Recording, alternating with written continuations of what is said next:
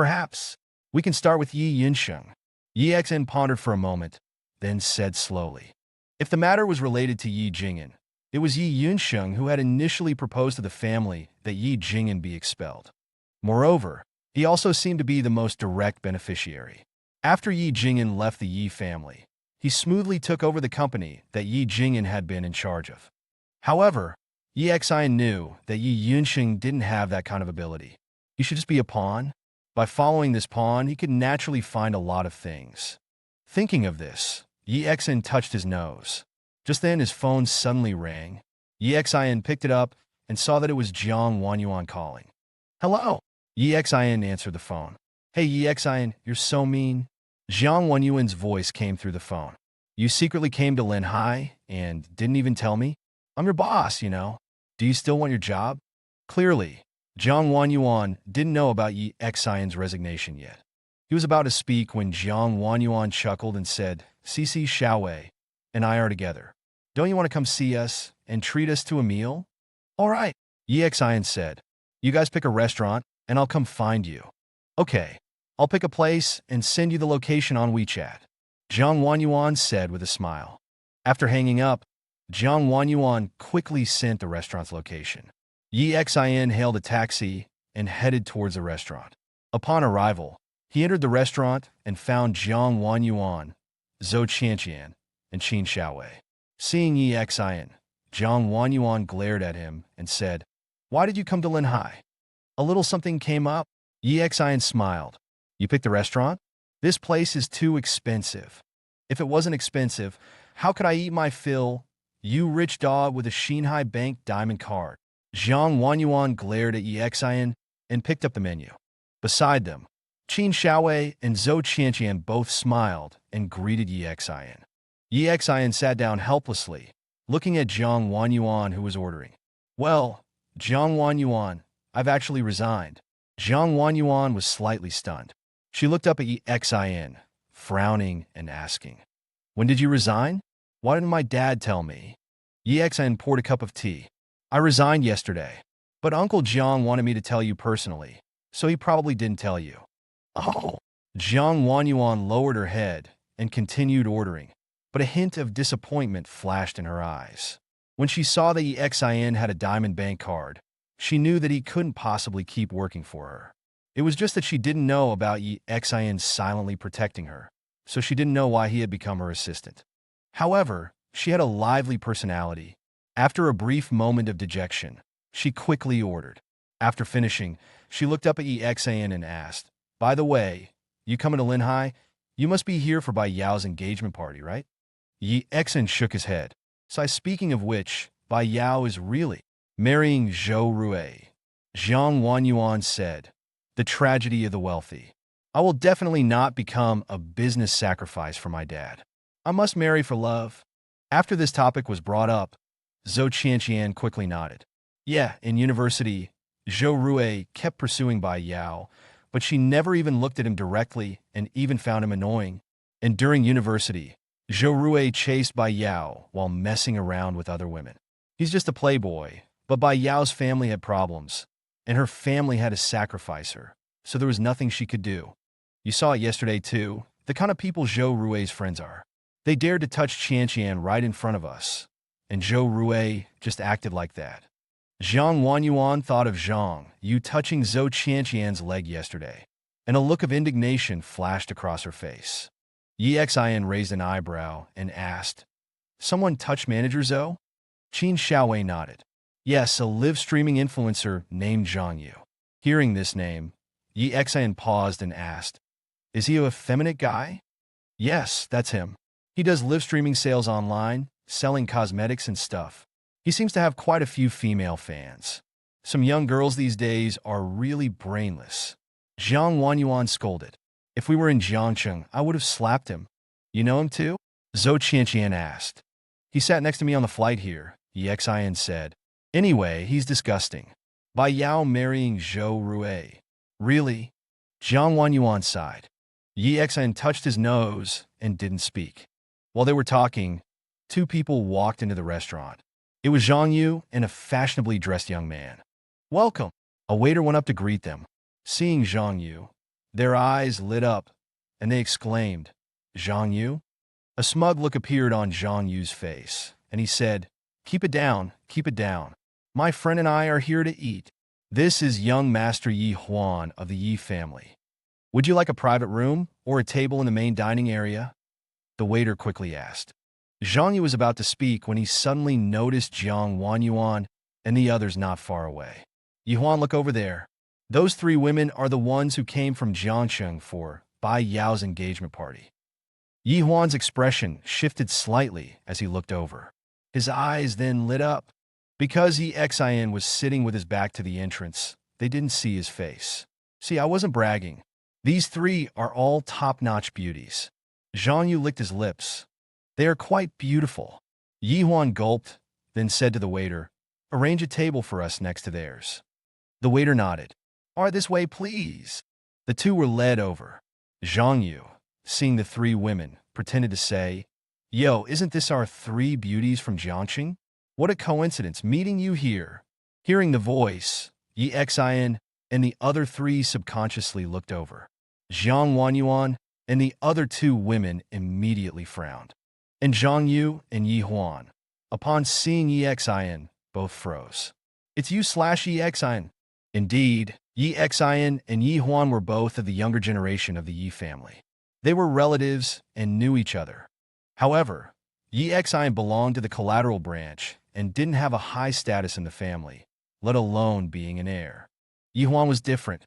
He was Yi Xian's younger brother, from the direct line and the main branch. He was the younger brother of Yi Zikan, the current first in line to inherit the Yi family. He was also one of the heirs of the Yi family. When the inheritance rights fell to their generation, he was bound to get a share. "You're Yi Xian, that rapist." Zhang Yu looked at Yi Xian with a sneer. "No wonder you didn't dare to tell me your name on the plane. Turns out you were ashamed. After all, in Linhai, the name Yi Xian is quite infamous." He then turned to Jiang Wanyuan and the others. "Ladies, you shouldn't associate with this kind of person. If you want to associate with someone, it should be with someone respectable. Let me introduce you. This is Yi Huan of the Yi family, young Master Yi. He's one of the heirs of the Yi family." A smile appeared on Yi Huan's face. "Hello, ladies. May I invite you to have lunch with me?" He made a gentlemanly gesture. "Not interested," Jiang Wanyuan said, pursing her lips. Zhang Yu frowned. "Yi Huan personally invited you to dinner, and you actually refused? You're not giving him any face. This is Linhai, not your little Jiangsheng." Jiang Wanyuan's face changed slightly, and a look of apprehension appeared. Yi Xian exhaled and looked at the two of them. "Get lost, will you? Seeing you two ruins my appetite." Yi Xian's voice wasn't loud, but it clearly reached the ears of both of them.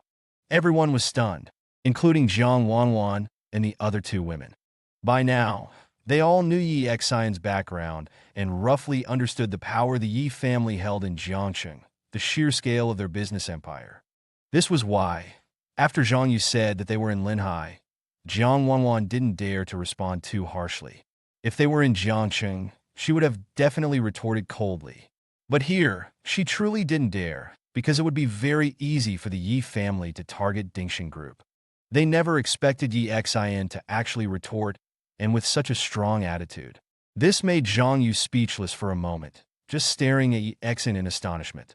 However, Yi Huan was the first to react. His eyes narrowed slightly, and then a mocking smile appeared on his face as he looked at Yi Xian and said, "Are you talking to me? 9 years ago, every time you saw me, you acted like a grandson. Now, after spending 9 years in prison, you dare to talk to me like this? Did you think that just because you're out and your dad is some vice president at Hanyu Group, you're suddenly all-powerful?" Yi Huan sneered. "I think it would be a very simple matter for my Yi family to get Hanyu Group to fire a vice president in Linhai." Yi Xian pushed back his chair, stood up, looked directly at Yi Huan, and said calmly, "You go try it and see if Hanyu will fire my dad. Also, stop buzzing around here like a mosquito." Yi Xian picked his ear with disdain. Seeing the sparks flying between the two, the lobby manager hurried over and said, "Young Master Yi Huan, this is a public place. We have prepared a private room for you.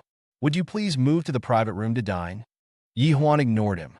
He stared intently at Yi Xan and said, Yi Xan, fine, I'll give the owner of this restaurant some face and not argue with you here. But Yi Xan, I'll remember you.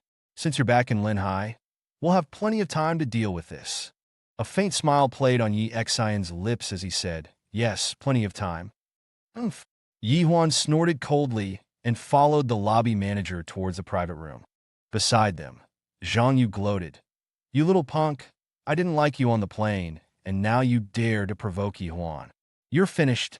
Do you remember my name now? My surname is Zhang. Arrogant Zhang. With that, he also followed Yi Huan towards the private room. Yi Xan smiled disdainfully and sat back down. Just as he sat down, he noticed the three girls staring at him in shock. Zhang Wanwan gave Yi Xan a thumbs up and said, Awesome, you actually dared to talk to the Yi family like that. Qin Xiaowei didn't say anything. She had seen Yi Xan's skills, and although she hadn't mentioned it to anyone, she wasn't worried about him at all. Zhou Sisi, however, frowned and sighed. Yi Xan, the Yi family isn't easy to mess with. If they really target you, just take your bank card and go to Xinhai Bank. No one will dare to touch you, not even the Yi family. Yi Xan nodded and smiled, not too concerned. Then he seemed to remember something and looked at Zhou Sisi, asking, By the way, Manager Zhou, would you like to transfer to Linhai? Zhou Sisi's expression shifted. Of course I would. You don't know, but my hometown is actually in Linhai. I was just assigned to Jiangcheng after joining Xinhai Bank. And personnel transfers within Xinhai Bank are quite difficult. It's usually impossible without several years of service.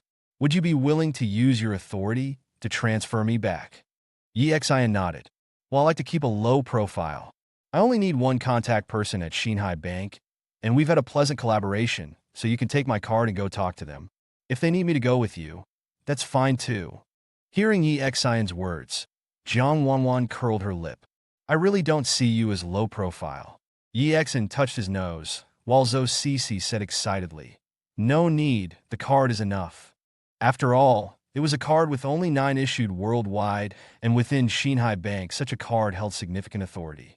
Yi Xan smiled. Since the card was linked to his WeChat, whether or not he had it on him wasn't a big deal.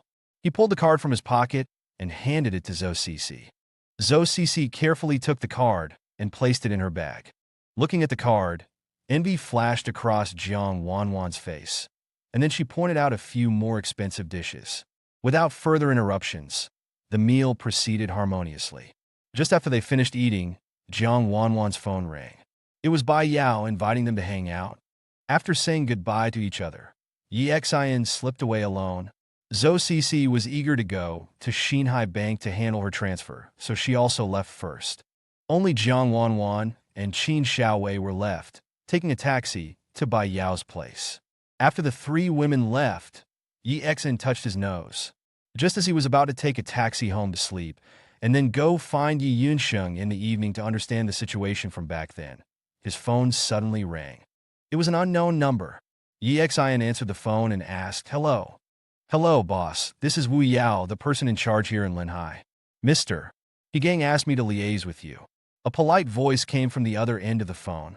Before coming to Linhai, Yi Xan had said he would help them resolve the warehouse issue. Yi Xan nodded. I know. Add me on WeChat, send me all the information, and then wait for me to resolve it. Okay. Wu Yao on the other end quickly agreed. He quickly hung up the phone and pulled out his phone to send Yi Xan a document.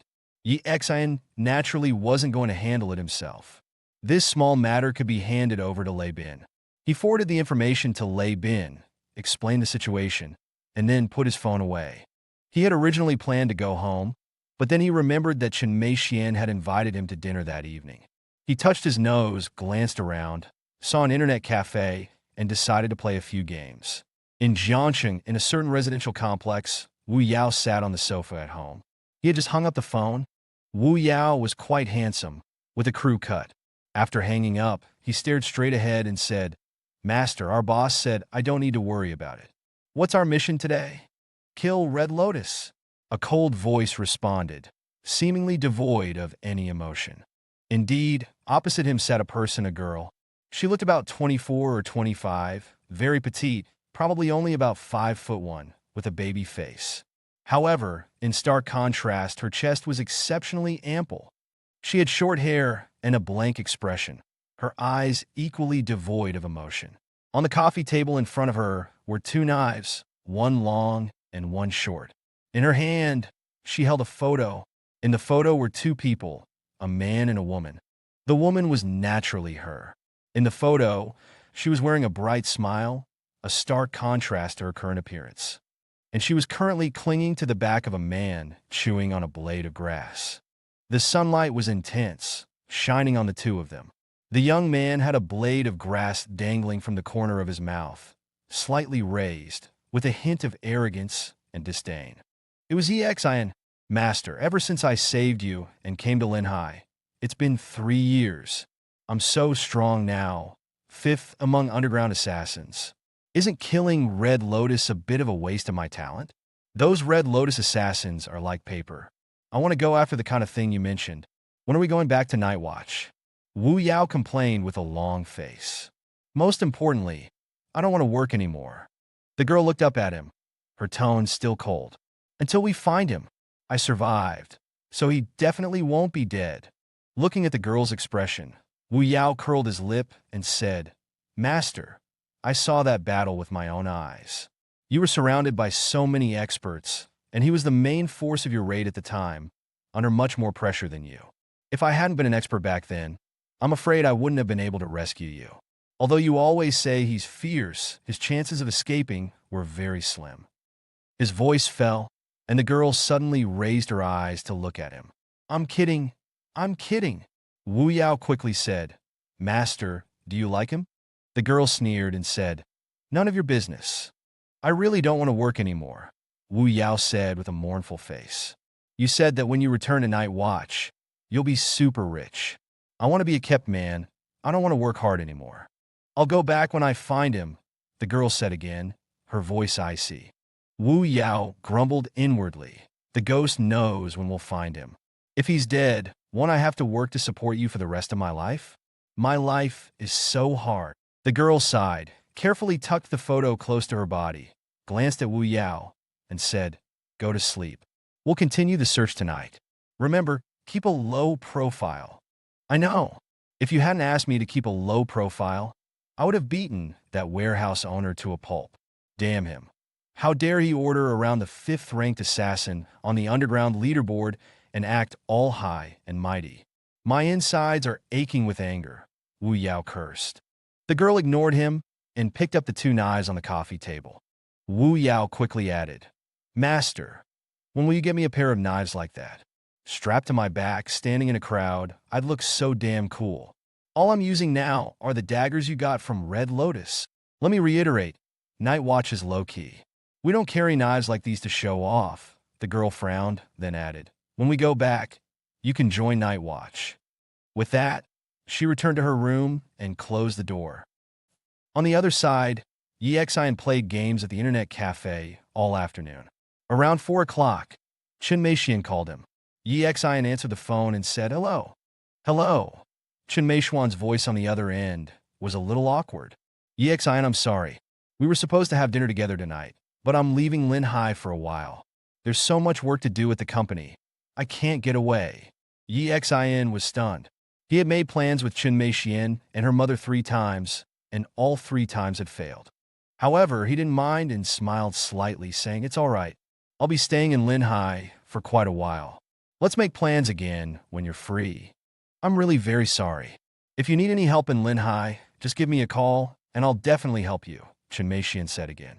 At this time, EXIN heard someone calling Chen Meixian's name on the phone.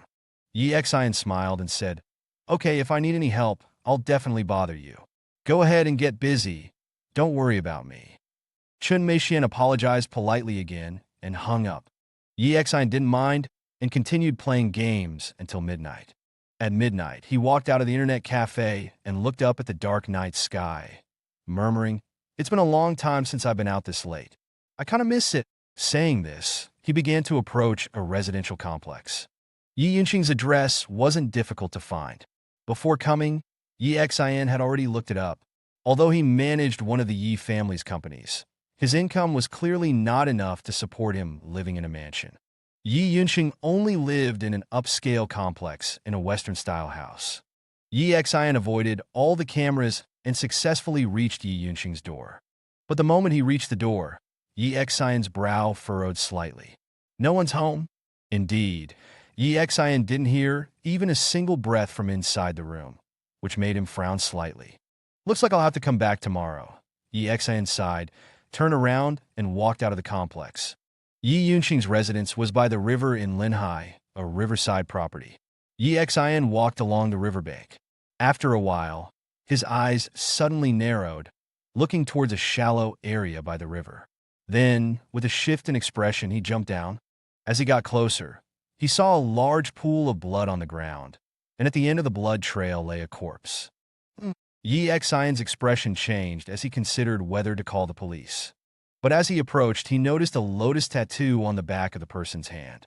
He took out his phone and shone it on the tattoo. The lotus was red. A red lotus assassin was dead?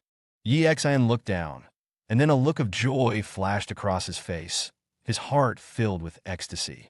It's number two's handiwork. Indeed, number two was Yi Xian's closest comrade in arms and night watch, his best friend, someone he could trust with his back. Ever since he learned that she might still be alive, Yi Xian had been very happy, and now, having confirmed it himself, his heart was filled with immeasurable joy. After a brief moment of confirmation, he exhaled, took out his phone, found Jichiyu's number, and dialed. The call quickly connected, and Jichiyu's slightly lazy voice came through. "Hello, what's up? I found number two," Yi Xian said quickly. "What?" Jichiyu's voice was tinged with excitement. "Really? Where is she now?" "I didn't see her, but I saw a red lotus corpse. It was definitely number two's doing," Yi Xian said, exhaling. "I saw the two bodies we found last time as well. Although the method was similar to number two's, the skill was much less refined. Are you sure the body you found now is her work?" Jichiyu asked again. "Absolutely certain," Yi Xian said seriously. "I'll send you the location. Have someone from Linhai come and deal with the body." "Okay." Jichiyu nodded. "You must find her, understand?" Yi Xian licked his lips. "Understood. I want to fight alongside her again." Hanging up the phone, Yi Xian took a deep breath, looked at the river, and the corners of his mouth curled up slightly. "It's good that you're still alive. You've been unwilling to return all this time, wanting to avenge us, right? After all, returning to Night Watch means endless missions."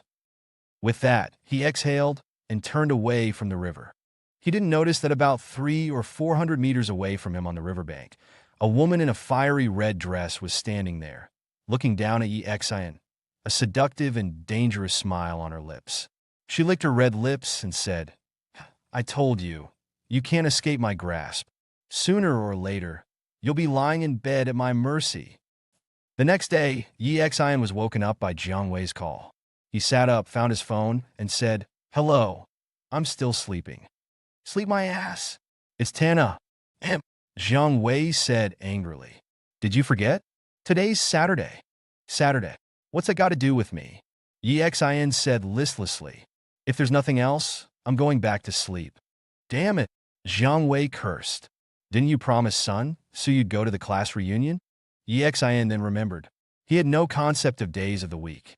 When Sun Su mentioned the reunion on Saturday, he thought it was still several days away. It turned out it was the very next day. "Oh, I know. See you at the restaurant entrance in half an hour," Yi Xian said. After hanging up, Yi Xian got up and quickly washed up, then discovered an annoying problem. He had bought a nice set of clothes at the mall before, which he had worn for 2 days now. After taking them off, his mother had taken them to be washed in the morning. Helplessly, he found 2 of his relatively better older clothes, put them on, and went out. Arriving at the entrance of the Zhongyue Hotel, he saw Jiang Wei in a suit. "Whoa, you came dressed like that?" Jiang Wei's eyes widened when he saw Yi Xian's appearance. "Did you see how that bastard Sun Su acted the other day? Aren't you going to be ridiculed to death like this?" Yi Xian was a little helpless. He coughed and then looked at Jiang Wei seriously. "I told you, Night Watch must be low-key. This is the Night Watch code. You have to remember it. All I know is that being low-key will get you mocked as an idiot." Jiang Wei looked at him speechlessly. Forget it, let's go. Soon, the two walked towards the restaurant. As they arrived, they saw three people chatting at the entrance. Two of them were naturally Sun Tzu and Su Won, the organizers of the reunion, who were also handling the reception. The other person was Zhou Ji. Hey, the class president is indeed the class president. Now he's one of the market department managers at Hanyu Group. That's $1 million annual salary, Zhou Ji said cheerfully. Sun Tzu also politely replied, can't compare to someone like you, born into the Zhou family. I just got lucky, born into a good family, Zhou Ji said. By the way, do you remember Yi Xian? The one from the Yi family. He had pretty good grades in our class, then got into Linhai University, and then got arrested for raping a girl. I ran into him the other day. He's out of prison. Yeah, I saw him yesterday too. He and Jiang Wei came to our company for an interview, Sun Tzu said disdainfully. That Jiang Wei, a junior college graduate, actually wanted to work at Hanyu Group. It almost killed me laughing. As they were talking, Su Wen nudged Sun Tzu with her elbow and nodded towards the distance. Sun Tzu looked over and saw Yi Xian and Jiang Wei walking towards them. Sun Tzu didn't care whether Yi Xian and the others heard him or not. He chuckled and said to Zhou Ji, speak of the devil. Both Yi Xian and Jiang Wei heard their conversation. Jiang Wei's face darkened, but he found it hard to retort. He hadn't officially joined Hanyu Group yet, though he'd spent the past day digesting the information and had even contacted Lei Bin to discuss his role as marketing director, 2 levels above Sun Tzu, essentially making him Sun Tzu's superior. Sun Tzu was pretty much at the most basic management level at Hanyu Group. However, since Jiang Wei hadn't officially started, he held no real power. Seeing the two arrive, a sneer appeared on Zhou Ji's face. Oh, Yi Xian, you actually came? The girls in our class better stay away from you. Who knows, you might take a fancy to someone and slip them a Mickey. He then looked at Sun Tzu.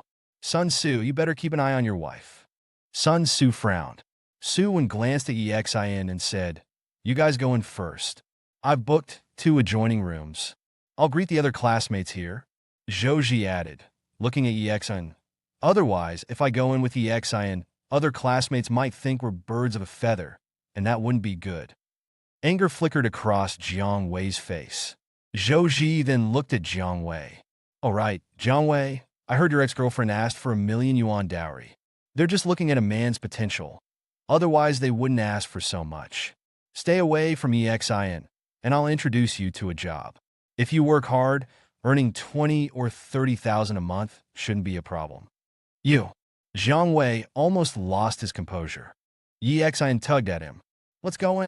Jiang Wei snorted coldly and walked inside. After asking a waiter, they entered the private room. Inside, there were already a dozen or so people, men and women, all familiar faces to Yi Xian. Seeing Yi Xian and Jiang Wei, everyone paused, their expressions strange. Especially when looking at Yi Xian, their eyes revealed disdain. In this world, rape is the most despicable crime. They didn't greet him, nor did anyone invite him to sit. They simply stared at him with contempt. Jiang Wei, who had been quite outgoing in school, took the initiative to greet everyone. They only nodded politely but showed no further interest in engaging with them, likely because they saw Jiang Wei with Yi Xian and didn't want to associate with them. Jiang Wei felt awkward, but Yi Xian seemed indifferent. He touched his nose and chose a less crowded table to sit down. When Yi Xian sat down, the others at the table reacted differently. A slightly plump woman looked at him and said sarcastically, Yi Xian, you actually came to the reunion. You've got some nerve. Aren't you afraid of ruining the atmosphere for the rest of us? Jiang Wei frowned. Chen Jiming, don't go too far. Oh, how am I going too far? Chen Jiming sneered. It's true. Everyone knows what kind of person Yi Xian is, and how he ended up in prison. With a scumbag like him here, all the girls will be scared. You don't know anything, Yi Xian. Jiang Wei wanted to explain, but Yi Xian quickly tugged at him and smiled at Chen Jiming. Don't worry, you're safe. You look very safe. Jiang Wei chuckled and added, yeah, even if you were to rape someone, he wouldn't choose you. We wouldn't be able to stomach it. Couldn't get it up. Why don't you take a look at yourself in the mirror? You. Chen Jiming was stunned. Then her eyes reddened. For a woman, These words were incredibly hurtful. A man nearby couldn't stand it anymore. He frowned and said, Jiangwei EXI, we're all old classmates. Aren't you going too far? Just as Jiang Wei was about to retort, another man quickly stood up. Everyone, let's just drop it. Chen Jimin, come sit with us. I'll go sit with him. Yi Xian has been released from prison. Even if he made mistakes in the past, he's been reformed. We shouldn't be prejudiced against him. Yi Xian looked at him. The man looked quite honest. His name was Niu Qian. In high school, he was a quiet person, rarely spoke, had average grades, and was often bullied. The most typical incident was when he had a crush on Su Wen and secretly wrote her a love letter, which Su Wen then read aloud to the entire class, followed by ridicule. After that, he became even more withdrawn and had a very low profile. However, it seemed that after working, he had changed and become more tactful. Niu Qian moved to make space and sat down with Yi Xian and Jiang Wei.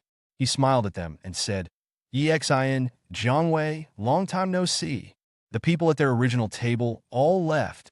The others didn't pay any more attention to them and started chatting amongst themselves. They talked about their jobs, salaries, clothing brands, handbags, and so on. In short, there was a subtle, constant one-upmanship going on. Yi Xian, how long have you been out of prison? What are you doing now? A voice suddenly rang out. Yi Xian looked up and saw that it was Zhou Ji. He didn't know when he had returned. Many people looked over, with smirks on their faces. I'm not working, Yi Xian said calmly. Unemployed, Zhou Ji scoffed. Why don't you let Niu Qian introduce you to a job delivering takeout from A1? Our high school was considered a decent school, and Niu Qian is the only one in our class delivering takeout. The others chuckled. Niu Qian blushed, embarrassed. Yi Xian raised an eyebrow and said indifferently, What's wrong with delivering takeout? At least it's an honest living. True. Zhou Ji then looked at Jiang Wei. Jiang Wei, I heard from Sun Tzu that you went for an interview at Hanya Group yesterday. Everyone looked at Jiang Wei in surprise. Jiang Wei nodded. Yes, why? You're bragging, right? I remember you were a junior college graduate. Hanya Group only recruits 985 graduates, and it's extremely difficult to get in. Zhou Ji said, So, did you pass the interview? A look of pride appeared on Jiang Wei's face. Yes, I start on Monday. At that moment, Sun Tzu and Su Wen walked in. Sun Tzu looked at Jiang Wei and said, Jiang Wei, there's no point in bragging like this. We're all old classmates. No one will look down on you for having a less impressive job. I'm in a minor management position at Hanya Group, and I'm quite familiar with HR. I asked yesterday, and they have no record of anyone named Jiang Wei interviewing. Ha! Zhou Ji laughed, and others joined in. Jiang Wei's face turned red. He gritted his teeth and said, Mr. Lei Bin, CEO Lei, personally interviewed me. When it comes to bragging, you're the best. Zhou Ji said, You were always bragging in high school, and you're still at it. What kind of person is CEO Lei? Would he interview a junior college graduate like you? Jiang Wei's face turned even redder. Indeed, logically, it seemed unbelievable. Even he found it unbelievable. If anyone else had told him this story, he would have thought they were bragging. Yi Xian smiled faintly. Forget it, don't bother with them. They're just a bunch of frogs in a well. Think about your current status. Why bother arguing with them? Jiang Wei nodded. He glanced at Sun Tzu, anticipating the look on Sun Tzu's face when he showed up at the company on Monday. Inside the private room, Jiang Wei took a deep look at Sun Tzu, then sat down, ignoring him. Sun Tzu sneered at Jiang Wei and said, Next time you brag, remember to make it something believable. Saying that CEO Lei Bin personally interviewed you is simply laughable. Jiang Wei ignored him, and amidst everyone's mocking gazes, he seemed even more composed. Seeing that Jiang Wei wasn't speaking, Sun Tzu chuckled, clapped his hands, and said, Almost everyone's here. Bai Yao is on her way and will be here soon. I'll have the waiters serve the dishes. Then he remembered something and said, Oh, right, it's going to be split this time, around 3,000 yuan per person. He looked at Yi Xian and his group and said, Yi Xian, you guys are getting a great deal. 3 of you at one table. What a steal. Yi Xian smiled and said to him, You're right. Then he turned his head back. Niu Qian glanced at the two of them quietly, smiled sheepishly, and said, "If I had known they would be so condescending, I wouldn't have come to the reunion. I thought it would be a gathering of old classmates." Yi Xian smiled faintly and said, "Don't mind them. They act like big shots with just a little bit of money. Let's just eat our own food." Niu Qian nodded, then looked at Yi Xian curiously and asked, "By the way, Yi Xian, if you don't have a job now, why don't you really come with me to deliver food? I can introduce you." Yi Xian's heart warmed slightly. In this impetuous society, it was rare for Niu Qian to maintain some kindness and purity. He shook his head and said, "No need. I have a small business of my own." Beside him, Jiang Wei's mouth twitched. If the Hanyu group was considered a small business, he really didn't know what would be considered a big business. Creak! At this moment, the door of the private room suddenly opened. Yi Xian looked up at the door, and several beautiful figures appeared. At the front was Bai Yao in a white dress. She still had that indifferent look. She walked into the room, saw Sun Tzu, and smiled faintly. "Is it okay if I bring a few friends from out of town?" Hiss!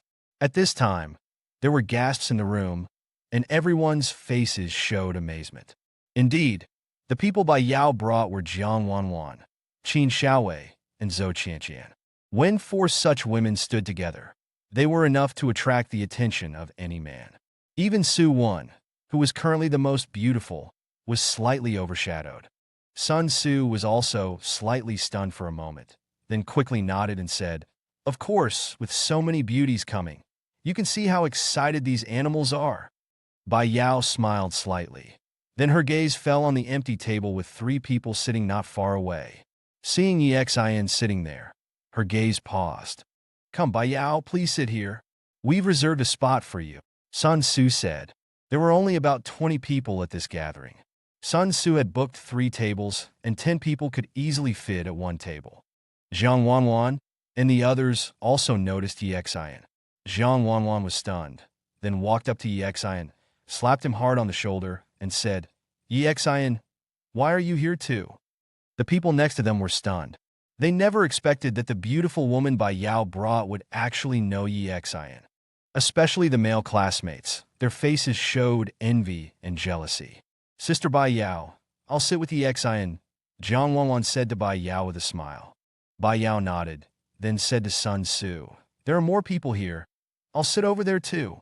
Saying that, she beckoned to Zhou Qianqian and Qin Xiaowei and walked towards Yi Xian, then pulled out a chair and sat down. The people at the other 2 tables were completely dumbfounded. For beauties, actually all went to Yi Xian's side. They had initially discriminated against Yi Xian, wanting to isolate him and Jiang Wei, but they never expected that Yi Xian and Jiang Wei would end up with such an advantage. What a bloody loss! Sun Tzu coughed dryly, then said, "Everyone, let's chat." Despite saying this, everyone's eyes glanced towards Yi Xian and his group from time to time. When they saw Zhou Qianqian and Qin Xiaowei chatting and laughing with Yi Xian, they became even more envious. They didn't know how Yi Xian knew them, but being able to know so many top-tier beauties at the same time, even if they weren't together, was already something to brag about. Bai Yao looked at Yi Xian, frowned, and said calmly, "You shouldn't have come back to Linhai." "Why?" Yi Xian asked. "My brother won't let you off." Bai Yao pursed her lips and said, "And he already knows you're back in Linhai. Bai Xian won't let you off either, nor will her husband." Yi Xian shrugged and said, "I don't care." Seeing Yi Xian like this, a complex look flashed in Bai Yao's eyes. Then she smiled wryly. "Suit yourself?" Qin Xiaowei frowned at this time and said, "Yi Xian, why don't you come back to Jiangxing with us? There are too many people here who want to deal with you. That Yi Huan from the Yi family probably won't let you go either."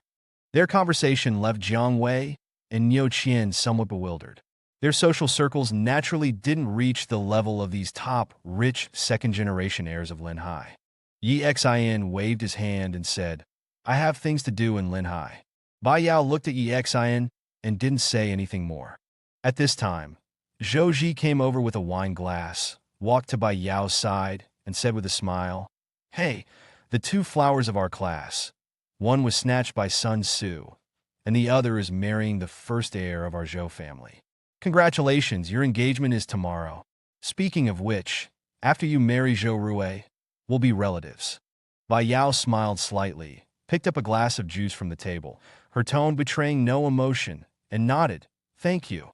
Gradually, some people began to approach Bai Yao, and she responded to each with a smile, but her tone was indifferent, showing little joy. After a while, Zhou Ji stood up with a chuckle and leaned towards Exin, saying, "By the way, our old classmate Exin is here too. Niu Qian is right, we shouldn't be prejudiced against him. Although he once raped someone, it doesn't matter. He has reformed for 9 years. We should give him a chance to start over." He emphasized the words "start over." Then he walked to Exin's side and said cheerfully, "Exin, you don't have a job yet, right? You used to be one of the top students in our class. You still have a lot of potential. Do you want to come work at my company?" "Zhou Ji, you're too kind," Chen Jiming said beside them. Zhou Ji smiled and said, "We're all old classmates. It's okay to take care of each other.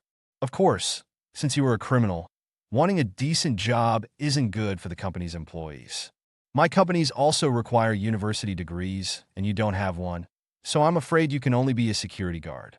Of course, as an old classmate, the treatment will definitely be higher than other security guards, and living in Linhai shouldn't be a problem." Jiang Wanwan and the others frowned. Qin Xiaowei and Zhou Qianqian both looked at him. He thought the two women were interested in him and continued to pat Exin on the shoulder. "So, what do you say? Want to come?" "No need," Exin said, Pidri curling his lip.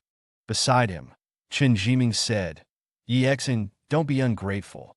It's very difficult for someone like you to find a job in this society." "Oh well, everyone has different pursuits." Zhou Ji looked at Exin and said, "If you miss this opportunity, I won't agree next time you ask."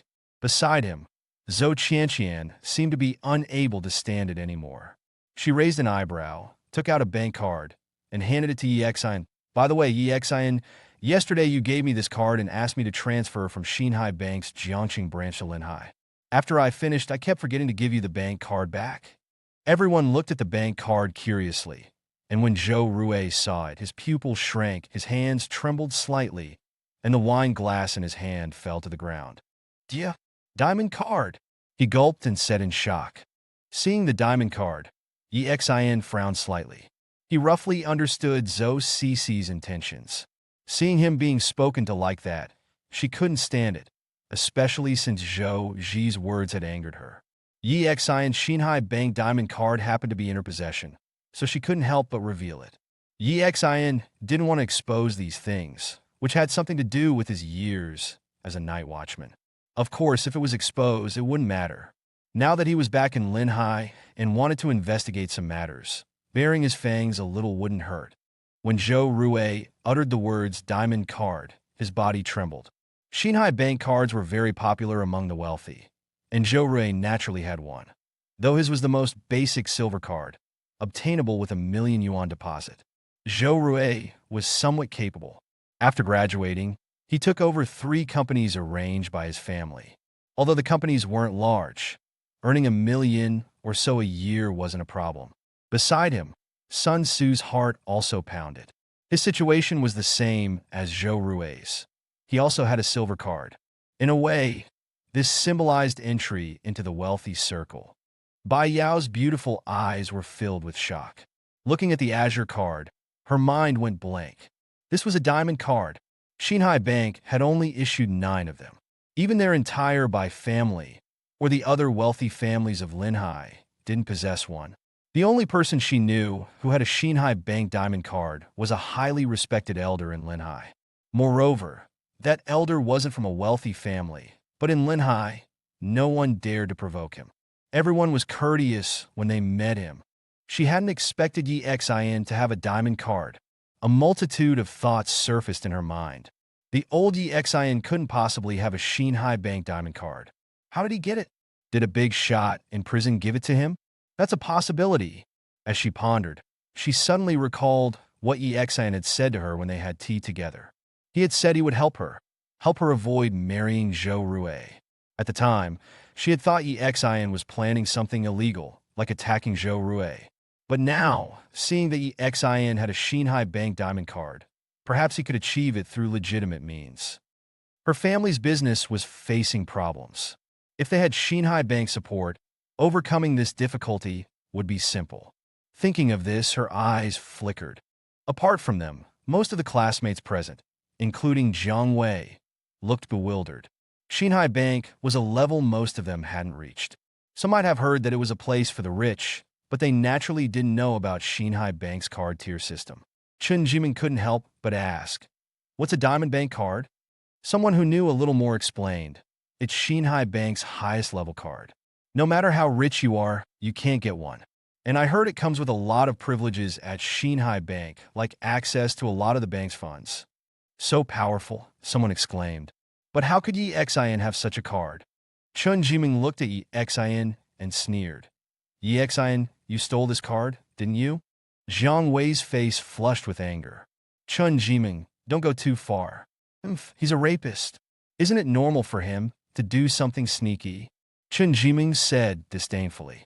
"He was in prison for 9 years, and everyone knows he was kicked out by the Yi family.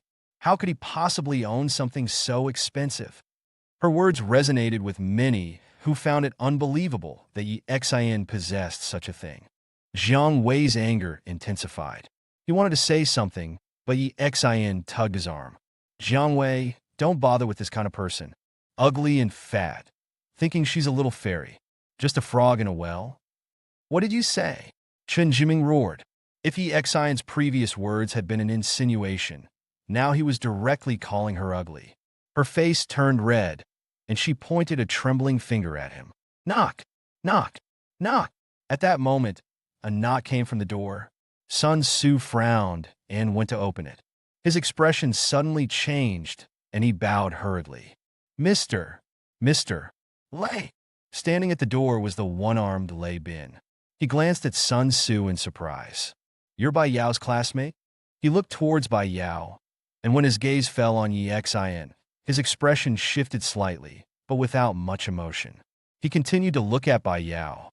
"Niece Bai Yao, I won't be able to make it to your engagement party tomorrow. I was having dinner with a friend here, and my assistant told me he saw you.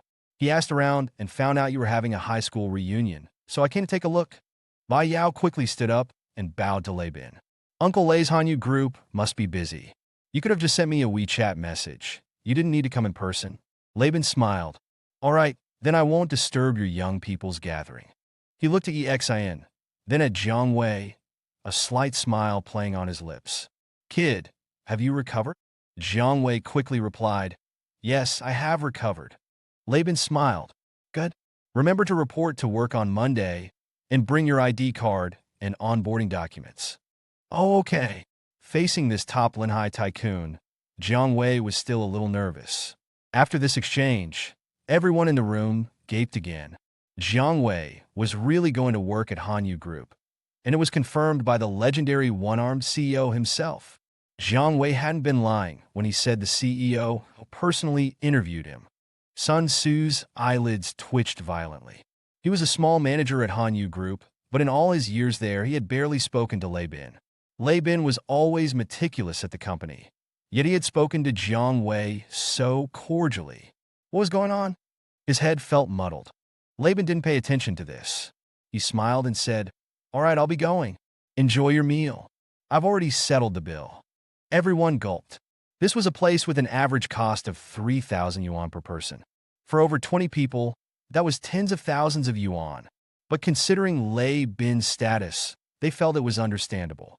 Just as he was about to leave, Yi Xin suddenly spoke. "Mr. Lei, do you think my classmate here could work at Hanyu Group?" Lei Bin paused, turned around, and looked at Niu Qian, whom Yi Xin was pointing at. Niu Qian froze, looking nervous. He glanced around and stammered, I definitely don't have the ability.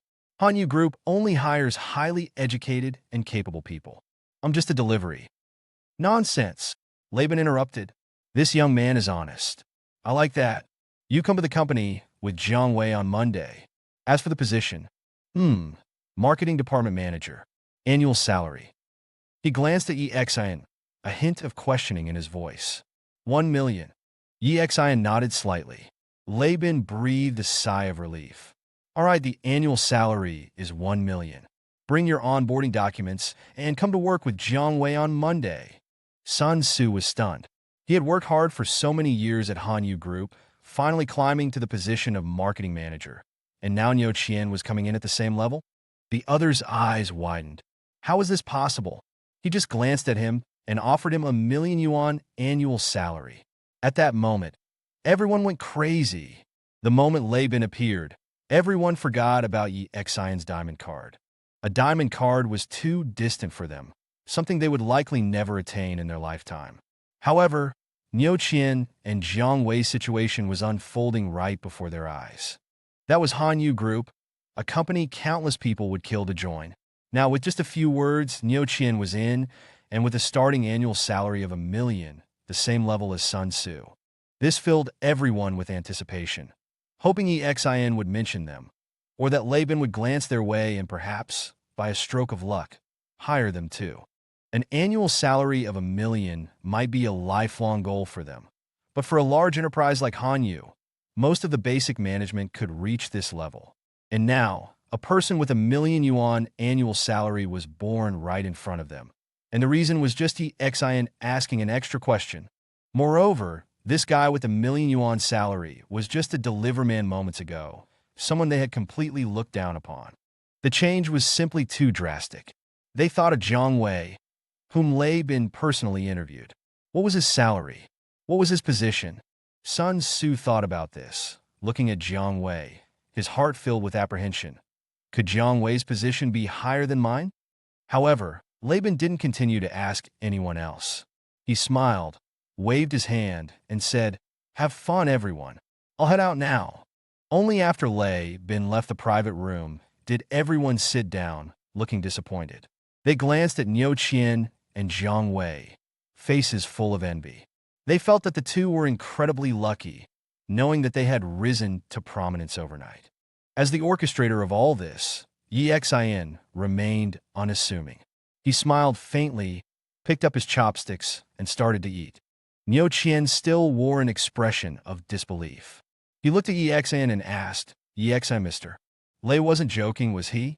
How could I possibly be qualified to work at Hanyu Group?" Sun Tzu wholeheartedly agreed. He roared internally, "Yes, you're damn well not qualified. You're just a deliverman. You're not qualified to be on the same level as me. But damn it, now that Mr. Lei has personally spoken, you're on the same level as me. I want to die." This made the others even more jealous. Bai Yao looked up and said, "Niu Qian, don't worry. Uncle Lei wouldn't joke about something like this. Go back and prepare your documents. You and Jiang Wei can go through the onboarding procedures together." Zhou Ji stood by the side, his face etched with embarrassment. He slunk back to the table and looked at Sun Tzu. "What the hell is going on?" "Fine, Jiang Wei, but how can an idiot like Niu Qian join your management?" "I have no freaking clue." The more Sun Tzu thought about it, the more annoyed he became. He picked up his chopsticks and took a bite of food. The usually delicious food now tasted bland, even a little bitter. After a brief period of shock, everyone started chatting again. Niu Qian and Jiang Wei, who had been ignored before, now had people toasting them with glasses of wine. There were even a few attractive female classmates who added Niu Qian on WeChat. Before, they wouldn't even look at him. The world is always this realistic. Of course, Yi Xian was still ignored. Even after the appearance of his diamond card, most people believed Chun Jiming's claim, thinking that he had probably stolen it. At the table, Jiang Wanwan glared at Yi Xian and whispered, "It must be this guy's doing again."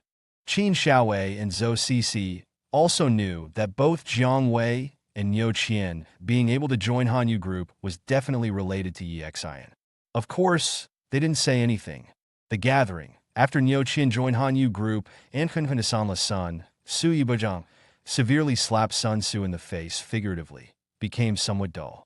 Sun Tzu organized this gathering to show off how well he was doing. And initially it was like that. Many people envied him. But now, Niu Qian and Jiang Wei had become the center of attention. This made him extremely uncomfortable. He had originally planned to organize some afternoon activities after dinner, but now he had absolutely no mood for it. After eating, he made an excuse, saying he had something to do, and dragged Su Wen away. With the organizer gone, everyone else naturally dispersed. Niu Qian was very happy. He looked at Exin and said, Exin, thank you. If it weren't for your reminder, I wouldn't have this job. But I have to thank you properly later. I need to go back and tell my parents the good news. They'll be overjoyed to know I'm working at Hanyu Group with such a high salary. Exin smiled. Niu Qian wasn't a bad person, and since Exin's return to Linhai, he was the only one besides his parents who had shown him kindness. Helping him out was nothing. After everyone left, Jiang Wanwan glared at Exin. Exin, be honest, what's your relationship with Mr. Lei? Don't think I don't know. If it weren't for your reminder, Mr. Lei wouldn't have even considered hiring Niu Qian. When he mentioned the salary, he even glanced at you. Exin touched his nose and said, don't be silly. Bai Yao looked deeply at Exin and then said, Exin, stay and chat with me. I have something I want to talk to you about. Hearing this, Jiang Wanwan glared at Exin and said, you act all mysterious, but one day, I'm going to expose all your secrets. You can expose all my secrets right now. Pick a hotel, and we can expose each other, Exin said with a grin. Jiang Wanwan blushed and quickly said, pervert. Exin chuckled, then gave Jiang Wei a few more instructions. Jiang Wei took a taxi and left. Zhou Cixi and the other two also gave Exin and Bai Yao some alone time, taking taxis and leaving themselves. Bai Yao took out her car keys, pressed a button on a nearby car, and said, get in. Exin looked at her pretty face, feeling a strange emotion in his heart. He opened the passenger door and sat down. Jiang City, Sihai Garden, Jubao Xian back courtyard. 5 people were sitting in the back courtyard of Jubao Xian. Bai Lianxiang, Lin Qingxue, Lin Qian, and Bai Lianxiang's brother, Bai Bo. Sitting in front of them was Chun Baiyun with his handlebar mustache. He was holding a magnifying glass, carefully examining a knife in his hand. The knife's handle had an antique feel, but the blade was gleaming, looking extremely sharp. The blade was about 80 centimeters long. It was the shorter of the 2 knives Exin had left with the Lin family. Yes, they thought the knives were valuable and didn't plan to return them to Exin, so they decided to sell them. To sell the knife, they called Bai Bo, the most knowledgeable person in the family. Well, is this knife worth anything? Bai Lianxiang asked eagerly. Clang! Chun Baiyun sheathed the knife, frowning. This knife is sharp, but it's made with modern techniques. This place only deals in antiques. The handle looks old, but it's probably not worth much. Bai Lianxiang and her daughters were slightly stunned. Bai Bo quickly said, Boss Chun, why don't you take another look? I've never seen such a sharp knife in my life. It cuts through stone like tofu. Chun Baiyun chuckled. How about this, 100,000 yuan, and I'll take it. That's not very fair, Bai Bo said. This knife is worth more than 100,000 yuan. Exactly, Boss Chun, that's not very fair. At that moment, a chuckle rang out. A knife that cuts stone like tofu. Which one isn't a world-renowned treasure? The 4 of Lin Qingxue looked towards the sound and saw a man in his 40s or 50s, wearing a long gown and carrying a birdcage, walking towards them. Chun Baiyun coughed and looked at the middle-aged man, but didn't dare say anything. The middle-aged man said cheerfully, What kind of knife? Let me have a look. Bai Lianxiang's face lit up with joy. She quickly handed the knife over and said, Would you mind appraising it? The middle-aged man smiled. However, when his gaze fell on the short knife, his pupils constricted slightly, especially when he noticed a symbol on the handle. His expression changed several times. Several minutes passed before he slowly exhaled and said, Good knife. Bai Lianxiang and her family's faces lit up with joy. Bai Lianxiang quickly asked, How much can this knife be sold for? You want to sell this knife? The middle-aged man put down his birdcage and looked at Bai Lianxiang, asking seriously. Bai Lianxiang nodded. I have that intention. If you want to sell it, I'll offer 5 million. The middle-aged man said with a smile. The 3 members of the Bai family were stunned. 5 million was undoubtedly a huge sum of money for them. Beside them, Chun Baiyun's expression flickered slightly. He knew this item was definitely valuable, probably worth even more, but after glancing at the middle-aged man, he didn't dare to speak.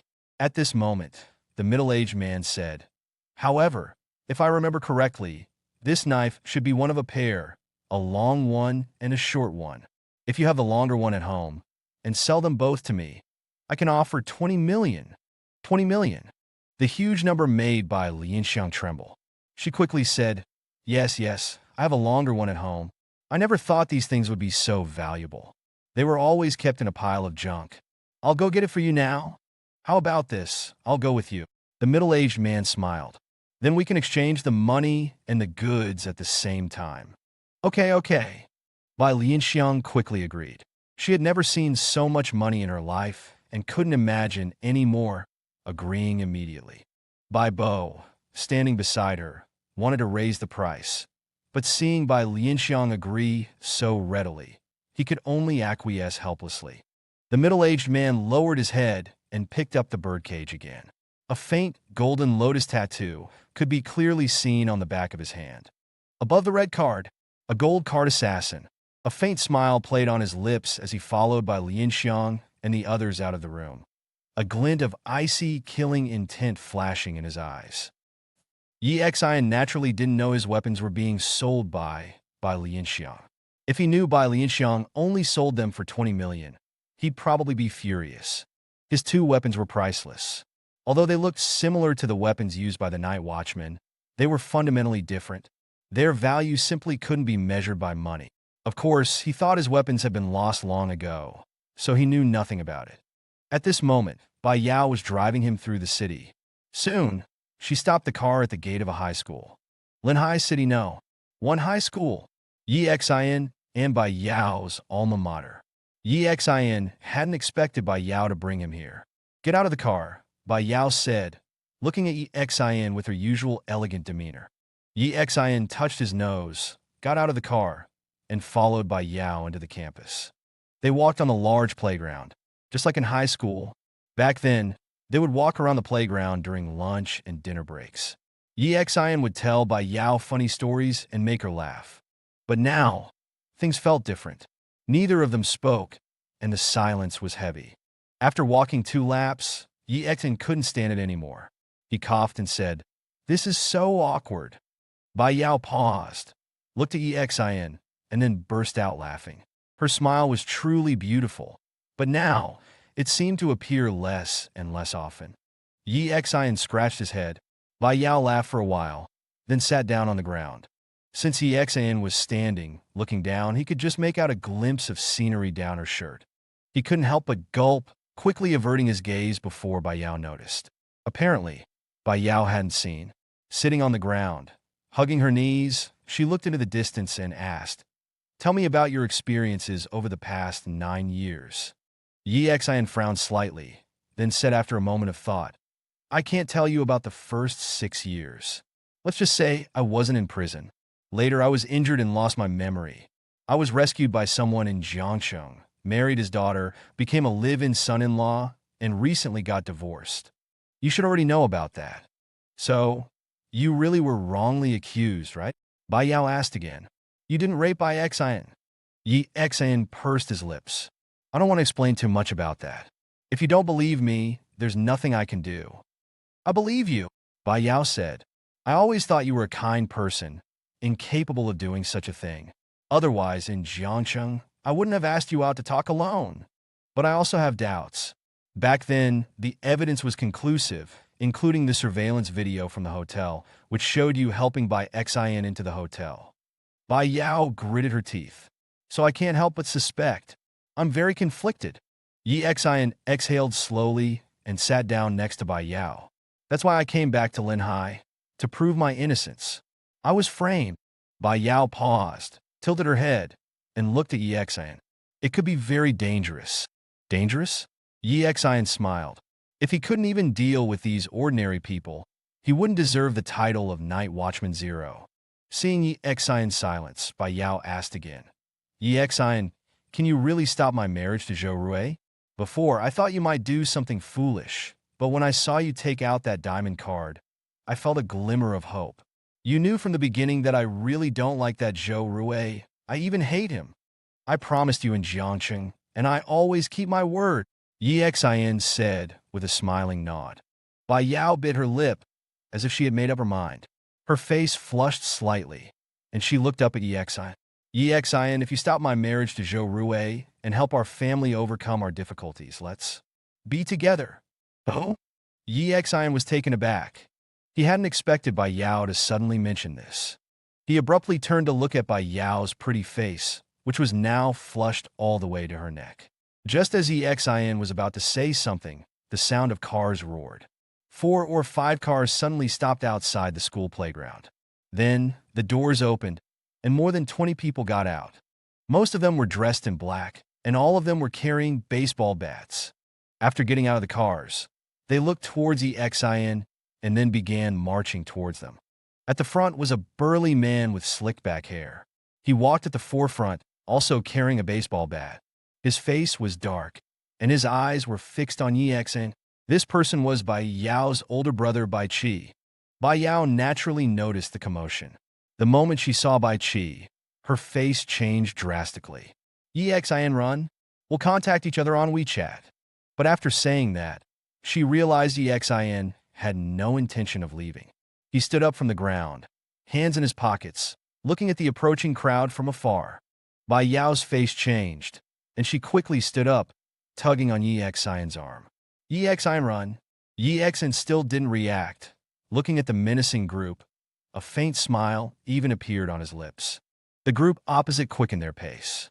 Bai Qi gritted his teeth, his entire body tense. His sleeves were rolled up, his thick right arm gripped a baseball bat tightly, veins bulging. He strode towards Yexin with increasing speed. Bai Yao's face had lost all color. She knew Bai Qi's personality too well, and how much he hated Yexin. For the past 9 years, he'd constantly brought up Yexin's name. When he was with Bai Yexin, he always lamented about how he hadn't protected her well enough. She knew if Bai Qi saw Yexin, he wouldn't let him go. She didn't know how Bai Qi knew she was at the school, or how he'd followed her. At this moment, she didn't have time to think about it. She pulled Yexin, shouting, Yexin, run! Run! Yexin, however, remained standing. He had warned Bai Qi once. Did he not hold any resentment towards the Bai family?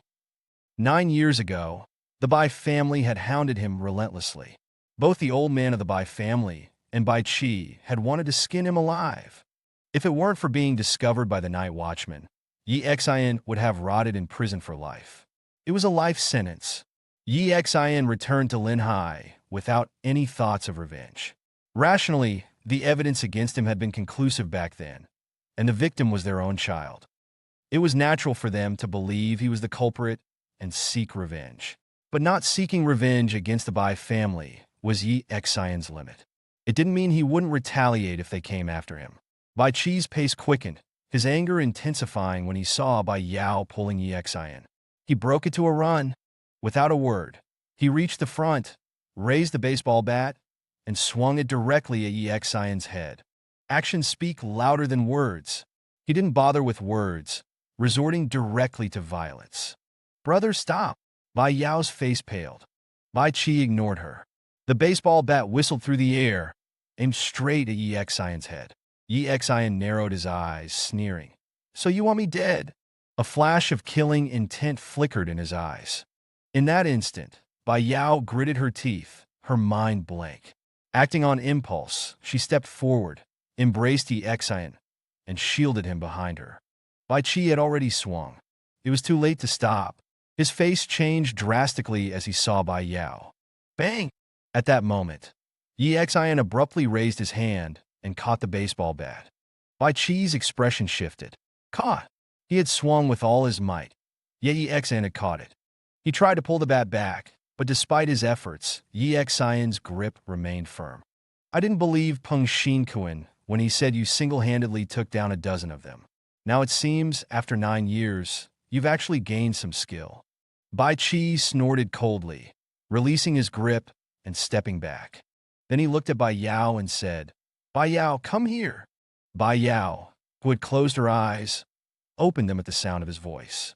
She saw Yexin looking at her, a smile on his face. Seeing the baseball bat in his hand, she was slightly stunned. What are you standing there for? Come here quickly. Do you know who this guy is? He's the one who defiled Bai Yexin. Bai Qi roared. Brother, it's not what you think, Bai Yao quickly said. And it's been 9 years. Even a lifetime wouldn't diminish my hatred for him. If it weren't for him, Bai Xian wouldn't have her reputation ruined, wouldn't have been forced to marry that good-for-nothing Yang Chong. Bai Qi stared at Yi Xian, fury practically spewing from his eyes. You actually came to see him? He's our enemy. Our family's enemy. By this time, the others had arrived. Seeing Bai Yao shielding Yi Xian, they looked bewildered, stopping beside Bai Qi.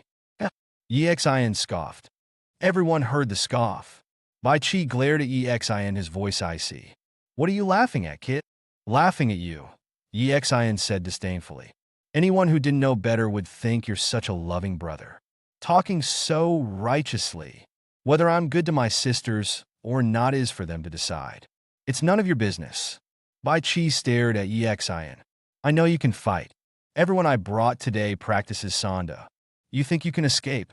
Yi Xian ignored the threat, saying calmly, Yeah, you're so loving to your sister that you married Bai Yao off to Zhou Rui for your own inheritance. Someone Bai Yao doesn't like at all. In fact, someone she particularly hates. Such great love. Bai Qi's expression faltered. Then he roared in anger. Fuck you. What the fuck do you know, you idiot? Yi Xian sighed. Bai Qi, if you want to fight, fine.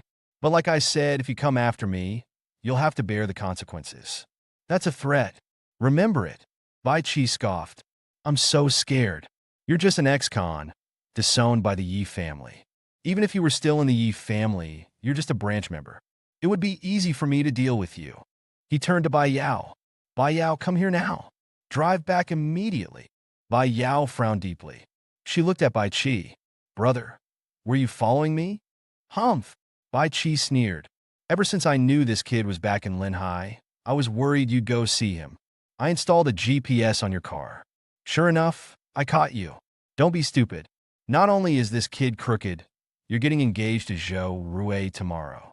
Coming to see him now will only cause gossip. Yi Xian's lips twitched, thinking to himself, what a fucking sister complex. Bai Yao gritted her teeth. Brother, you've gone too far. I've gone too far? You came to see him. Did you think about how Bai Xian would feel? Do you know how much psychological damage he inflicted on her? Do you think this is fair to Bai Xian? Bai Qi roared, his eyes red-rimmed. Bai Yao trembled slightly. She believed Yi Xian, but who else did? How many people believed him? In this regard, Bai Qi had a point. Bai Yao clenched her jaw. I'll go back with you, but you must let Yi Xian leave too. Bai Qi glared at Yi Xian. Kid, I'll let you off this time, but you better find a place to hide and never come out again, or I'll find you eventually. Yi Xian shrugged. Bai Qi, I can't be bothered to explain anything to you. If you want to come after me, you'll have to bear the consequences. Indeed, he would offer an explanation to Bai Yao, but as for Bai Qi, he couldn't even be bothered. He was hoping Bai Qi would come after him. That would give him a reason to retaliate. Yi Xian glanced at Bai Yao, smiled faintly, and swaggered through the crowd. Excuse me, coming through? Bai Qi's veins bulged with anger, but he had one good quality. He usually kept his promises to his sister. Despite his fury, he didn't attack. Yi Xian walked towards the school gate. Soon he saw the black sedans and Bai Yao's car drive past. Through the window, he saw Bai Yao in the passenger seat. Bai Qi was driving her car, still talking as he drove. Yi Xian recalled how Bai Yao had shielded him with her body, a small smile playing on his lips. He took out his phone, found Zhou Qianqian's number, and dialed. Zhou Qianqian answered quickly. Hello? What's up? Check how much Xinhai Bank cooperates with the Zhou family's businesses in Linhai. And check my authority to see if I can terminate all cooperation between Xinhai Bank and the Zhou family, Yi Xian asked. Zhou Qianqian sounded delighted. Are you going to help Bai Yao? Yi Xian nodded. Yeah, okay, I'll check right away. Zhou Qianqian replied. Yi Xian touched his nose and called Laban. The call connected quickly. What's up? Laban asked. How's that thing I told you yesterday about competing with the Zhou family for business going? Yi Xian asked. Working on it. We have 5 projects conflicting with theirs. We're going all out to secure them. I was having dinner with the other party to negotiate today, Laban said. It's the weekend, and I still have to work overtime. Hurry up, Yi Xian said calmly. Snatch them all before Bai Yao's engagement tomorrow. Hanging up the phone, a slight smile crept onto Yi Xian's lips. This was his ultimate strategy to prevent the engagement between Zhou Rui and Bai Yao. The Bai family wanted Bai Yao to marry Zhou Rui to latch onto the Zhou family's industrial empire. Their own business was having some issues, or rather, the Zhou family was competing with them, forcing them to cooperate. Marriage became the best solution. When the Zhou family was preoccupied with their own problems and their cooperation with the bank hit a snag, would they still have the heart to hold this engagement banquet? The answer was obviously no. As for how the Bai family would find a way out, it was none of Yi Xian's business. He had done all this, just waiting for the Zhou family to be thrown into chaos overnight. Would they still be in the mood for an engagement banquet tomorrow? It was a pity that Yi Xian couldn't see Zhou Rui's furious expression. However, he wasn't in a hurry. Since the Zhou family had some connection with Red Lotus naturally wouldn't watch the Zhou family collapse. Wherever Red Lotus was, Yi Xian would inevitably be involved, and dealing with the Zhou family wouldn't be a rare occurrence. Yi Xian touched his nose, a smile playing on his lips. His current priorities were twofold: finding information on number 2 and clearing his own name. Just as he was about to leave the school, a group of 8 or 9 people walked towards him. Most of them wore security uniforms, while another was a bespectacled, balding man in his 40s or 50s. Principal, this is the guy who was fighting on the playground just now. A security guard pointed at Yi Xian. Yi Xian froze, cursing inwardly. Bai Yao and the others had driven away smoothly, leaving him to be caught. The school principal, no longer the one from Yi Xian's time, looked him up and down, snapping, "Who are you? What are you doing here? Put your hands up, or I'll call the police." "Principal, I'm here to revisit my old school. Besides, I was the one being bullied just now. It has nothing to do with me," Yi Xian said, spreading his hands. "Umph. Go arrest him and take him to the police station," the principal barked. Without a word, the security guards lunged at Yi Xian. Yi Xian's head throbbed. He really couldn't fight these people. Sighing, he greased the soles of his feet and turned to flee. His speed was astonishing. In a flash, he darted through the crowd. The guards didn't even touch his clothes. Yi Xian ran past, turned, and said, "Principal, the one who hit me is called Bai Qi. Go check with his family, and it's best to arrest him and lock him up for a few days." With that, he turned and ran again. "How can this person run so fast?" the principal cursed, watching Yi Xian's retreating figure. Upon hearing the name Bai Qi, his expression shifted. He then looked at the security guards and said, "Go check if anything is missing from the school. Also, don't spread this matter around." The Bai family was naturally not someone he could afford to offend. Yi Xian dashed out of the school gate and only stopped at the entrance. Suddenly, he saw a small stall nearby and his expression flickered. "This shop is still open?" Yi Xian was slightly surprised. It was a small snack stall selling guacamole. It had been there when Yi Xian entered high school. Back then, they cost 2 yuan each, and Yi Xian would eat one every day at noon. He hadn't expected them to still be here after 9 years.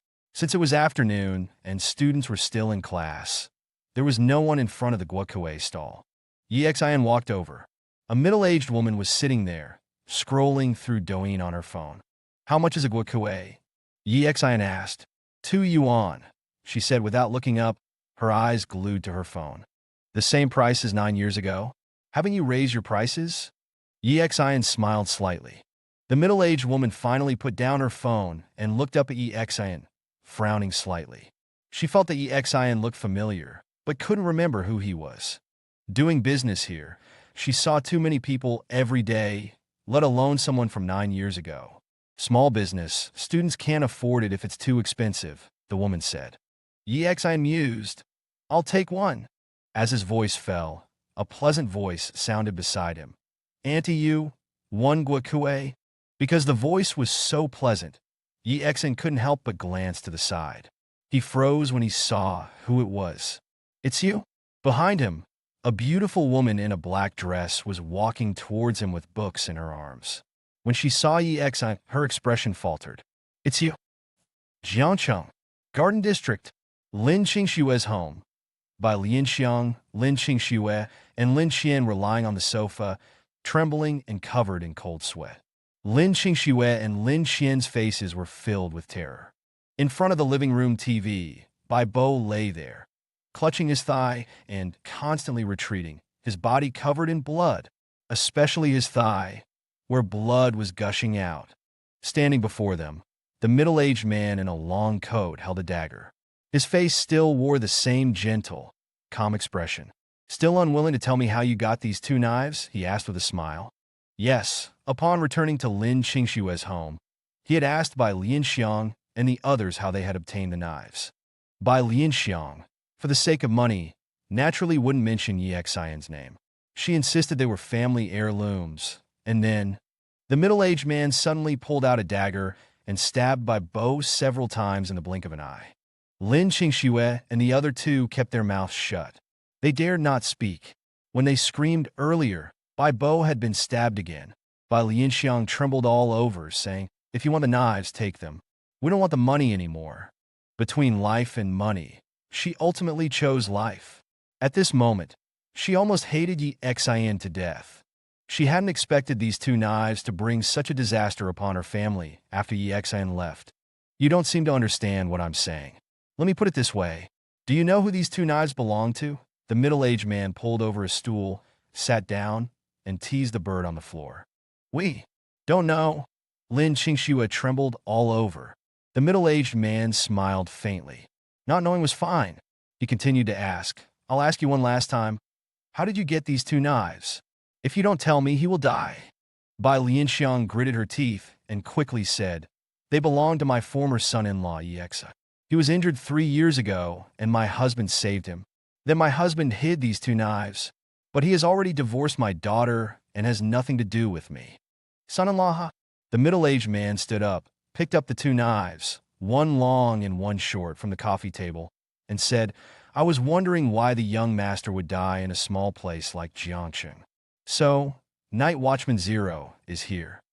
Then he smiled and said, "The three of you come with me?" He pointed to Lin Qingxue, Lin Qian, and Bai Lin Xiang. "Oh, and act normal. Go downstairs and get in the car. If you try anything funny, you'll die. I won't show any mercy. He really has no contact with us. I don't know where he is now. I can't reach him at all," Bai Lin Xiang said with a mournful face. The middle-aged man glanced at her with amusement, then looked at Bai Bo on the floor and said, "Find a way to contact the owner of these two knives and tell him to come to Linhai to find me. Give him 3 days. If he can't find me, I'll only have 3 corpses to send back." Lin Qingxue and the other two instantly paled. They just wanted to sell the knives, but never expected such a disaster. The middle-aged man picked up the two knives again and smiled at the 3 women. "Ladies, let's go."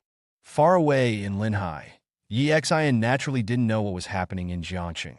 In fact, it was quite difficult for Bai Bo to contact Yi Xian now. He could only ask Yi Gang of Shengshi Logistics for help. But because of his constant harassment at Shengshi, Yi Gang was already unwilling to see them. At this moment, Yi Xian was standing at the entrance of the Guokui shop, looking at the woman in the black dress in front of him, and said in surprise, "Why are you here?" Yes, this woman was Chun Feifei, the woman he had met in the bar before. Chun Feifei, holding her textbooks, said, "I'm a teacher at this school. What are you doing here?" Yi Xian coughed, frowned, and said, "I used to study here. I came back to take a look." Chun Feifei stood next to Yi Xian. She looked at him awkwardly and said, "Well, I'm sorry about the trouble I caused you before." Because she had gone to find Yi Xian for a drink before, Zhou Ji had misunderstood, and then there had been some conflict with the people from the Liuhua bar. At the time, she even thought Yi Xian would be seriously injured. Yi Xian waved his hand, not taking it to heart. Chun Feifei gritted her teeth and asked, "Are you free tonight? I caused you some trouble that day, and although you're fine, I feel like I owe you one. I'd like to invite you to dinner. We were just strangers who met by chance. Don't worry about it," Yi Xian said calmly. Indeed, Yi Xian felt there was no need to get involved with a woman who could date Zhou Ji. This stunned Chun Feifei. Whether she was studying at school or now as a teacher, she never lacked pursuers. Every man would fawn over her, or at least try to please her. But the man in front of her, from the first time she met him in the bar, seemed to have hardly looked at her. She had practically thrown herself at him in the bar, but Yi Xin just drank by himself and didn't pay any attention to her. After they left, he even asked her for half the price of the drinks. Here you go. At this time, the middle-aged woman handed the warm guacue to Yi Xin in a paper bag. Yi Xin took the guacue, paid, then looked at Chen Feifei beside him and said, I'll be going now. Let's exchange WeChat contacts. Chen Feifei gritted her teeth and said, I don't like owing people favors. No need. We probably won't see each other much in the future, Yi Xin said, ignoring Chen Feifei further and turning to leave. Watching Yi Xin's retreating figure, Chen Feifei gritted her teeth. Teacher Chen, the guacue shop owner asked, do you like him? Chen Feifei blushed slightly and said, I've only met him once. What's there to like? But he seems better than the last one, the middle-aged woman said with a smile. I'll make yours now. Chen Feifei looked up and asked, by the way, how are things going with your shop? We'll probably be closing in a couple of days, the middle-aged woman said with a sigh. It's hard to get anywhere without money these days. Chen Feifei gritted her teeth and said, those people are too much. What can we do? We're just small-time people with no money and no power. We tried to find a lawyer, but when they heard we wanted to sue the Yi family, they wouldn't take our case. We have no choice but to accept it, the middle-aged woman sighed. Chen Feifei pursed her lips, wanting to say something, but ultimately couldn't, only sighing along with her. On the other side, Yi Xin took the guacue, took a bite, and grinned. Still the same taste, delicious. I feel like only Master Su could make it like this. He licked his lips contentedly. After a few bites, his phone suddenly rang. Yi Xin picked it up and saw it was a message from Red Rose. His heart stirred. Could it be that she had managed to lure out the leader of Red Lotus? He quickly answered the phone. Hello. Turn around. A sexy voice came from the phone. Yi Xin turned around and looked behind him. In the distance, a fiery red figure stood there. A red hip-hugging skirt revealed long legs and a perfect figure. Wherever she appeared, she always attracted the attention of all men. It was Red Rose. Yi Xion's expression shifted slightly. He walked over, his eyes sweeping up and down Red Rose's body. Were you following me? Even if I was, it's only because I crave your body. Red Rose chuckled, covering her mouth. Seeing the flicker of coldness in Yi Xion's eyes, Red Rose quickly said, You men really have no sense of romance. I just happen to be doing something here. Oh. Yi Xion lowered his guard and took a bite of the guacue. What's up? Did that old man dare to show himself? It's quite difficult to lure him out. Red Rose shook her head. I just received a call that I think you'll be very interested in. Yi Xion raised an eyebrow. In Red Lotus, the color of the rose determines the killer's rank. Yellow is the lowest, followed by blue, red, and gold. Besides that, there are a few top killers like us who don't have a fixed color, Red Rose explained. Yi Xion glanced at Red Rose's chest. There was a seductive rose there, very eye-catching. Red Rose noticed Yi Xion's expression and grinned. Pretty, isn't it? Want to feel how it feels? It's quite nice. After she finished speaking, she licked her lips, infinitely seductive. Yi Xion's heart trembled violently. He took a fierce bite of the guacue, suppressing his impulse. This woman was dangerous. I'm afraid it's poisonous. I might die there, Yi Xion said while chewing. I know your Red Lotus ranking system. Why are you telling me this? Giving me a lesson? I just got a call. It was from Birdman, the #1 gold-ranked killer in Red Lotus, and number 19 on the underground killer rankings. He's driving to Linhai right now, Red Rose said, looking at Yi Xion. And? Does he have a mission in Linhai? Or did he sleep with you and not pay? Do you want me to help you chop him up? Yi Xion asked. TSK. Who do you think I am, Red Rose? I'm the one who pays others to sleep with me. Okay. No one's ever paid me. Red Rose gave Yi Xion a coquettish look. Then she chuckled and said, He has 2 things that you should be very interested in. Yi Xion raised an eyebrow. What? 3 people and 2 knives, Red Rose said lightly. One is called Lin Qingxue. One is called by Lian Xiang, and the other is called Lin Qian. Yi Xian's expression changed. He instantly understood and looked at Red Rose. Are the two knives called Night Sky and Nameless? Those are artifacts in the top 10 of the underground weapons list. Red Rose said with a grin. The two knives that once belonged to Night Watchman Zero are now in our Red Lotus's hands. When will he arrive in Linhai? Yi Xian asked indifferently. Why? Do you want to save your ex-wife? Come to a hotel with me, and I'll tell you. Red Rose said with her red lips slightly parted, full of charm. My parents don't allow me to stay out overnight, Yi Xian said with a chuckle. Red Rose pouted. Then her face lit up with excitement. Oh, you man, you're a challenge. I like that. What a pervert, Yi Xian cursed in his heart. Before, on the subway, Red Rose had complained that he wasn't challenging enough. Now that he wasn't interested, she kept tempting him. He was truly speechless. I'll tell you when he arrives in Linhai, Red Rose said with a smile. Yi Xian nodded. At this moment, Red Rose asked, Is your goal to retrieve your two knives or to save your ex-wife? Yi Xian pondered for a moment, then smiled and said, As long as the result is the same. After speaking, without waiting for Red Rose to reply, he said, Well then, if there's nothing else, I'll take my leave. Frankly, Red Rose was quite alluring, and she kept trying to seduce him. He was worried that if he stayed any longer, he might really lose control. Even if Red Rose didn't know his identity, it wouldn't matter. But now she did.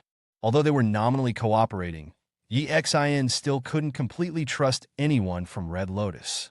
Who knew if Red Rose was genuinely cooperating or actually planning to assassinate him? What if he succumbed to temptation and died in bed, only to yell poison down below before his last breath? Wouldn't that be a huge loss? Without waiting for Red Rose to respond, he turned and left. Red Rose watched Yi Xian's retreating figure and grinned. Challenging. This excites me. She then licked her sexy red lips. After walking a distance, Yi Xian frowned deeply. He hadn't expected his two knives to still be at Lin Qingshua's house. For 3 years, he hadn't realized it. Firstly, Lin Yaowen's death had been sudden, and afterward, Yi Xian hadn't dared to touch anything in the house. He murmured, Consider it saving you one last time. Lin Yaowen saved my life. This time, I should have finally repaid everything. Beep, beep, beep. As he was thinking, Yi Xian's phone rang. He picked it up and saw it was Chun Meixian. Answering the call, Yi Xian said, Hello. Chun Meixian's voice came through the phone. Hello, Yi Xian. Are you free tonight? Yi Xian nodded. Yes. I've almost finished dealing with the company matters. So how about we meet up tonight? Chun Meixian said, I've finally found the time to treat you to dinner. Yi Xian nodded. Okay. Do you have anything you want to eat? Chun Meixian asked. Any restaurant in Linhai? Don't worry about the price, you choose. Hot pot? Yi Xian tentatively asked. Chun Meixian was slightly stunned, then nodded and said, Okay. Then let's meet at 7 p.m. at the Hai Di Lao on Phoenix Road. No problem, Yi Xian nodded. Hanging up the phone, a smile appeared on Yi Xian's face. He had a good impression of Chun Meixian and her daughter. He looked at the time. It was only around 3 p.m., 4 hours before their appointment. Yi Xian finished his last bite of flatbread, then clapped his hands and ran into a nearby internet cafe. He played games until around 6:30 p.m., then got up and walked out of the internet cafe. As he walked out, someone was walking in. This person had a crew cut and was quite handsome. He was playing with his phone as he walked into the internet cafe. As Yi Xian passed by him, he was slightly surprised and took a second look at him. It wasn't because the man was handsome, but because Yi Xian sensed a hint of danger from him. Linhai truly has hidden dragons and crouching tigers, Yi Xian muttered, touching his nose. If he had seen Shengshi Logistics' employee roster for Linhai, he would have recognized this person. He was Wu Yao, the current head of Shengshi in Linhai. Wu Yao lived near this internet cafe. Yi Xian didn't know him, just glanced at him curiously. Wu Yao also glanced at Yi Xian, didn't pay much attention, and continued walking upstairs into the internet cafe.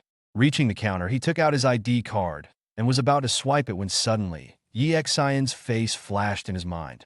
Immediately after, a photo flickered in his mind. It's him. Holy shit. Wu Yao roared, forgetting about swiping his card, and ran downstairs. When he reached the first floor, he saw Yi Xian getting into a taxi. "Hey, wait," he shouted. Yi Xian heard the shout, but he didn't know this person, so naturally, he didn't think Wu Yao was calling him. He gave the driver the address of Hai Di Lao on Phoenix Road, and the car drove away. Looking at the exhaust fumes, Wu Yao was stunned. He slapped himself hard on the face and roared, "Damn it, playing with my phone, playing with my phone. I finally met him, and if I had brought him to my master, I would have been free." Wu Yao lost interest in going online. He put away his ID card and ran towards the nearby apartment complex. He ran all the way to his room. As soon as he entered, he saw a pretty girl with short hair sitting on the sofa. The coffee table was covered with snacks, and she was watching TV while eating. Seeing this, Wu Yao almost cried. He coughed and said, "Master, eat less. Girls will get fat if they eat like this. I've been eating like this for 3 years. Have you seen me get fat?" The girl looked at him and said calmly. Wu Yao had a mournful expression. "Yeah, you don't get fat, but you've eaten me into a pauper. Weren't you going online?" the girl asked, looking up. Wu Yao only then reacted. He quickly said, "Master, I saw that person." The girl put a piece of something into her mouth, chewed a couple of times, and a cold light flashed in her eyes. "Someone from Red Lotus?" "No, the man in your photo, the one you were clinging to. I just saw him at the entrance of the internet cafe." Wu Yao quickly said. "What?" The girl suddenly stood up. "Where is he?" "He took a taxi and left," Wu Yao said with a wry smile. "When I saw him, I was playing with my phone. His hair had also grown longer, so I didn't pay much attention. By the time I reacted and went to find him, he was gone." The girl's face first showed disappointment.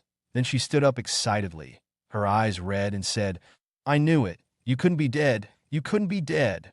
Yi Xian naturally didn't know that he had just missed the girl he was looking for. He took a taxi to the entrance of Hai Di Lao, which was bustling with people. When he arrived, he saw a girl with short hair, dressed in youthful clothes, standing prettily at the entrance. It was Chun Meishuan's daughter, Chun Shi. Seeing Yi Xian, a bright smile appeared on her face, and she quickly walked over and said, "You're here." This was the first time Yi Xian had spoken to her. Previously, Chun Meixian was always around, and she never spoke to Yi Xian.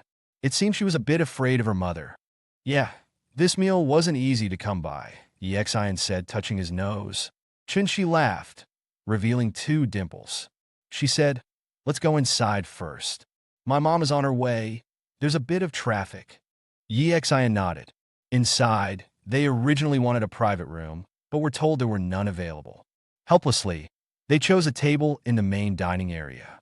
After sitting down, Chun-Shi said, "Sorry, we should have treated you to dinner and apologized earlier, but my mom's company seems to have encountered some problems, so she's been very busy since she came back."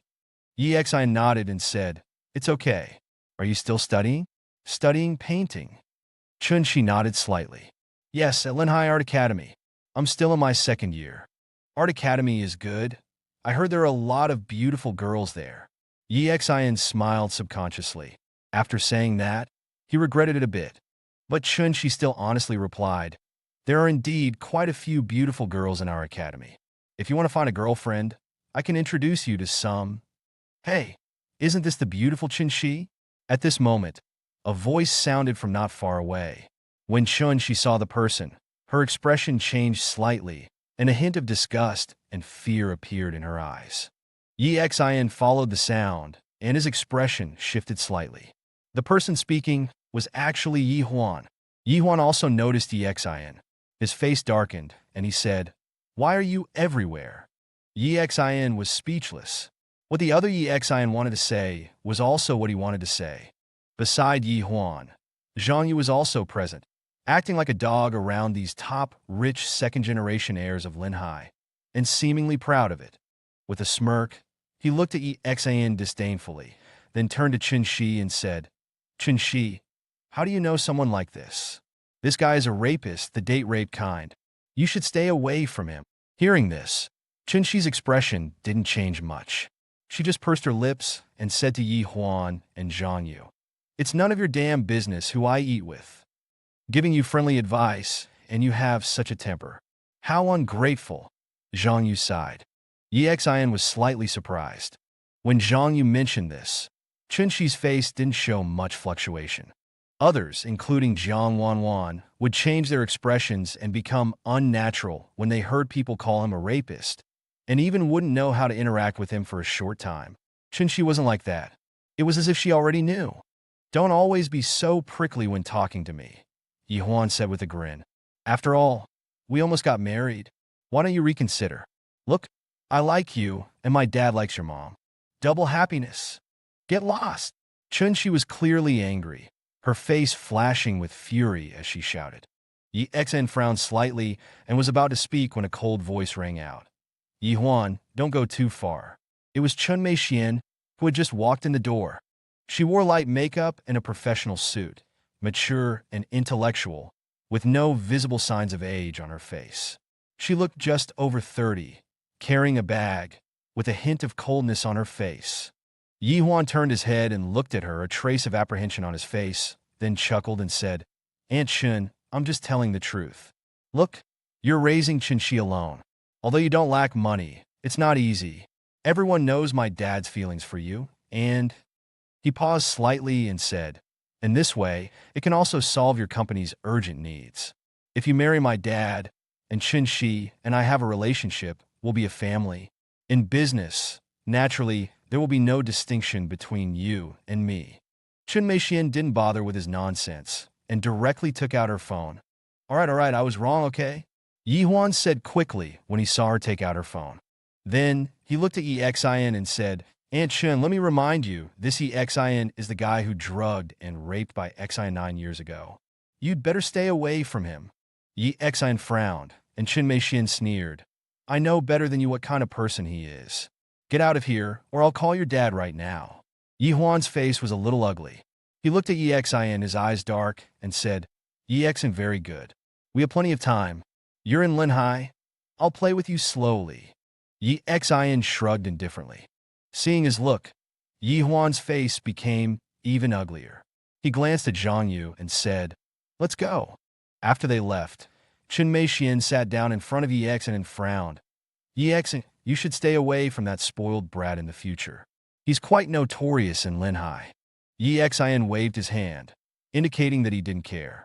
Since someone within the Yi family had targeted his father and was a key reason for his imprisonment, there was likely no way to reconcile with the Yi family. So whether Yi Huan provoked him or not wasn't that important. He might just teach Yi Huan a lesson along the way. What about you? Yi Xin asked. Yi Huan just mentioned that you have business competition with the Yi family. Chun Shi gritted her teeth and said, It's all because of Yi Huan and his father. Yi Huan is chasing me, and his dad is chasing my mom. We didn't agree, so they're putting pressure on us in this way. Yi Xin was stunned. What a bizarre father and son. But rich second-generation heirs like Yi Huan, when they see a beautiful woman, regardless of whether they can get her or not, they all want to try their luck. Chun Mei Xian glared at Chun Shi and said, Chun Shi, don't talk nonsense. Then she looked at Yi Xin and said, We're not talking about work today.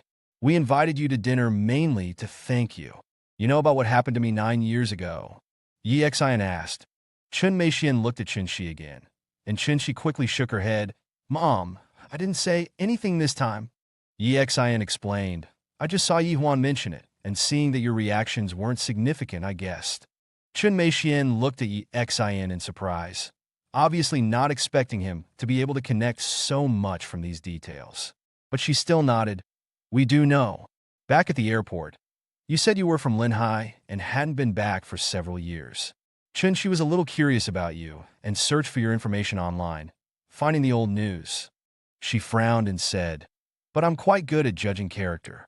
You were willing to help us strangers back then, so I don't think you're someone who could do such a thing. Of course, it's just my guess, and besides, it's been 9 years. I didn't take it to heart. Yi Xin was surprised. Since he returned to Linhai, everyone he met who knew about his past held prejudice against him. Chun Mei Xian and her daughter were the only ones, besides Jiang Wei, who didn't have any prejudice against him. In Yi Xion's heart, his favorable impression of the two increased once again. I was framed, Yi Xion added. I came back to Linhai this time to clear my name. I don't really care about it anymore, but I don't want my parents to be looked down upon by relatives and friends. Chun Meixian paused, pursed her red lips, and said, I have some connections in Linhai. If you need my help, call me anytime. Yi Xian nodded. At the same time, in a certain office building in Linhai, a huge conference room was filled with 20 or 30 people. Zhou Rui was among them, but he sat relatively far back. At this moment, everyone in the conference room was a pillar of the Yi family or a senior executive in the Zhou family's businesses. In the main seat was an old man in a wheelchair, but even sitting there, he still exuded an air of authority. Beside him stood a middle-aged man, looking dignified and imposing. This was the current head of the Zhou family's businesses, and Zhou Rui's father, Zhou Xian. His gaze slowly swept over everyone, and he said, Slam. He slammed a document onto the table, his eyes scanning everyone. All of you think carefully. Recently, who exactly offended that bastard Lei Bin? And who offended the people at Xinhai Bank? Think about it. Now, all 5 of our major projects have been snatched by Hanyu Group. The prices they offered are completely unacceptable to us, and Xinhai Bank suddenly terminated all cooperation with us. He glared and roared. Do you know how big this loss will be? Below, Zhou Rui's face suddenly changed. This came too suddenly. Of course, he didn't think about how much damage this would bring to his family. He was thinking about whether his engagement banquet with Bai Yao tomorrow could still go smoothly given this huge change in the family business. As for the crisis the family was facing, he believed in the family's strength and that they would definitely overcome it. Naturally, he didn't realize that the one who brought such a huge crisis to his family was himself. I asked someone inside Xinhai Bank. A person stood up and said, the manager in charge of this matter at Xinhai Bank is named Zhou Cece. She just transferred from Jiangcheng. The one who proposed to terminate cooperation with us is a Xinhai Bank diamond card holder, but he didn't show up. We don't know who it is. Fu Shishi? How could it be her? Zhou Rui's face changed slightly when he heard this. Zhou Xian looked at him and asked, Do you know her? She's Bai Yao's best friend, Zhou Rui said quickly. When Zhou Rui said these words, everyone in the conference room turned to look at him. Zhou Xian said, So, Zhou Qianqian works in Jiangcheng. Then she suddenly came to Linhai, and immediately, representing a diamond card user of Xinhai Bank, she terminated their cooperation with us. His face darkened as he looked at Zhou Rui and asked, Who on earth did you offend in Jiangcheng? Zhou Rui's face became blank. In Jiangcheng, he was either with Bai Yao or out with Lan Xing chasing girls. He hadn't offended anyone.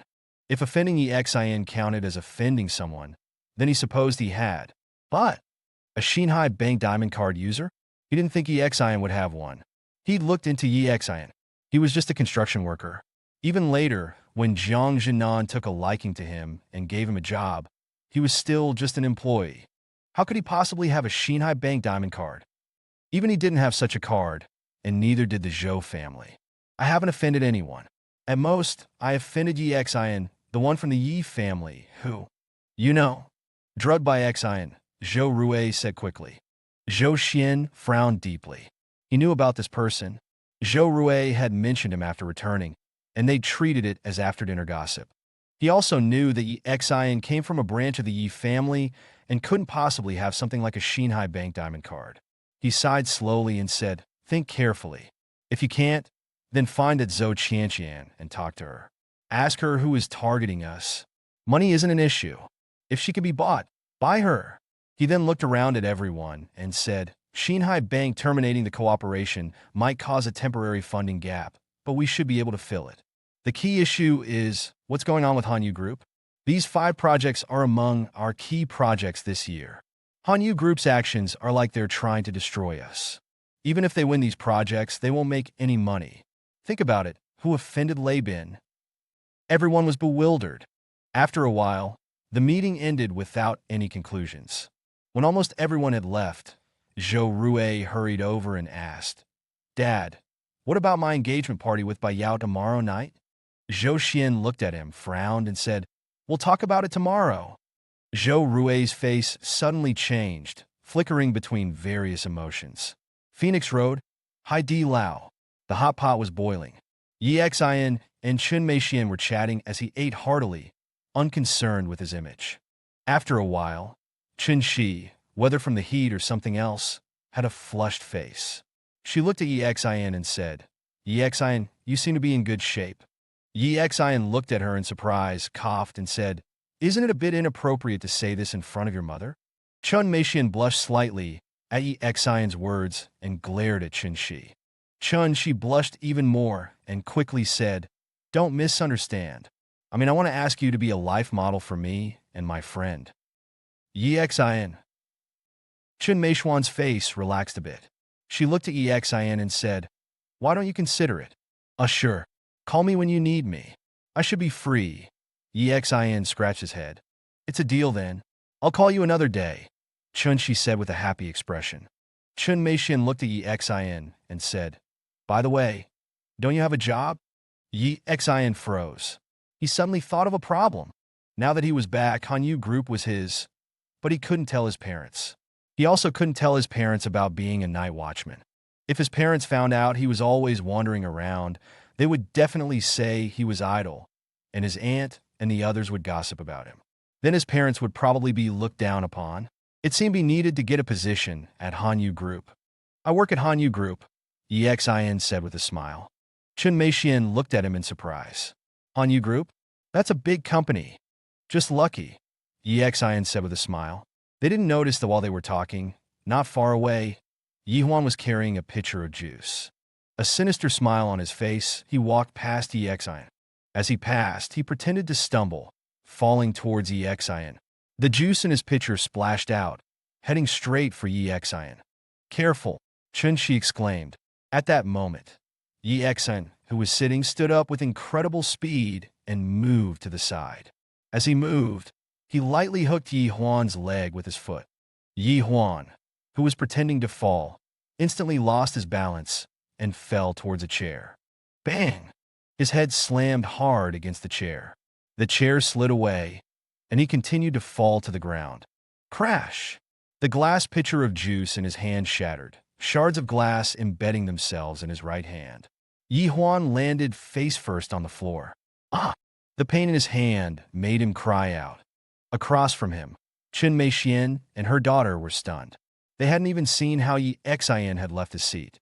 Oh dear, young Master Yi Huan, are you all right? Seeing Yi Huan sprawled on the ground, his hand bleeding, Yi Xian squatted down and asked with feigned concern. Not far away, Zhang Yu, who had been watching the scene unfold, paled. He and Yi Huan had planned this. He knew Yi Huan wouldn't actually fall. He was just pretending to spill juice on Yi Xian. Now that he had fallen, it must have been Yi Xian's doing. He rushed over, helping Yi Huan up while cursing at Yi Xian. Yi Xian, you fucking did this, didn't you? You dare hurt Yi Huan? You're finished. Around them, many diners looked over. Supported by Zhang Yu, Yi Huan slowly got up, looking utterly disheveled. Juice covered him, and several glass shards were embedded in his right hand. The intense pain contorted his face. He looked at Yi Xian and said, Yi Xian, you fucking tricked me? Yi Xian looked at him, smiled slightly, and said, What are you talking about? You fell down yourself. I dodged. How is that tricking you? You're the Yi family's young master.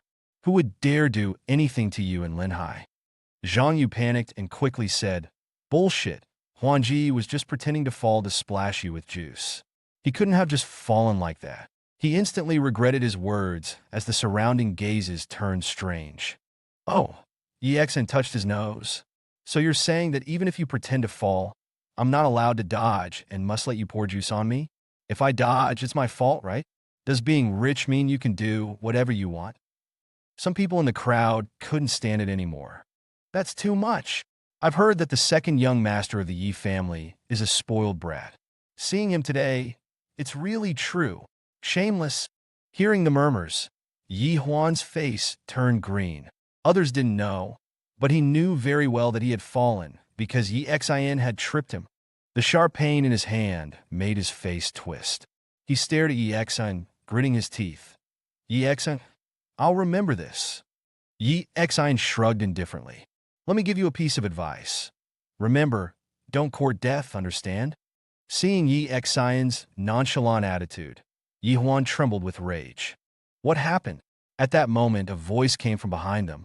Yi Xian turned to see a beautiful woman in her 20s walk over. Seeing Yi Huan, concern filled her face. Yi Huan, what happened to your hand? As she spoke, she reached out to support him. At that moment, Yi Xian's eyes narrowed. On the woman's wrist, he saw a tattoo of a red lotus. Looking at the tattoo on the woman's wrist, Yi Xian began to examine her appearance. She was about 30 years old, pretty, with a cold air about her. However, compared to a top-tier beauty like Jiang Wanwan, there was a visible difference. Her figure was slightly plump, a type many men preferred. Is Red Lotus planning to make a move on the Yi family? Yi Xian smiled faintly. He glanced at Yi Huan. Yi Huan was clearly unaware of all this, still chatting enthusiastically with the woman. He'd probably be sold and still help her count the money. Ouch, what happened to your hand? Who did this to you? The woman asked, practically clinging to Yi Huan. Yi Huan's face alternated between pale and flushed. The surrounding whispers made him lose face. He glared at Yi Xian and said, "Let's go. Take me to the hospital." Zhang Yu quickly helped Yi Huan towards the door. Before leaving, he glared at Yi Xian and said, "You're finished." Yi Xian shrugged. What? Used to being Yi Huan's dog, planning to bite me to death. That's a bit harsh, handsome, the plump woman said, looking at Yi Xian. Yi Huan's hand throbbed with pain. Don't argue with him now. We'll settle this later. Take me to the hospital first. I can't stand the pain. Zhang Yu glared at Yi Xian again, and then helped Yi Huan out. The Heideleo staff were very efficient, quickly rushing over to clean up the mess. After they finished, Yi Xian sat down. Chunxi gave him a thumbs up. Yi Xian, nicely done. I've always hated Yi Huan, acting all high and mighty just because his family has some money. Beside him, Chun Meixian frowned. But Yi Xian, you've offended him. I'm afraid that in Linhai. Yi Xian waved his hand. I have to clear my name? I would have offended the Yi family sooner or later. It doesn't matter. Hearing this, Chun Meixian didn't say anything more. She appreciated Yi Xian helping her and was willing to associate with him, even offering help within her capabilities. However, she was still apprehensive about him completely offending the Yi family. After the meal, they said goodbye, and Yi Xian went straight home. He unlocked the door and walked inside to find several unexpected guests. His aunt, Chao Rong, his cousin Lu Yu, and an unfamiliar young man were sitting at the dining table, eating. Lu Yu was 5 years younger than Yi Xian. As a child, she'd followed him around, but now, her gaze held a hint of disdain. She glanced at him and continued eating. Yi Xian smiled wryly. Not everyone could be like Jiang Wei, completely unbiased towards him, even those once close. Have you eaten? Chao Yin asked as Yi Xian entered. Yi Xian nodded. Yes, I just finished eating with friends. Chao Rong frowned. Yi Xian, you've just been released, and you're never home. Don't go out and hang around with those shady people. I wasn't hanging around with shady people, Yi Xian said, touching his nose. I had a class reunion today, hanging out with old classmates. Chao Rong put down her bowl and frowned. Yi Xian, you're not young anymore. 27 now, right? Don't blame your aunt for being blunt, but you know your situation. Your classmates have families and successful careers. You committed rape, just got back, and have no job. You need to find a job quickly. What girl will want to be with you in the future? Your dad has a good salary, but he can't support you forever. I know what I'm doing. Yi Xian frowned. If you knew what you were doing, you wouldn't have committed that crime. Lu Yu snorted. Chao Rong coughed and then said to Yi Xian, that was a bit harsh, but it's for your own good. Let me introduce you. This is Lu Yu's boyfriend, Zhuahao. He's only 26 and started his own game company. He's already worth tens of millions. Yi Xian's heart stirred. He'd overheard Chao Rong saying she was coming to visit, but now it seemed she wasn't here to see him, but to show off her prospective son-in-law. Zhuahao nodded slightly at Yi Xian as a greeting, then said, Uncle Yi, besides accompanying Lu Yu to see you, I also wanted to discuss something with you. Yi Jing'an looked at Zhuahao. What is it? Well, I heard from Annie about Yi Xian's situation. It'll be difficult for him to find a job with his criminal record. The imprisoned for rape on his resume is unavoidable. Zhuo said. Yi Jingyan and Chao Yun exchanged glances. This was their biggest worry since Yi Xian's return. They thought he'd never be released, and now they worried about his job and marriage prospects, such as the way of parents. I can hide Yi Xian's record at my company. It's my own company, so it's no problem, Zhuo said. And Annie will introduce him to a girl. Chao Rong nodded. Yes, a colleague of mine has a daughter. She's quite pretty. Although Yi Xian has some blemishes, brother-in-law's income is very high, so he's still a good catch. She's willing to meet Yi Xian and see. Yi Jingyan and his wife's eyes brightened. However, experienced as he was, Yi Jingyan asked Zhuo, "What do you need me to do?"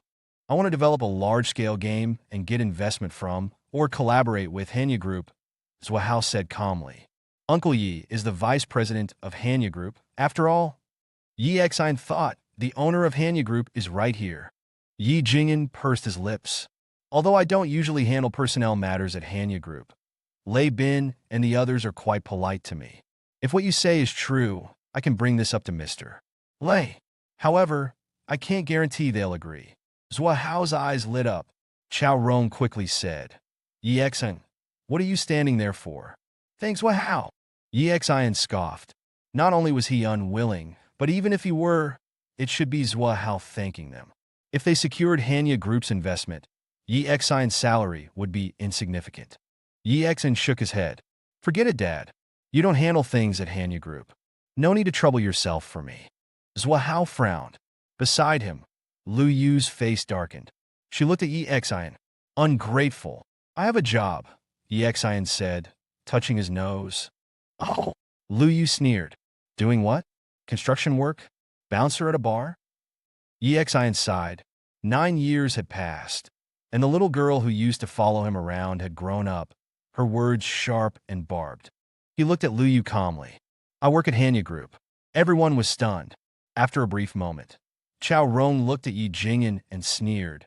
Brother-in-law, that's a bit unfair. When I asked you to arrange for Lu Yu to work at Hanya Group, you refused, saying you had no influence. Now, your own son, with a rape conviction, can get in. Yi Jingyan looked at Yi Xian in astonishment. He was completely unaware of this. Otherwise, he wouldn't have been so pleased when Zhuo offered Yi Xian a job. Chao Rong, you can't say that. I really didn't know, Yi Jingyan quickly explained. He looked at Yi Xian suspiciously. Really? What position? This stumped Yi Xian. He'd never paid much attention to corporate titles. His businesses were managed by others. He was a hands-off boss. Under everyone's gaze, Yi Xian touched his nose and said, Mr. Lei's assistant. Everyone froze again. After a brief shock, Lu Yu sneered. Yi Xian, 9 years haven't changed you. You still love to brag. Who is Lei Bin? He'd take a rapist as his assistant? While he didn't mind others calling him a rapist, hearing it from Lu Yu made him uncomfortable and annoyed. He shrugged. Why don't you have my dad call and ask? Hearing his words and looking at Yi Jingyan's bewildered face, Chao Rong's family all showed suspicious expressions. Yi Jingyan didn't seem to be acting, but rather completely unaware beforehand. Yi Jingyan gritted his teeth, then took out his phone, found Lei Bin's number, and dialed. Soon, the call connected, and Lei Bin's voice came from the phone. Hello, Jingyan, what's up? Lei Bin was 2 years older than Yi Jingyan. Yi Jingyan hurriedly said, Mr.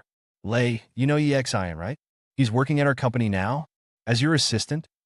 Lei Bin was a veteran of both the business world and the battlefield. Yi Jingyan's words made him instantly guess that Yi Xian wanted to find a job to reassure his parents. He quickly nodded and said, Yes, he is my assistant now. What's wrong? Are you not satisfied? Should I adjust his position? Satisfied, satisfied, Yi Jingyan said, his voice slightly choked. Thank you, Mr. Lei, sincerely thank you. Beside him, Yi Xian said speechlessly, What's there to thank for? The damn company is mine, okay? After hanging up the phone, he looked at Chao Yun. Both husband and wife had ecstatic expressions on their faces. Yes, they had been worried that Yi Xian wouldn't be able to find a job. Now, not only had he found one, but it was at a large company like Hanya Group, and directly as Lei Bin's assistant. Working alongside such a top entrepreneur, the growth Yi Xian could achieve was obvious. This filled both husband and wife with excitement. In contrast, the expressions of Chao Rong, Lu Yu, and the third person became somewhat unpleasant. They found it hard to believe. Why would Han Yu Group, or rather Lei Bin, accept someone who had been in prison as his assistant? Seeing the joy on their faces, Yi Exin touched his nose. With this nominal job, he could finally completely reassure his parents. What's going on? How did you become Mr. Lei's assistant? Yi Jing'an asked. I went to the interview with Zhang Wei, and Mr. Lei happened to pass by.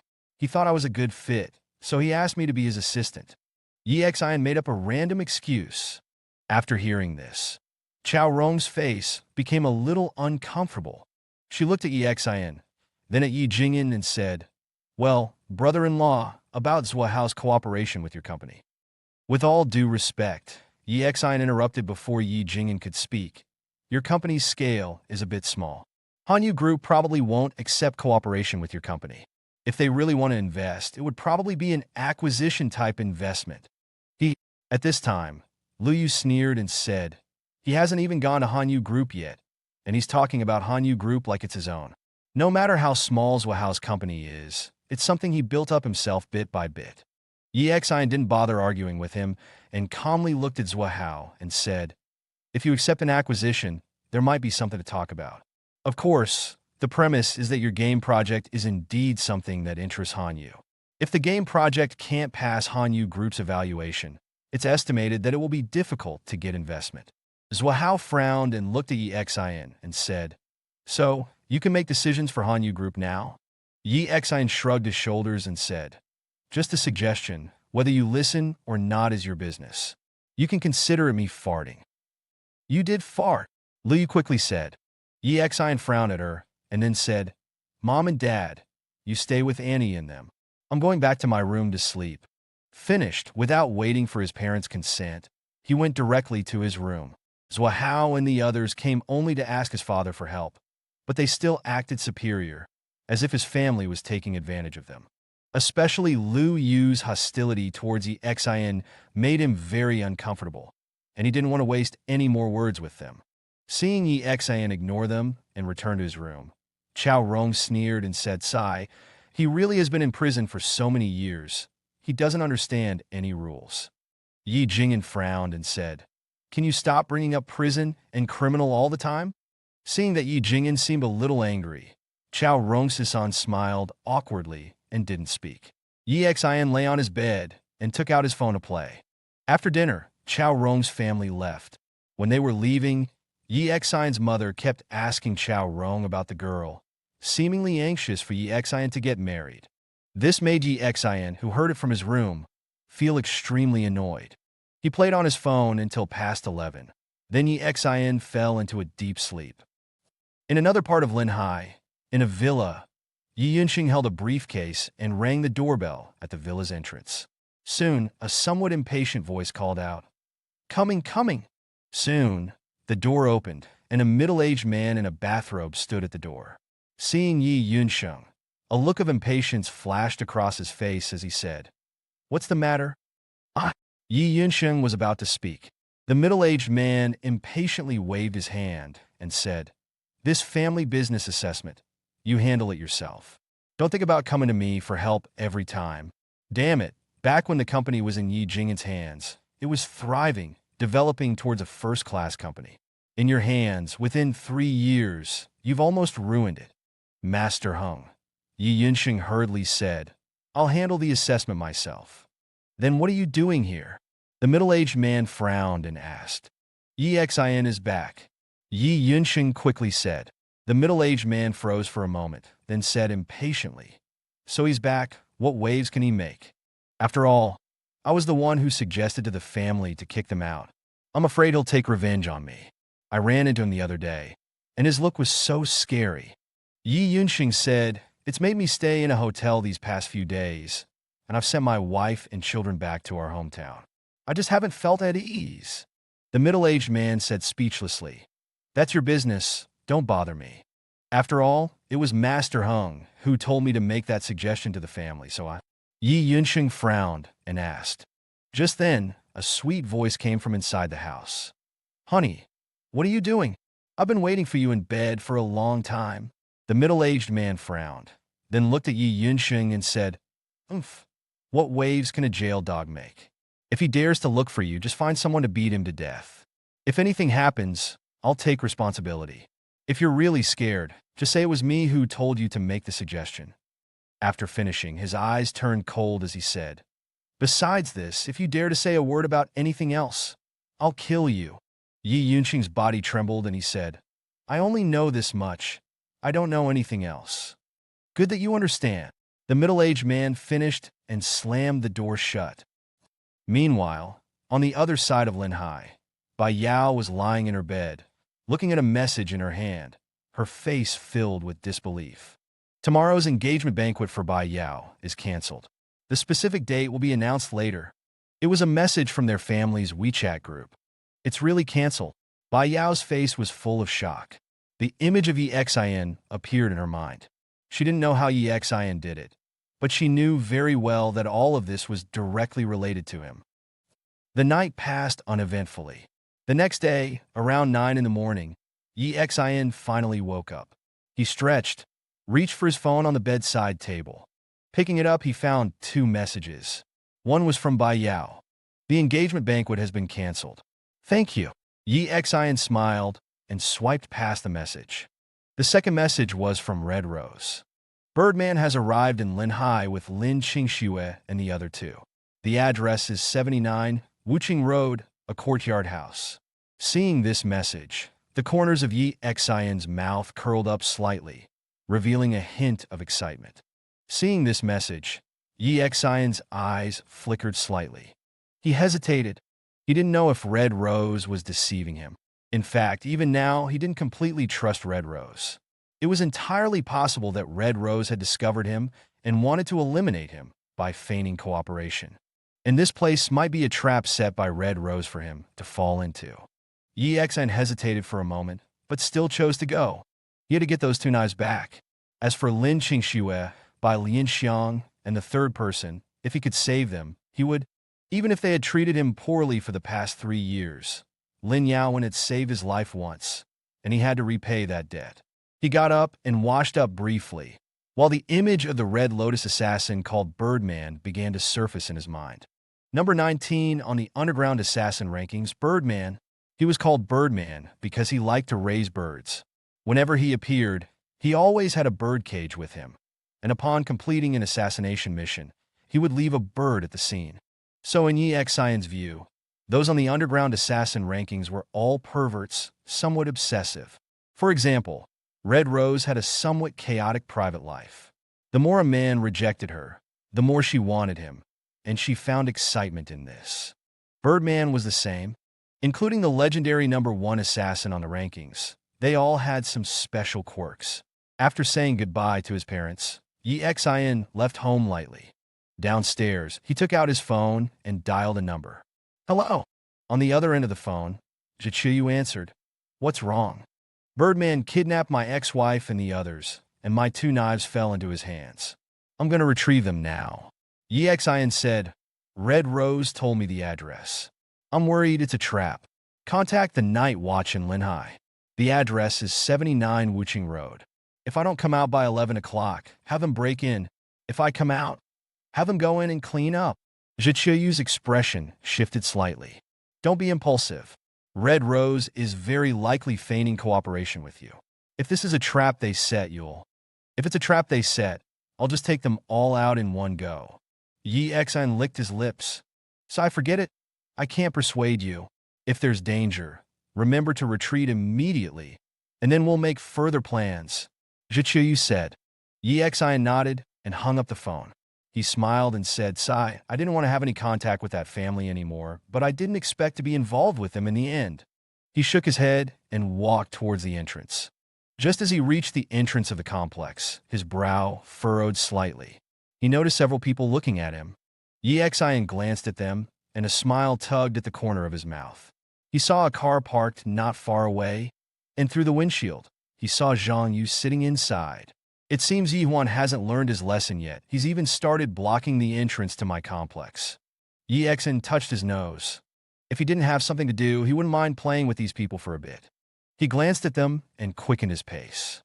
Those people quickly followed, but how could they keep up with EXIN? After a few minutes, EXIN shook them off, hailed a taxi, and headed towards his destination. In Linhai, at Zhou Cici's house, the three girls, Jiang Wanwan, Qin Xiaowei, and Zhou Cici, were sitting on the sofa. Jiang Wanwan's eyes lit up. Bai Yao and Zhou Rui's engagement party has been postponed? Qin Xiaowei smiled and said, I really hope it's canceled altogether. Someone like Zhou Rui doesn't deserve Bai Yao. Beside them, Zhou Cici just smiled faintly.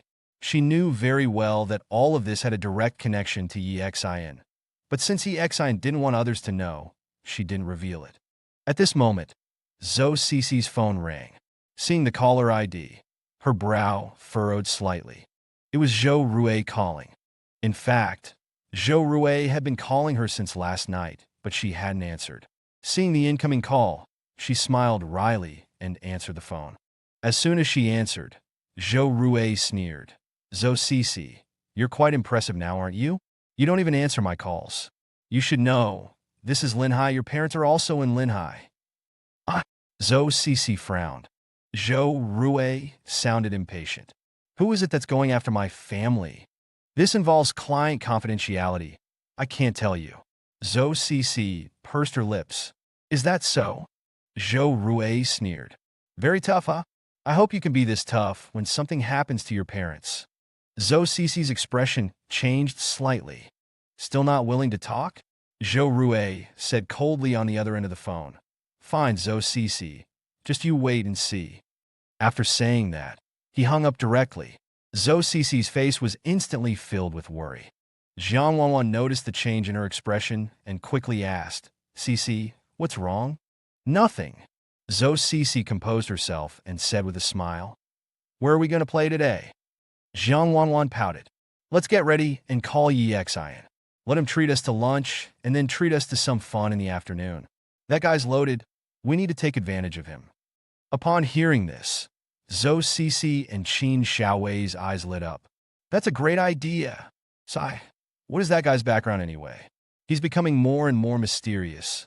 I can't understand him at all. She muttered. Her words received agreement from Zhou Cici and Qin Xiaowei. In fact, they were also very curious about EXIN. On the other side, EXIN's car stopped on Wuqing Road. Wuqing Road, in Linhai, was considered a sparsely populated suburb. The buildings here were mostly low-rise, either villas or courtyard houses. Although it was a suburb, the prices were quite high. Of course, for a Red Lotus gold medal assassin, owning a residence here was quite simple. With his hands in his pockets, EXIN swaggered towards Wuqing Road. Soon, he noticed number 79. It was a courtyard house, and the gate was currently closed. EXIN walked directly to the entrance and knocked on the door. Coming. A slightly melodious voice came from inside the courtyard. Soon, with a creak, the door opened. A slightly plump woman came out from behind the door. The moment she saw EXIN, she frowned. It's you? EXIN was slightly surprised. This woman was the one who had been with Yi Huan last night. Of course, he wasn't surprised by her presence here.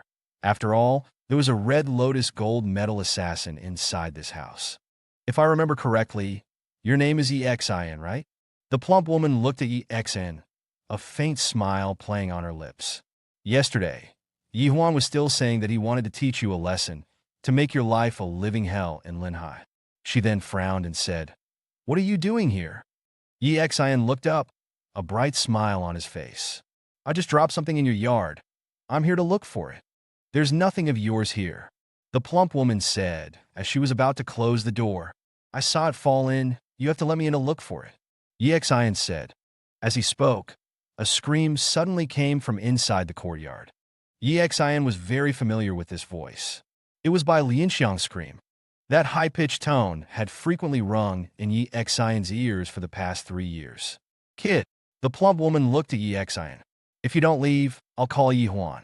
You just heard him yesterday. If he knows you're here, he'll beat you to death. EXIN showed no intention of leaving and said calmly, I dropped 2 knives, one called Sky Piercer, the other nameless. Oh? The plump woman's expression changed slightly, and then her pupils rapidly dilated. looking at Yi Exin in shock. You, you're a knight. Night Watchman 0. The moment her voice fell, she discovered that Yi Exin's smile was approaching from afar, and almost instantly, he was right in front of her. Inside a room in a courtyard house, Lin Qingxue and two other girls huddled together, their hair disheveled and faces filled with terror. Chirp, chirp, chirp. In front of them, on the floor, sat a birdcage. An unidentifiable bird with damaged wings chirped inside, the sound chilling in the current atmosphere. Beside the cage, a middle-aged man in a long coat held a blade over 4 feet long. The wickedly sharp edge, pointed downwards, reflected a captivating gleam. Nameless, the man grinned. Do you know how this blade got its name? He looked at the 3 girls. More than a day had passed, enough time to scar Lin Qingxue and the others for life. Every smile from this man sent shivers down their spines. Every moment they were shrouded in fear, feeling that the next second, this pervert would kill them. Not answering me? The man's smile widened. Then let me tell you, it's because the previous owner rarely unsheathed it. And when he did, it was always against formidable opponents. This blade doesn't cut down nameless nobodies. Hence the name. As he spoke, he slowly angled the blade, the tip pointing towards Bai Lianxiang's neck. Bai Lianxiang felt her scalp prickle. She couldn't help but scream, "Don't kill me! Don't kill me! We really have nothing to do with the XIN anymore. We just wanted to sell the blade for money. I'm telling the truth. Really?" The man chuckled, then said with a smile, "Don't worry, I won't kill you. Weren't you saying on the way here that you hated Yi Xin? When he finds us, I'll help you kill him. You should be happy about that, right?" The 3 girls didn't dare to speak, only trembling in the corner. Tears streamed down Lin Qingxue's face. Since divorcing Yi Xin, she felt like she'd been cursed with bad luck. Before, when she was with Yi Xin, although they weren't rich, they had enough to eat and wear. A combined income of nearly 20,000 a month was a decent life in Jiangqing. But since the divorce, bad things had happened one after another. The loser Yi Xin suddenly transformed into a rich man, and the rich second generation she was seeing broke up with her. And now, her life was in danger. Don't worry, you won't die. After all, these 2 girls are quite pretty. After I deal with Yi Xin, I'll send you to Sin City. The people there love fresh goods like you. He licked his lips and squatted down to tease the bird. Suddenly, his pupils constricted. He looked towards the door, a smile spreading across his face. He's here! Bang! In the next instant, a figure flew in from outside, the door splintering as it crashed to the ground. It was the voluptuous woman from the entrance. She landed on the floor, spitting out a mouthful of blood. Ah! Lin Qingxue and the others screamed again. Yi Xin, arms crossed, walked through the doorway. He squinted, his gaze sweeping over the 3 girls, then landing on the man, and then on the long blade in his hand. His brow furrowed. Worthy of the former night, Watchman 0. I gave you 3 days, but I didn't expect you to find me so soon after I arrived in Linhai. The man stood up, sheathed his blade, and picked up the birdcage. Yi Xin touched his nose, glanced at him disdainfully, and asked indifferently, "Tell me, how do you want to die?" In the corner, seeing Yi Xin's familiar figure at the door, the 3 women felt a flicker of hope. Tears flowed freely from Lin Qingxue's eyes, and Bai Lianxiang, forgetting that this was the son-in-law she had despised and abused for 3 years, screamed, "Yi Xin, help! Save us!" Yi Xin frowned, glanced at them, and then returned his gaze to the man. Clap, clap, clap. The man applauded. Indeed, worthy of the former night, Watchman 0. Confident, arrogant, he narrowed his eyes. Have you ever wondered why I, ranked 19th on the assassin leaderboard, dared to provoke you, dared to let you come here? Yi Xin touched his nose. Not interested. Without another word, he shot forward like an arrow, his right fist clenched, veins bulging, aimed directly at the man's head. Against the red lotus, Yi Xin showed no mercy. The man's expression changed drastically. He pushed off the ground, trying to escape. Bang! Yi Xion's foot connected, sending the man crashing into a pillar and then to the floor. An instant takedown. The man coughed up blood, climbed to his feet, and said with a grimace, "No wonder the leader didn't dare to show himself. You truly are worthy of being Night Watchman Zero." He yelled towards the outside, "Red Rose, time to show yourself." Yi Xian's expression shifted slightly. The sound of high heels clicking approached. Click, click, click. A fiery red figure appeared at the door. She had a seductive figure and a stunningly beautiful face. Leaning against the wall, she chuckled at the man. My, look how pathetic you are." The man's face changed slightly. "Why are you alone? Where are the others?" "I dismissed them," Red Rose said, covering her mouth with a laugh. The man's face paled. "Are you crazy? We're dealing with the former Night Watchman Zero." Red Rose's smile became even more enchanting. She looked at the man with amusement. "Silly, haven't you figured it out yet? He and I are on the same side." The man froze, his mind reeling. Suddenly, many things became clear. Why had Yi Xian shown up so quickly after he arrived in Linhai last night? It was obvious now that Red Rose had betrayed him. Yi Xian glanced at Red Rose, his wariness easing slightly. He had been worried that this was a trap set by Red Rose and the Red Lotus. But now, it seemed his worries were unfounded. "Red Rose, are you insane? The leader won't let you get away with this." Sweat dripped down the man's forehead. "That old geezer, Helan Tian, doesn't even dare to show his face.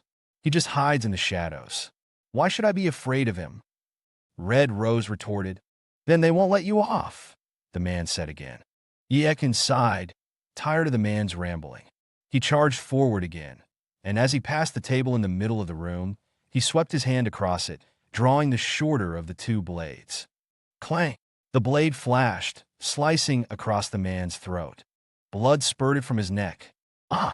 Bai Lianxiang and the other two women had never witnessed such a scene before. The man they had treated like a servant for 3 years, allowing themselves to abuse and berate him, had just killed someone right in front of them.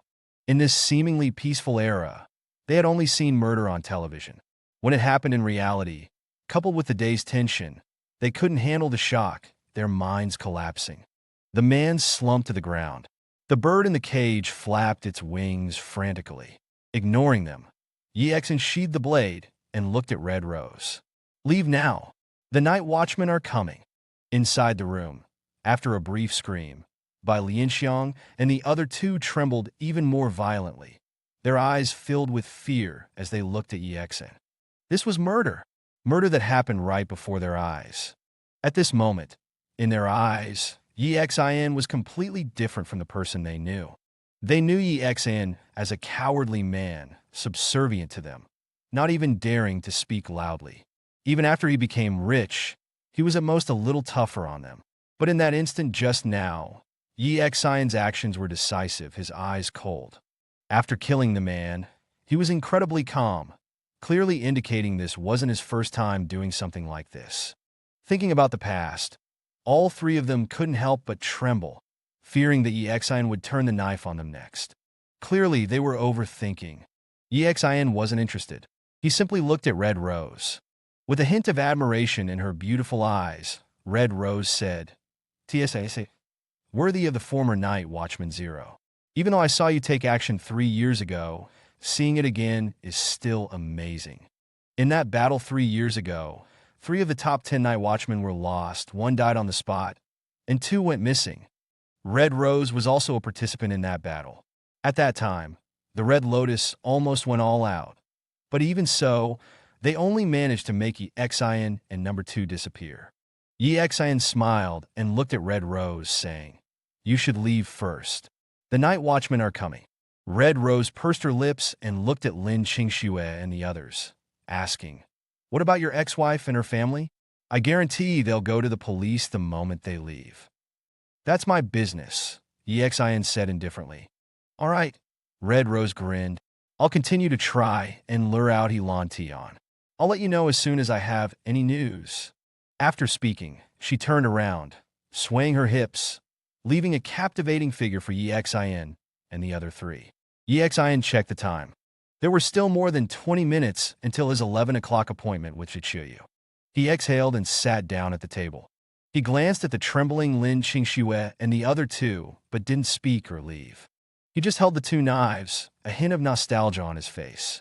Seeing that Yi Xian didn't intend to retaliate against them, Lin Qingxue and the others gradually calmed down.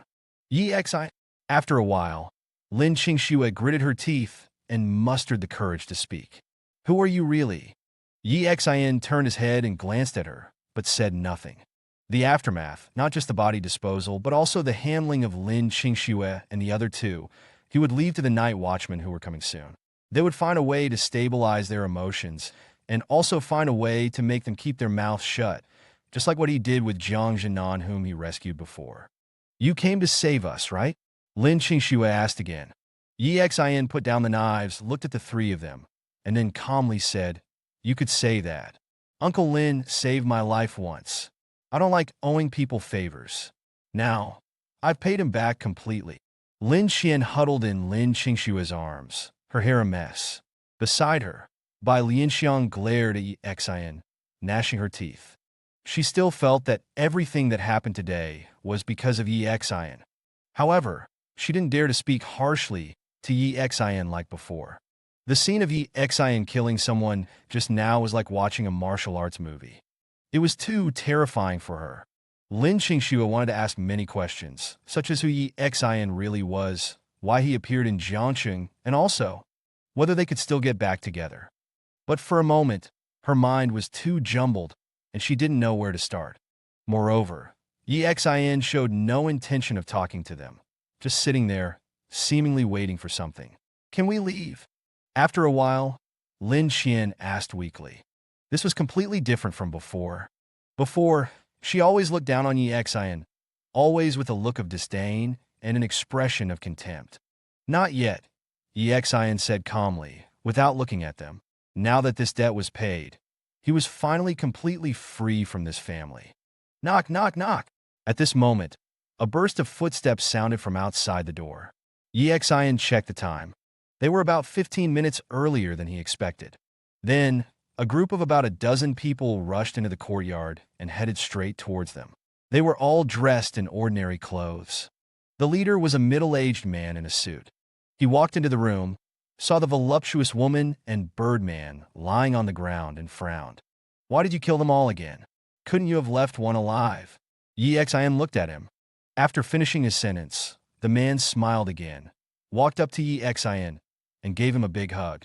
Brother! Yi Xian also smiled. Captain! Yes, this person was his former captain, Qin Guosheng, night watchman number 13. Qin Guosheng released Yi Xian and then frowned. These three are your ex-wife, ex-mother-in-law, and sister-in-law? Yi Xian gave a wry smile. It seems doctors have told you everything. Hey, everyone in the night watch is going crazy, saying that this mother and daughter are blind. Losing such a golden son-in-law like you. Qin Guosheng chuckled. At the same time, he looked at Bai Lianxiang, Lin Qingxue, and Lin Xian, and said cheerfully, Ladies, do you know this young man's wealth and abilities? He's one of the most capable people in the world. Of course, he used to follow me. I trained him. Yi Xian couldn't help but roll his eyes. His captain was good in every way, except that he was talkative, had a big mouth, and liked to brag. He frowned and said, I'll leave the cleaning up to you. Saying that, he threw the two knives directly to Qin Guosheng. Take these two knives back. I'll use them when I come back. Qin Guosheng put the knives away and nodded. All right. Yi Xian took one last look at Bai Lianxiang, Lin Qingxue, and Lin Xian, and turned to leave the courtyard. After leaving the courtyard, he felt much lighter. Not long after he went out, his phone rang again. He picked it up and saw it was a video call from Jiang Wanwan. He answered the call, and three beautiful girls appeared on the screen. Hey, hey, hey. Jiang Wanwan looked at Yi Xian and said with a grin. Something up? Yi Xian asked. Look at what you're saying. It's your honor that three beautiful ladies are calling you, okay? Jiang Wanwan pouted and then said with a grin. Now's your chance to treat us to dinner. Yi Xian was speechless and rolled his eyes. What do you want to eat? Anything's fine, I don't mind, Jiang Wanwan said. Zhou Cici's eyes suddenly lit up. I know a place that serves rabbit. It's delicious. Okay, send me the address, Yi Xian said. After hanging up, Zhou Cece quickly sent him an address. Yi Xin was slightly surprised. The address Zhou Cece sent was actually next to Lin Hai No, one middle school. He hailed a cab and headed towards Lin Hai No, one middle school. Half an hour later, at the gate of Lin Hai No, one middle school, he successfully met Jiang Wanwan and the other two.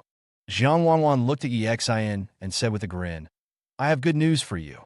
Bai Yao and Zhou Rui's engagement party has been postponed." Yi Xin had already guessed this outcome. He looked at Jiang Wanwan and said, "Then why aren't you going back to Jiangqing? What are you still doing here?" Zhou Cece smiled, while Jiang Wanwan and Qin Xiaowei were stunned. Then Jiang Wanwan glared and said, "Do you even know how to talk?" Then she grinned and said, "I already told my dad that we're going to play for a while longer. Xiaowei's internet cafe is closed recently, and we sisters have plenty of time to play. Got a problem with that? Being rich is so great." He coughed and said, "Let's go eat." "Oh?" At this moment, he saw a large crowd gathered not far away, and loud arguments could be heard. That location was the guacamole shop that had been open at the entrance of Lin Hai No, one middle school, for many years. "What's going on over there?" Yi Xin frowned and asked. "I don't know. There were already a lot of people gathered when we arrived. I thought they were queuing up to buy food," Zhou Cece said. Yi Xin looked over, and his eyes narrowed slightly. In the crowd, he saw a very familiar person, Yi Yunsheng, who had disappeared for several days. On a street near the sea, an SUV was slowly moving forward. In the front, a young man was driving, his mouth twitching constantly. In the passenger seat, Qin Guosheng was sitting there, talking nonstop. In the back, Lin Qingxue and two others were sitting. At this moment, they weren't very calm because what Qin Guosheng had just told them was completely beyond their comprehension. Something about night watchmen, a mysterious organization, guardians of the peace of this world. Something about Yi Xin being the most powerful person in the world, with immeasurable wealth, and the richest man in Jiangqing not even qualified to kiss Yi Xin's boots. This series of statements had a huge impact on them. Yi Xin had just revealed his abilities in front of them, so his night watchman identity couldn't be hidden anymore. Qin Guosheng simply laid everything out and then asked them to keep the secret, just like Jiang Zhenan before. So Qin Guosheng told the three of them about Yi Xin's identity and the existence of the night watchman. At this moment, he was still talking nonstop. "Yi Xin is really awesome. He was the strongest person in our night watchman before, you understand? That is, within our night watchman, no one could beat him. This kid is a ruthless one, the kind who gets the job done without much talking." Qin Guosheng said, "You've seen these two knives, right? You actually tried to sell them? These two knives are in the top 10 of the weapon rankings. Their value can't be measured by money. Speaking of these two knives, I suddenly remembered, during a mission in Yanjing, in the wee hours of the night, Yi Xin and I were together. He held these two knives, raised and dropped, and slashed through 8 streets. That battle, TSK. Qin Guosheng said, his face full of reminiscence. The driver couldn't help but ask, "Captain, I've heard about that battle. I didn't expect it was you and Zero together." Qin Guosheng coughed dryly and said, "I was mainly in charge of commanding. You know, I'm a person who fights with my brain. The main fighting was done by him, and number 2. The driver couldn't help but roll his eyes. In the back, Bai Lianxiang asked, then Yi Xin, "Is he really rich?" "Money," Qin Guosheng said disdainfully. "How can I describe it to you?" Yi Xin once saved a big capital family behind Xinhai Bank from an extremely dangerous person. That is, the real owner behind Xinhai Bank. These people are hidden behind the scenes. The media will never expose them. His money is immeasurable. After saving them, the owner gave Yi Xin a bank card and promised that Xinhai Bank's funds could be used by Yi Xin at will. Qin Guosheng said lightly, "Of course, for Yi Xin, his own industries are hard to say. For example, he has a 70% stake in Hanyu Group in Linhai, which is worth at least hundreds of billions, right? And he has shares in many large companies. How many exactly? I guess he doesn't even know himself. Anyway, he's just very, very, very rich." Bai Lianxiang, Lin Qingxue, and the other woman looked at each other. Their eyes were filled with regret. For them, They didn't have much experience, and they didn't have a concept of how powerful Qin Guosheng was describing Yi Xin to be. What they valued was still money. For money, they could divorce Yi Xin, and Lin Qingxue could find a rich second generation. For money, after Han Shuo dumped Lin Qingxue, she could shamelessly beg for reconciliation, and Bai Lianxiang could shamelessly make a scene at Shengshe Company. However, Shengshe Company was just a drop in the bucket for Yi Xin. They thought of what Yi Xin had said the last time he met them in Jiangcheng. If only you had treated me a little better, I would have given you Shengshe Company. And their behavior during the last 3 years, especially at the time of the divorce, was too much. They had missed the opportunity to become rich overnight. TSK, now you regret it? Qin Guosheng chuckled. Yi Xin naturally didn't know that Qin Guosheng was bragging. Of course, it wouldn't matter even if he did. At this moment, he was squinting at Yi Yunsheng in the distance. You guys go to the shop and wait for me. I'll go over there and take a look, Yi Xin said to Jiang Wanwan and the others. Zhou Qianqian and the other two nodded. As they left, Yi Xin noticed something was off with Zhou Qianqian's expression, a very subtle change, as if she was deliberately hiding something. She seemed to have something on her mind. I'll find some time to ask her later. Yi Xin looked at the backs of the 3 girls, touched his nose, and then turned around and walked towards the Guokue shop. When he reached the entrance, he heard a noisy commotion. A slightly angry voice said, Yi Yunsheng, don't go too far. How am I going too far? This place is yours? My friend and I are tired from walking. Can't we stand here for a while? Yi Yunsheng, dressed in a suit and tie, with a briefcase under his arm, bounced his leg and shrugged indifferently. After Yi Xin got closer, he discovered that there was actually a familiar face in the crowd. Zhou Ji. Zhou Ji was in the crowd, looking ahead and saying, Fei Fei, get back together with me, and I'll help you keep the shop. How about it? You know I still love you. Get lost, you scumbag. The voice inside rang out again. Obviously, the person speaking inside was probably Chen Fei Fei. Yi Xin stood outside and listened for a while. He roughly understood what was going on. Guokue, this kind of snack, wasn't very famous, but this one at the entrance of Linhai No. One middle school was quite well known. Their prices weren't high, and the taste was very good. And Yi Yunsheng, the company he ran, had set up a snack street. This snack street was the first project he started after taking over Yi Jingen's company. However, the business was quite bleak. The snack street had very low foot traffic, and many businesses were unwilling to go there. Then, he set his sights on this Guokue shop, offering to buy their secret recipe, but at an extremely low price. This was the shop's livelihood. They might not even sell it at a high price, let alone the ridiculously low price Yi Yunsheng offered. They were naturally unwilling to sell. Then Yi Yunsheng suggested they move their shop to the snack street to bring in some popularity, but the rent there was 4 or 5 times higher than their current shop. The owner of the Guokue shop was naturally unwilling. Then Yi Yunsheng called a group of people to block the entrance every day. They didn't cause trouble, but they wouldn't let anyone buy anything either.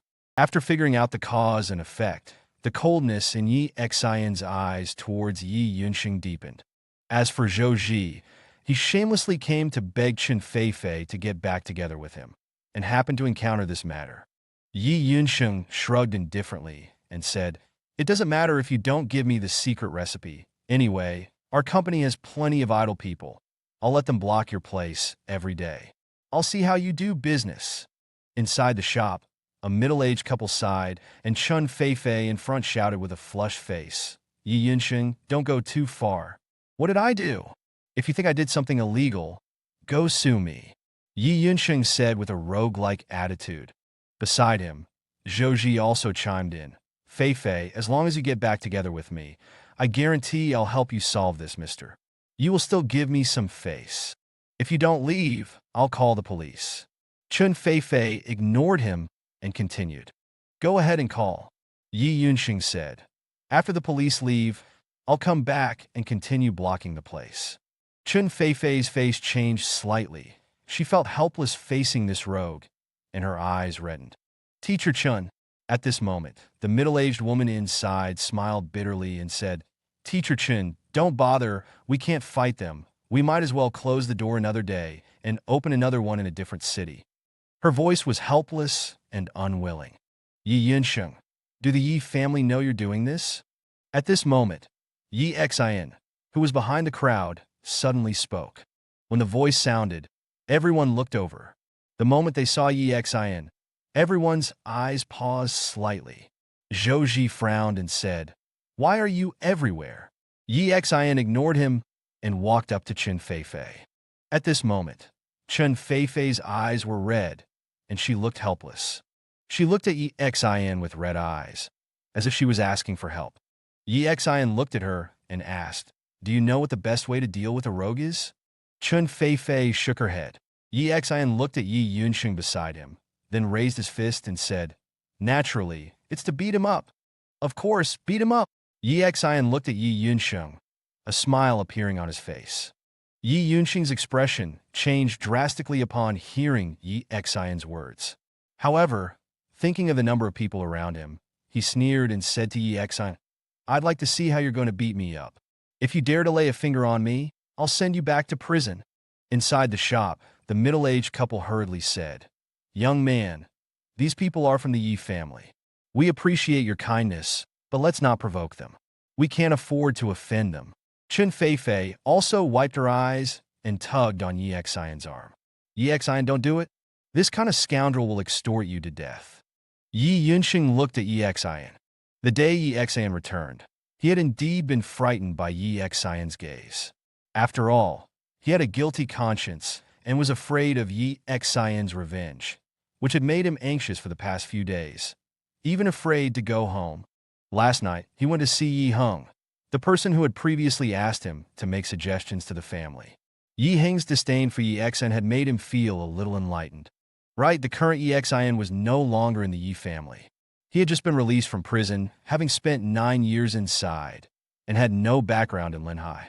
What was there to be afraid of?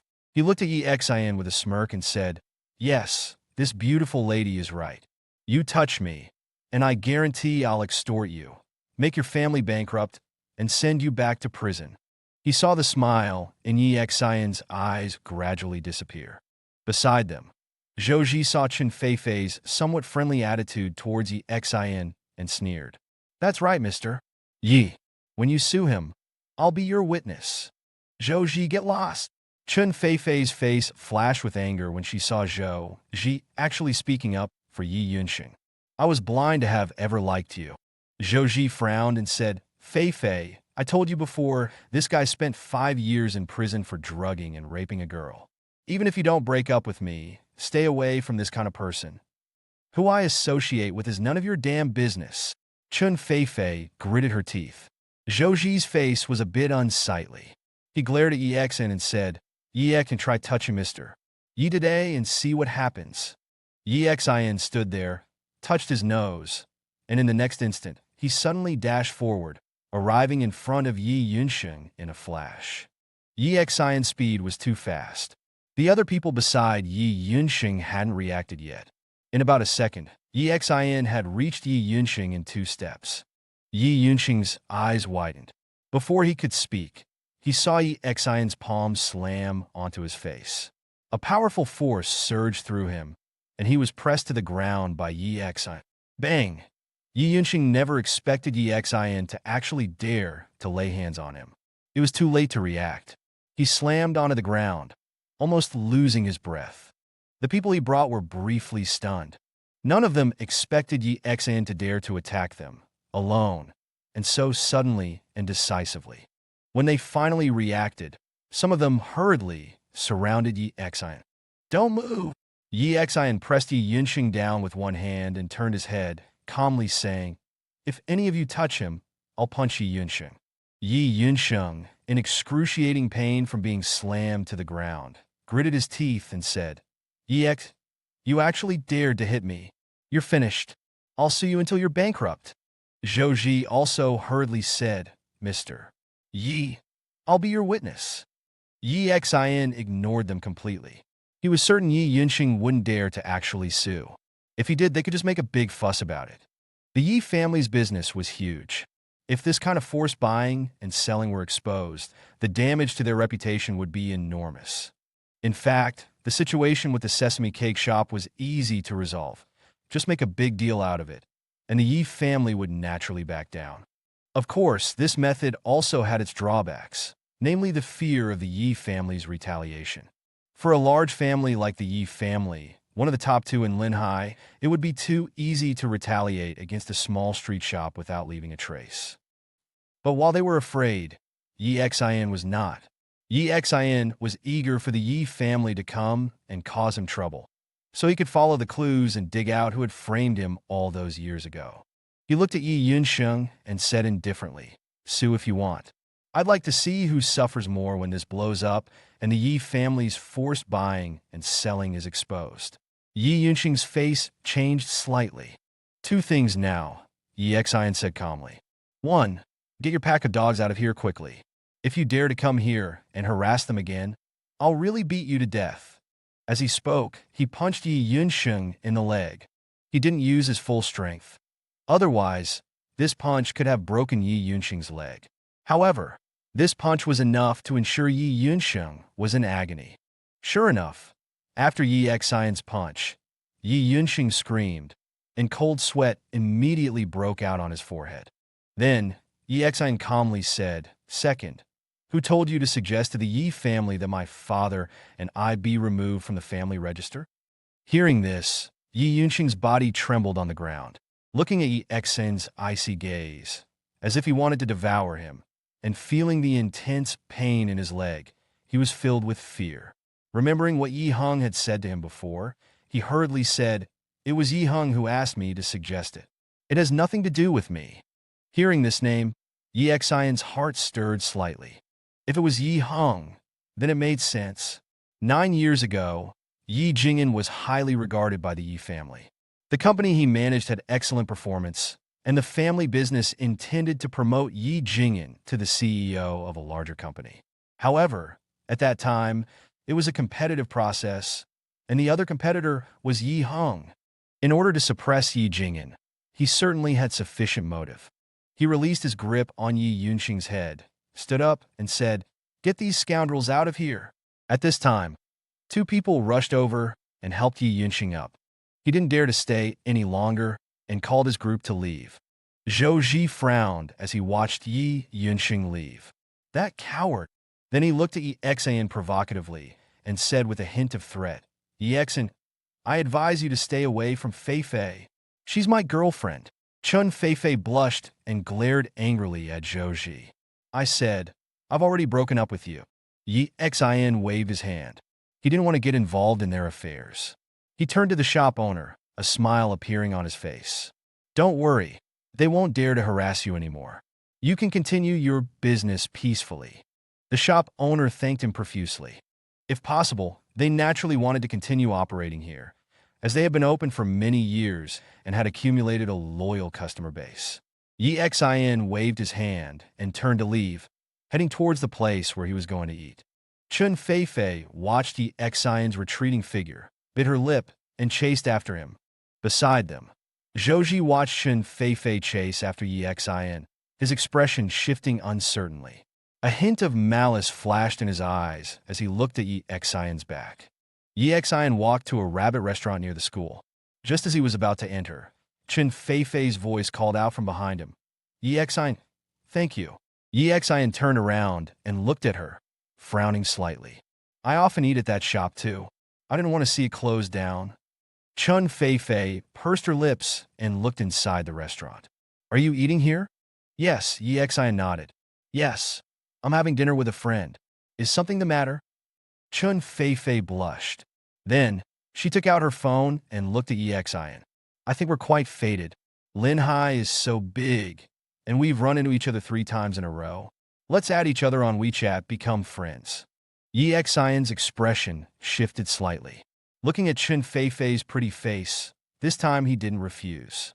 Initially, he hadn't wanted to have much interaction with Chun Fei Fei, thinking that if she could date someone like Zhou Ji, she probably wasn't much better herself. But today, seeing her stand up for the shop alone had changed his impression of her. After adding each other on WeChat, Chun Fei Fei bid farewell to Yi Xian, and Yi Xian entered the restaurant.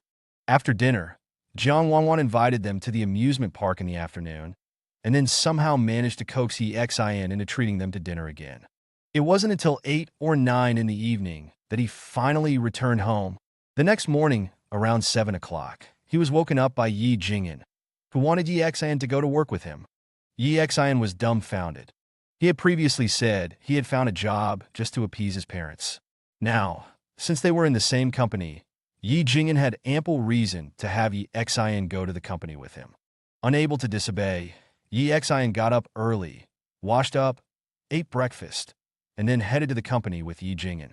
Naturally, a beating. Yi Xin grinned at Yi Yunsheng. Yi Yunsheng's face went pale.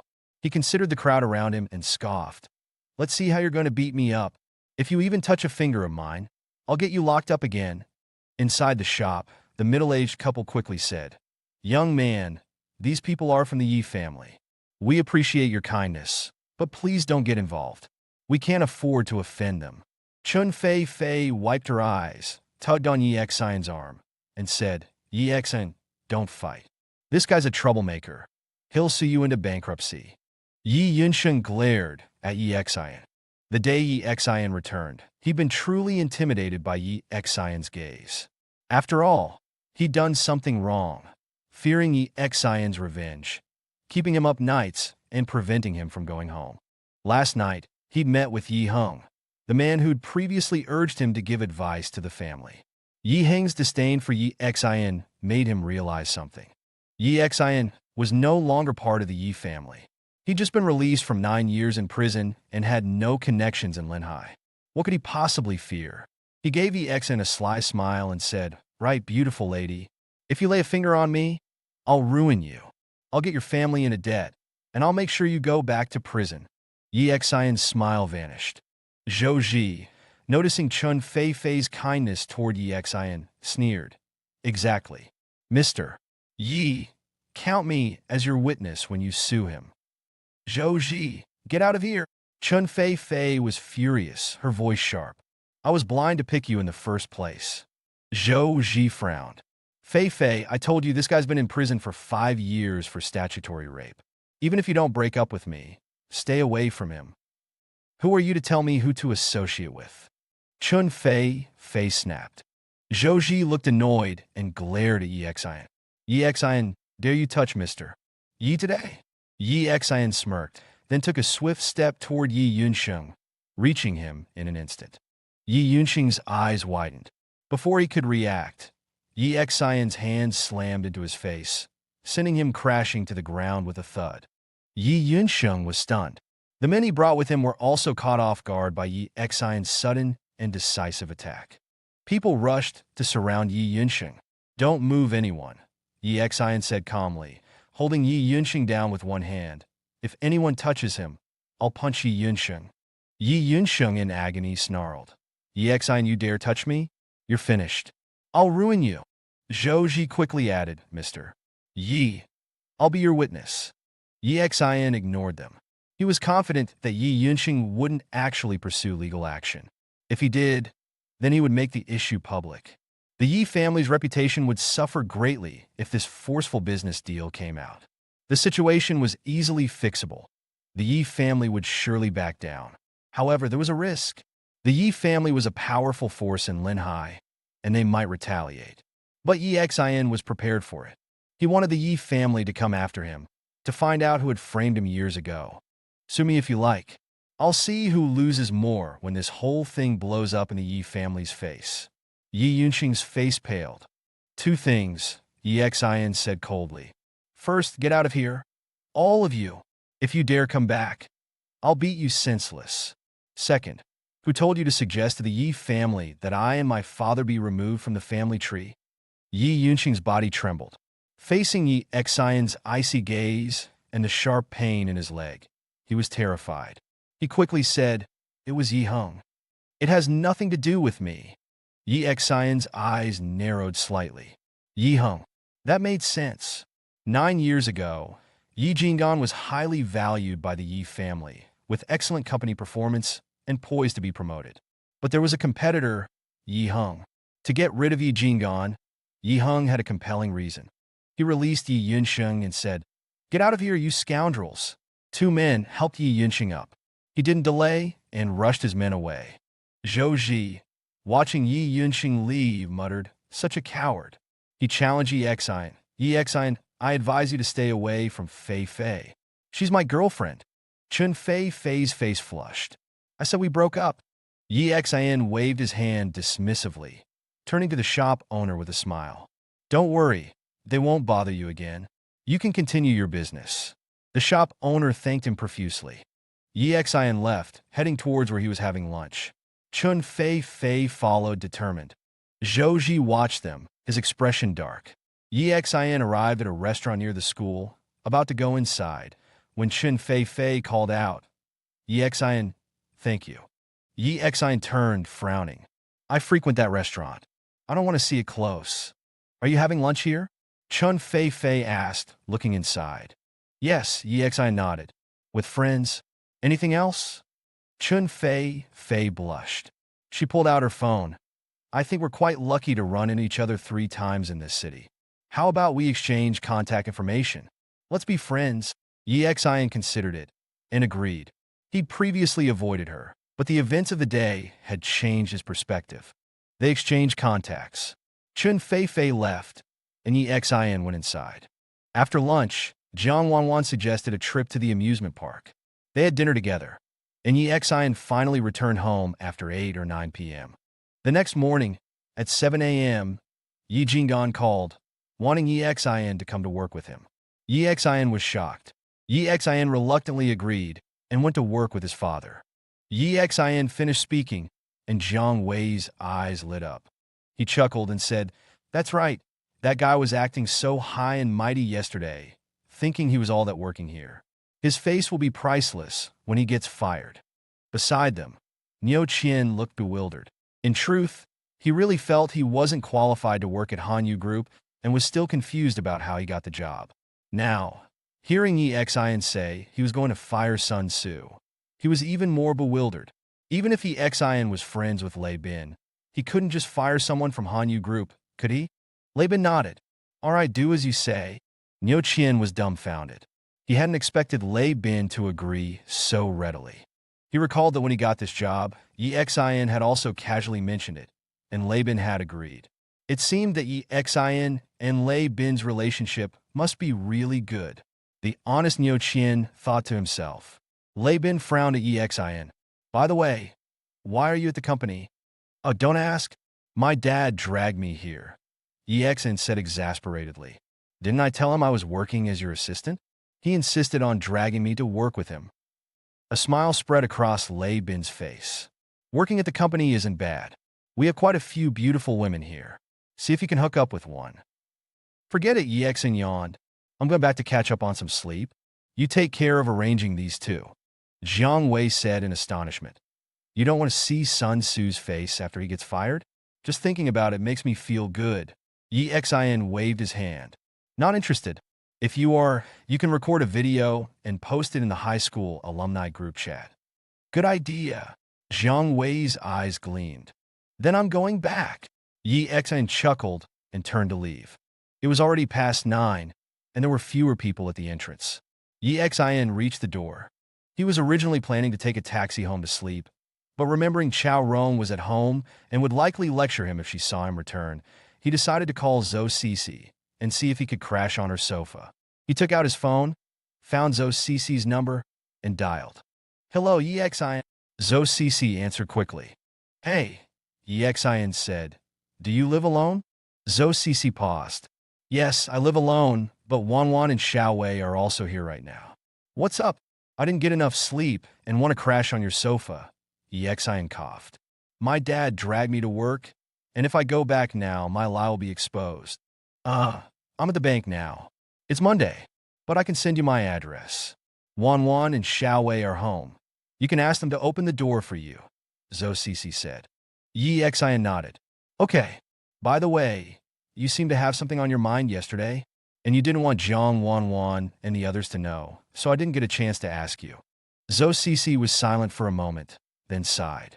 "Someone from the Zhou family probably works at Xinhai Bank. They knew I was in charge of the Diamond Bank cards. The bank stopped cooperating with the Zhou family because of me, and then Zhou Rui found me and threatened me. Yi Xian frowned. This was something he hadn't considered. He pondered for a moment. With me around, I won't let that happen. Don't worry. There was a silence on the other end of the phone. Then Zhou Cici said, I trust you.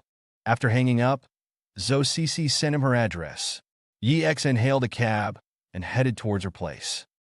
In a 3-bedroom apartment in a Linhai residential complex, Wu Yao sat on a stool, looking wryly at the short-haired girl on the sofa. The girl's hair was slightly damp, and she was holding a bowl of beef noodle soup. There were also some dumplings and other food on the coffee table. Wu Yao said with a mournful face, "Master, if you keep eating like this, my salary won't be enough." He couldn't understand how a girl could eat so much. It was one thing to love food, but this short-haired girl not only loved to eat, she also ate a huge amount. And the worst part was she didn't gain any weight. It was really frustrating for Wu Yao. The short-haired girl looked at him and asked, "I've taught you so much over the past 3 years. What's wrong with you buying me some food? And I told you, once we find Zero and return to Night Watch, I'll have a lot of wealth. But we haven't gone back yet," Wu Yao said with a bitter smile. "My credit card is almost maxed out. I wanted to take on some assassin jobs underground, but you wouldn't let me. We're Night Watch. Even though you're on the assassin rankings, you must remember you're a night watchman. Night Watch only kills those who deserve to die, understand? Don't lose Night Watch's dignity for a little money." The short-haired girl said seriously. Without waiting for Wu Yao to explain, she continued, "Have you found any news about Zero? Where am I supposed to find him?" Wu Yao said helplessly, "I've been waiting at the entrance of that internet cafe for a day and a night, and I haven't seen him at all." He coughed. "Master, now that we've confirmed he's alive, he might have already returned to Night Watch. If we go back, we might be able to find him. Why don't we go back? We'll be rich when we go back. I don't want to work hard anymore." The short-haired girl looked up at him and shook her head. "It's not time yet. If we go back and become Night Watchmen again, there are some people we won't be able to kill. Number 7's revenge might not be avenged." She raised her head and said, "You continue to guard the internet cafe entrance tonight. I'll continue to track those people." Wu Yao said with a long face, "I still have to work. Do you want to work me to death?" The short-haired girl ignored him. She took out the photo with Yi Xian and murmured, "Yi Xian, it's been 3 years. I miss you." Inside Hanyu Group, after Lei Bin took Jiang Wei and Niu Qian to complete the onboarding procedures, he led them towards the marketing department. Inside a marketing department conference room, all the marketing department managers were seated. Sun Tzu's face was grim. He still hadn't recovered from what had happened in the lobby.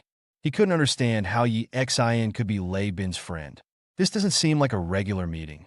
What is the general manager waiting for? I don't know. Seems like someone is joining the company. Beside him, people were discussing, but he couldn't hear a word. Clack, clack, clack. Footsteps sounded, and Lei Bin walked in with Niu Qian and Jiang Wei. Upon entering the conference room, the marketing department general manager quickly stood up. "Mr. Lei, all the marketing department managers are here." Lei Bin nodded, then walked over with Jiang Wei and Niu Qian. He leaned on the table with one hand and glanced at Sun Tzu. Sun Tzu also looked up, and when he saw Niu Qian and Jiang Wei, his eyes flashed with a hint of malice. "Two announcements," Lei Bin said. "Two new people are joining the marketing department management. Let me introduce them. This is Niu Qian, marketing department supervisor." He paused, then looked at Jiang Wei. "This is the marketing department's new director, Jiang Wei. Marketing department director. So young. Only one level below the general manager. Wow, what's his background?" Amidst the discussion, no one noticed Sun Tzu's pupils constricting as he stared at Jiang Wei in shock.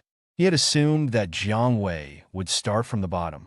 He never expected Jiang Wei to be directly parachuted into the position of marketing director.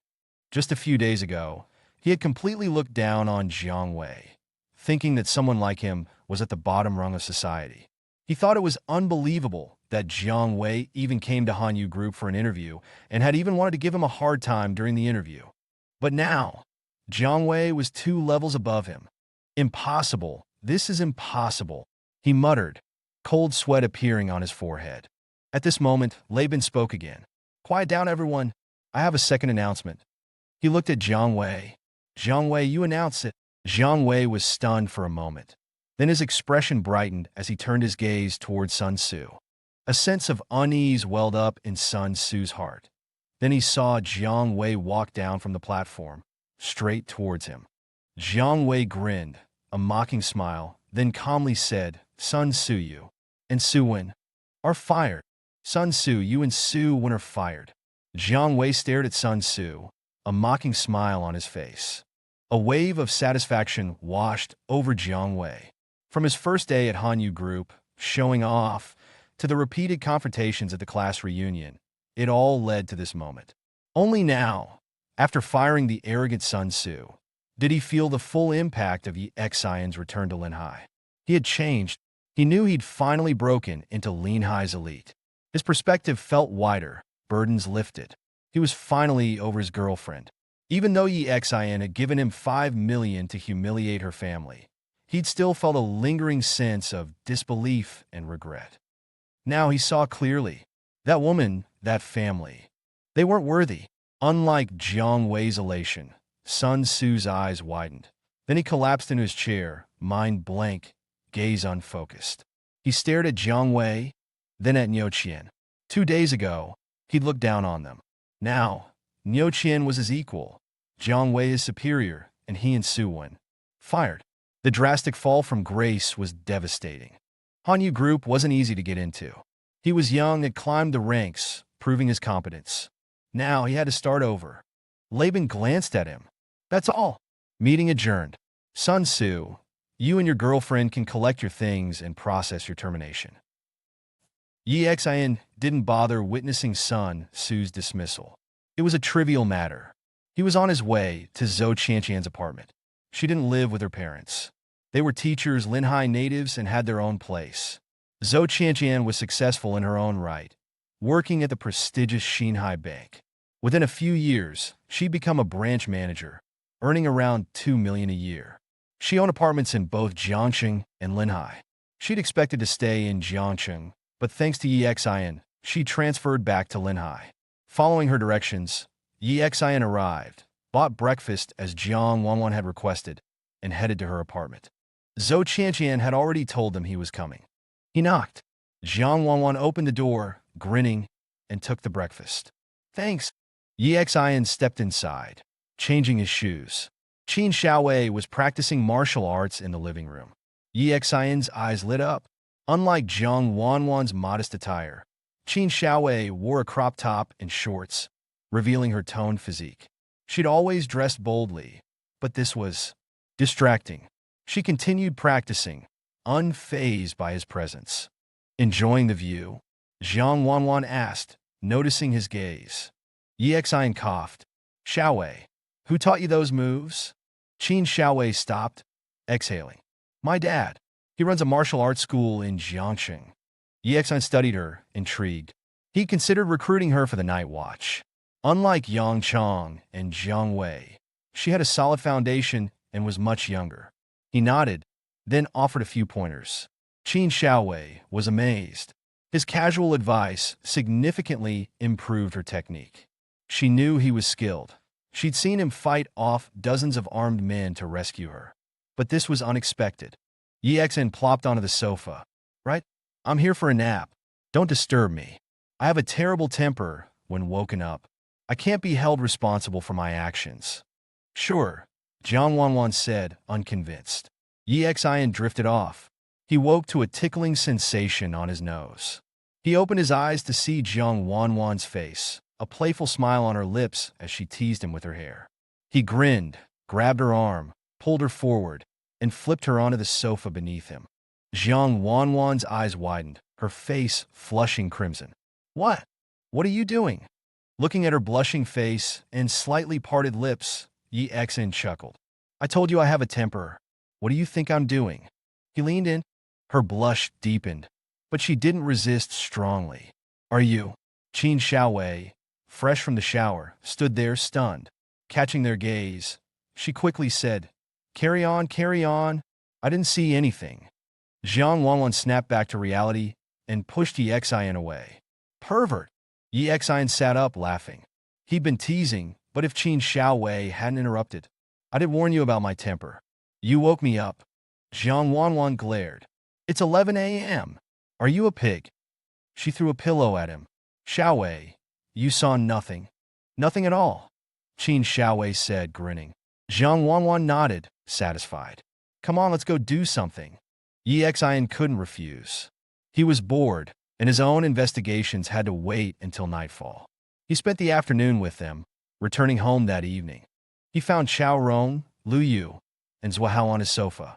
Chao Rong was saying, Brother-in-law, your family's had it easy. First, you were with the Yi family, running a big company. Then, after Yi Xian's incident, you became a vice president at Hanyu Group, making millions. We're family, but I've never asked you for anything, have I? She continued. The one time I did, asking you to get Liu a job at Hanyu, you refused. This time, you have to help me. Yi Jinggan looked uncomfortable. It's not that I don't want to. I don't have any real power at the company. I just collect a paycheck. Chao Rong scoffed. I don't believe that. Hanyu wouldn't pay you millions to do nothing. And you obviously got Yi Xian that job. You all put on an act for me the other day. The more I think about it, the less sense it makes. Why would the CEO hire an ex-con with no degree as his assistant? You just don't want to help your poor relatives. Hearing this, Yi Xian frowned, walked into the room, pulled a chair, and sat down. Seeing Yi Xian, Lu Yu snorted coldly. Zhuahao sat there, his expression calm, and Yi Xian could even detect a hint of arrogance in his eyes. Chao Rong felt she had spoken too harshly, so she quickly added, I shouldn't have said that. I really don't handle anything at Hanyu Group. I just occasionally attend events for them. I don't even interact much with the internal staff, so I'm really not refusing to help you. Chao Rong sneered. Those are just excuses. It's like I said, you were able to get Yi Xian into Hanyu Group and placed directly as Lei Bin's assistant. You just don't want to help us. Second sister, after Yi Xian's incident, did any of your relatives from Yi Jingyan's side even talk to you? They all give you the cold shoulder. What about our side? Chao Rong asked. Yes, second sister married beneath her when she married you, but after that incident, we took care of your family, right? We didn't exclude you from family gatherings, right? When Lu Yu graduated last year and wanted to join Hanyu Group, you kept making excuses. Yi Xian sat beside them, frowning slightly. Yi Jingyan sighed and said, Chao Rong, you can't say that. When your house needed renovations, and when Lu Yu's father was sick, we lent you money, and we never rushed you to pay it back. We remember all the kindness you've shown our family. Chao Rong didn't appreciate it. She snorted and said, Anyway, you have to help us with this. No matter what, you have to facilitate the cooperation between Zhuahao and Hanyu Group. Yi Jingyan frowned and looked at Zhuahao. In Chao Rong's mind, she had clearly already regarded Zhuahao as her future son-in-law. Young, with his own company, clearly a golden catch, but Yi Xian didn't have a good impression of him. He felt that this person was a bit insidious. For example, the last time he came to their house, he was clearly the one who wanted to cooperate with Hanyu Group, coming to ask Yi Jingyan for a favor, but the way he spoke, it was as if their family was taking advantage of him. Offering Yi Xian a job opportunity was nothing compared to the investment he received from Hanyu Group. This time, he had Chao Rong and Lu Yu pressure his father. It was one thing to be ruthless in business, that was normal, but using those tactics on family made Yi Xian quite disgusted. Even now, with Chao Rong being so aggressive, he hadn't said a word. Yi Xian hadn't even seen a single gift, and this was supposed to be a request for help. Yi Jingyan looked at Zhuahao and said, I introduced him to the manager of our company's investment department today. They're just not optimistic about Zhuahao's project. That's why they're unwilling to invest. Zhuahao shook his head and said, Uncle Yi, I spent several years designing and developing this game. It's really that the manager of your investment department lacks vision. Yi Jingyan frowned and said, Manager Wang from our investment department is one of the best investors in the country, even the world. Beside them, Chao Rong said, Brother-in-law, if you don't want to help, just say so. Why make up all these excuses? Just say you're not willing, and we won't waste our time here. I know, There's a gap between our families. You have a high income, and we're just poor, not qualified to associate with you. Yi Jing'an looked helpless. In fact, his financial support for Chao Rong's family over the past 2 years hadn't been insignificant. Beside them, Chao Yan also looked embarrassed. She looked at Exin, then at Chao Rong and said, Chao Rong, it's really not that Jing'an is unwilling to help you. He really doesn't have much say in the company. Zhua Hao pondered and said, Uncle Yi, let's do this. I won't cooperate with Hanyu Group. Can you introduce me to investors from other companies, such as Huanyu Group? I saw you having dinner with the chairman of Huanyu Group last time. Let me meet with her, and I'll discuss the specifics with her. How about that? Chao Rong nodded. Yes, Zhua Hao is young and promising. He already said this project will definitely make a lot of money. He also talked to Huanyu Group, but their chairman refused to see him. When Yi Xin heard the name of Huanyu Group's chairman, his heart stirred slightly. Wasn't Huanyu Group Chen Meishuan's company? Yi Jing'an's expression was a little awkward. I'm not very familiar with Chairman Chen. The last time we had dinner, it was just a normal business meeting between our two companies. I don't even have her contact information. Hearing this, the anger on Chao Rong's face flared up. She looked at Yi Jing'an and said, Oh, if you don't want to help, just say so. Why make all these excuses? You just can't stand seeing us do well, right? Yi Xin was in prison for 9 years, and you casually got him in a Hanyu Group. Now that Lu Yu finally found a rich boyfriend, and Yi Xin is having trouble finding a partner, you're unhappy and don't want how to make a lot of money. Fine, don't help. The helpless expressions on Yi Jing'an and Chao Yun's faces deepened. Yi Xin frowned, feeling a bit annoyed. But for the sake of past affection and family ties, he felt that helping Lu Yu's family wasn't a big deal. He touched his nose and said, I have some connections with Chairman Chen Meixian of Huanyu Group. If you want an introduction, it shouldn't be a problem. But again, it depends on your project. If their company's evaluation is good, you should have a chance to get investment. His voice fell, and everyone looked at him. Chao Rong frowned. Are you still addicted to acting? If it weren't for your dad, could you have gotten in a Hanyu Group? You were in prison for 9 years, and as soon as you got out, you knew a big entrepreneur like Lei Bin? Now you're saying you know Chen Meixian. I might as well say, I know Zhou Ming and Yi Aolin. Yi Xin was speechless. Zhou Ming and Yi Aolin were truly prominent figures in Linhai. Hanyu Group wasn't smaller than the companies of these large Linhai families, but Lei Bin's status couldn't compare to them. Because everyone knew that Lei Bin held very little stock in Hanyu Group, but these two were different. In such family businesses, they were the true decision-makers. Chao Rong then looked at Yi Jing'an. Yi Jing'an, just give us a straight answer. Will you help or not? If you help, when Lu Yu and Zhua Hao get married, our family will be grateful to you forever. If you're not willing to help, then let's forget about all these years of affection, and we won't bother each other anymore. This was completely emotional blackmail. Yi Xin, who originally intended to help them, frowned, a little unwilling to deal with them anymore. Yi Jing'an and Chao Yun's expressions changed slightly. Because they were expelled from the Yi family, and the Yi family relatives no longer interacted with them much, they particularly cherished the people around them now. Yi Jing'an gritted his teeth. Chao Yun quickly looked at Yi Xin and said, Yi Xin, if you really know Chairman Chen Meixian, please help them connect, and let Zhua Hao meet with her. Yi Xin sighed and picked up his phone. Chao Rong frowned. Is there any point in pretending like this? How could Yi Xin possibly know such an important person? Fine, second sister, Yi Jing'an, I've misjudged you. Yi Xion's call quickly connected. He walked to a quiet corner, and Chen Meishuan's voice came from the other end. Hello, Yi Xin, is something the matter? It's like this, my cousin's boyfriend started a game company, and he has a project looking for investment. He wants to meet with you, but their company is small, and it seems your company rejected them. So could you find some time to talk with him? Yi Xian said, Of course, whether to invest or not still depends on your own evaluation of his project. Chen Meixian nodded. No problem. What's their company's name? I don't know that, but the person who wants to talk to you is named Zhua Hao. Yi Xian said. Okay, I'll arrange it. Chen Meixian said.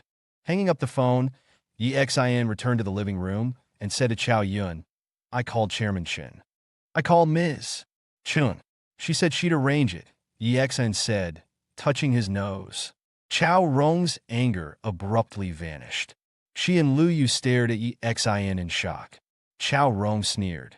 Yi Xin really getting into the acting, aren't you? Are you going to tell us she's too busy after you pretend to arrange it? Ring, ring, ring. Zhua Hao's phone suddenly rang. He answered quickly. Hello. Hello, this is Hanyu Group. Ms. Chen has reviewed the materials you submitted and would like to meet with you tomorrow at 10 a.m. Would you be available? A pleasant female voice inquired. Yes, yes, Zhua Hao replied, excitement in his voice. He hung up, looked at Yi Xin, then at Chao Rong. Annie Hanyu Group just called. They want to meet with me tomorrow morning. Chao Yun and Yi Jing'an's faces lit up. Chao Yun said, See? Yi Xin really does know Ms. Chun. We're family. If he can help, he will. You shouldn't be so harsh. Yi Xin inwardly rolled his eyes. If it weren't for his parents, he wouldn't lift a finger. Zhua Hao smirked, then stood. Uncle Yi, I think you've misunderstood. Hanyu Group said Ms. Chen reviewed my materials. It has nothing to do with Yi Xin. Like Annie Chao said, he just got out of prison and only works at Hanyu because of you. I doubt he has these kinds of connections. It's probably just a coincidence that he pretended to make a call right before Ms. Chen saw my proposal. Chao Rong nodded vigorously. Exactly, Ms. Chen saw Zhua Hao's potential. You don't need to keep up this charade. Honestly, she continued, we're family, and you not only refuse to help, but you put on this whole performance? I'm truly disappointed. I was even going to set Yi Xin up on a blind date, but forget it. Once Zhua Hao gets Hanyu's investment and marries Lu Yu, you'll be the ones asking for our help. Yi Xion's eyes narrowed, a flash of anger directed at Zhua Hao.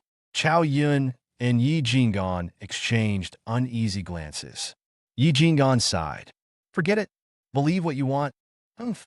Chao Rong stood, pulling Lu Yu with her. Lu Yu, Zhua Hao, let's go. The three left, Lu Yu silent until the very end, when she gave Yi Xin a strange look. Chao Yun asked Yi Xin suspiciously, Yi Xin, were you just pretending to make that call or? Yi Xin sighed, exasperated. Mom, Dad, don't you get it? I got the Hanyu job myself. And he thinks we're putting on a show. What can I do? I do know Ms. Chun, and we're on good terms. I did call her, and she agreed to meet Zhua Hao. He frowned. Something's off about that guy. Lu Yu shouldn't be with him. He pulled out his phone. I'll call Mei Xian and cancel the meeting. Chao Yun stopped him. Yi Xin, let it go. If your aunt finds out, she'll never speak to us again. Yi Xin hesitated. His parents valued family ties too much. He didn't want to upset them.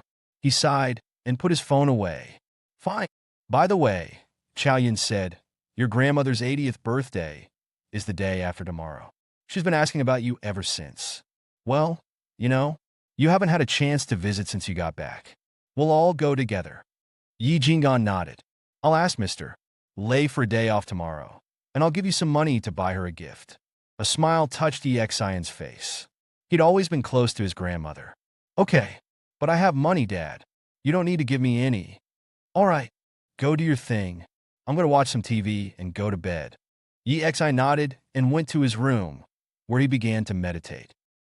In a small village near Linhai, the temporary base of the Night Watch, people moved about, many carrying swords.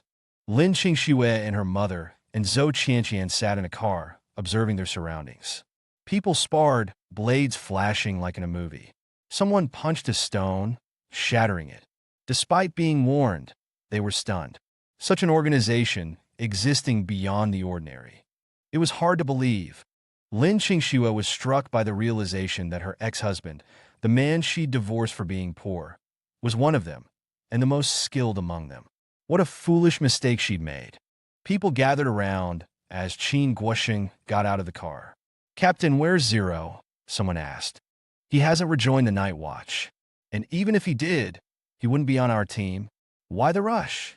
Qin Guosheng grumbled. It's been 3 years. We miss him. And the new recruits want to see the legendary Zero in action. A man with a crew-cut grinned. Don't tell anyone, but when Zero and I joined, he had to call me Brother You. Qin Guoxing's team was Night Watch Squad 1176. Yi Xian had been a member. The man, Qi Huayu, had indeed joined the squad with Yi Xian. Yeah, right? You're always hiding in the back during missions, someone scoffed. Show off. Hey, Captain, why'd you bring back 2 girls? Another voice asked suspiciously. You went to a massage parlor without me? Shut up, Qin Guoxing snapped. Don't be disrespectful. This is Yi Xian's ex-wife and her mother. Whoa, these are the 2 who dumped him for being poor. Qi Huayu exclaimed. Unbelievable. Someone thought Yi Xian was poor? I've never met anyone richer. All eyes turned to the car. Inside, Lin Qingxue and her mother and Zhou Qianqian shifted uncomfortably under their mocking gazes. Their perception of Yi Xian's poverty was clearly a joke to these people. Enough. Find 2 female officers to debrief them. Everyone else, prepare for a mission in Linhai, Qin Guoxing ordered. A mission? Qi Huayu's eyes lit up. What kind? Qin Guoxing's expression turned serious. We've found traces of number 2. Tonight we bring him in. At midnight, Yi Xian slowly opened his eyes. After cultivating for several hours, he felt refreshed. He looked out the window. It was pitch black outside. Yi Xian exhaled and walked out of the room. He hadn't found Yi Heng's address yet, so he couldn't ask him about the truth. After learning from Yi Yunxing yesterday that Yi Heng had instructed him, Yi Xian thought about it carefully. Yi Heng had a motive. At the time, he and Yi Jingyan were competitors. To make Yi Jingyan lose the competition, framing him was a possibility. He had sufficient motive. But Yi Xian clearly remembered that at the Yi family's annual meeting, everyone at his table were young members of the Yi family. Yi Xian drank beer, and he opened it himself at the table. This meant that if he had been drugged and passed out, it must have been one of the young people at the table. At the time, because of Yi Xian's good grades and the family's favor, the people at his table were mostly children of the direct line of the Yi family, not the collateral branch. So when Lei Bin told Yi Xian that this matter involved someone from the Yi family, thinking about the whole situation, Yi Xian felt it should be related to someone from the direct line. And Yi Heng, like Yi Jingyan, was from the collateral branch. Of course, following this line of thought, Yi Xian felt it wouldn't be a problem to dig out the truth and clear his name. After organizing his thoughts, Yi Xian decided to have Lei Bin investigate Yi Heng's address tomorrow, and then he would make a night visit. Thinking of this, he frowned slightly, lay down on the bed, and continued to sleep. The night passed uneventfully. The next day, he was woken up early by Yi Jingyan again and driven to the Hanyu group. Yi Xian felt it was necessary to move out. Otherwise, he wouldn't be able to sleep in, and it would be much easier to move around. However, he had just returned to Linhai and hadn't seen his parents for 9 years, so he should spend more time with them.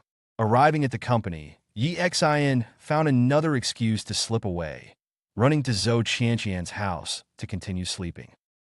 At 10:00 a.m., in an office at Chen Meishuan's Huanyu group, Chen Meixian, dressed in a white OL outfit, led several people holding folders into a conference room. Zhua Hao and Lu Yu were already sitting inside the conference room. Seeing Chen Meixian enter, Zhua Hao quickly stood up. His face no longer held the arrogance he had shown towards Yi Xian and the others. Instead, it was filled with flattery. He bowed and said, Ms. Chen, hello? Chen Meixian smiled and looked at Lu Yu, saying, You're Yi Xian's cousin? Hearing this, Lu Yu and Zhua Hao were both stunned. Seeing their expressions, Chen Meixian immediately understood and said, It seems Yi Xian is indeed very low-key. He quietly introduced you to me, but didn't tell you that you have a good cousin. The last sentence was directed at Lu Yu. Both Lu Yu and Zhua Hao couldn't help but gulp. Chen Meixian actually knew Yi Xian. This extremely famous and beautiful CEO of Linhai knew Yi Xian. And the fact that they were able to be interviewed was really because Yi Xian had called. He wasn't acting yesterday. Zhua Hao was dumbfounded. He swallowed, remembering the harsh words he had said when he left yesterday. But Yi Xian hadn't called to cancel. In fact, Zhua Hao truly looked down on Yi Xian from the bottom of his heart. He had worked hard and achieved a net worth of tens of millions at a young age. While Yi Xian had been in prison for 9 years, just released and for rape. Facing Yi Xian, he felt a sense of superiority. But now, Yi Xian actually knew a top Linhai figure like Chun Meixian, which surprised him and also puzzled him. Beside him, Lu Yu was first stunned. Then, after figuring things out, her expression became complicated. She couldn't help but ask, Ms. Chun, how did you meet Yi Xian? Chun Meixian smiled and said, it was a coincidence. He helped me with something, and then we got to know each other. As she said this, she sat down and continued, please sit down. Tell us about your project and plans. This is our company's evaluation team. Yi Xian has given you this opportunity, but our company won't invest blindly. It depends on whether your project is solid.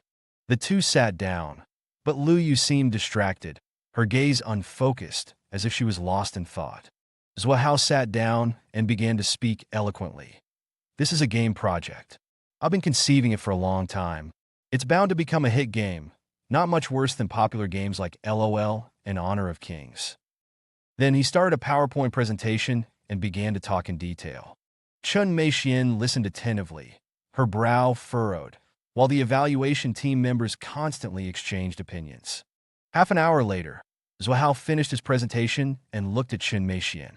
Chun Meixian sat there, her face showing few signs of age, but instead possessing a kind of intellectual beauty. Zhua Hao couldn't help but secretly gulp. Chun Meixian frowned slightly and then said, we'll discuss it. Please wait a moment. After about another 10 minutes, Chun Meixian looked up and said, I'm sorry, mister. So, we're not very interested in your game project. Zhua Hao was stunned. Then his face changed slightly as he said, we can discuss the investment amount. This is truly a promising project. I'm sorry. Chun Meixian shook her head. This is the result of our evaluation, and there's nothing I can do. The company isn't solely my decision. Zhua Hao's face darkened, and he asked, Ms. Chun, did Yi Xian say anything to you yesterday? Like asking you not to invest in me? Chun Meixian frowned and said, why would you say that? Business is business, and friends are friends. If a profitable business comes to us, we wouldn't reject it just because of a few words from Yi Xian. We simply don't think your project is promising. Of course, this is just our opinion. You can seek investment and cooperation from other companies. She smiled faintly and then said, please see yourselves out. After saying that, she left the conference room directly. Watching Chun Meixian leave, Zhua Hao's face darkened. He slammed his fist on the table and said, Lu Yu, it must have been Yi Xian. He called Ms. Chun and told her not to invest in us. Today, he deliberately had Ms. Chun say bad things about our project to humiliate me. Lu Yu was stunned and said, it shouldn't be like that. Maybe Ms. Chun just didn't like our project. It must be him. My project is clearly so good, Ms. Chun has no reason to refuse. Zhua Hao's face was gloomy. I'm not done with him. Yi Xian naturally didn't know any of this. He slept at Zhou Qianqian's place until almost noon, around 12 o'clock, before slowly getting up. When he woke up, Jiang Wanwan was sitting opposite him, glaring at him angrily. Why are you staring at me?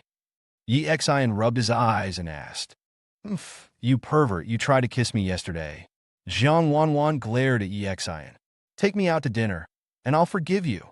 Just say you want me to treat you to dinner. Forgive me and all that, Yi Xian said, speechless. Jiang Wanwan then smiled, revealing 2 dimples. It's not you treating me. Someone else is treating me.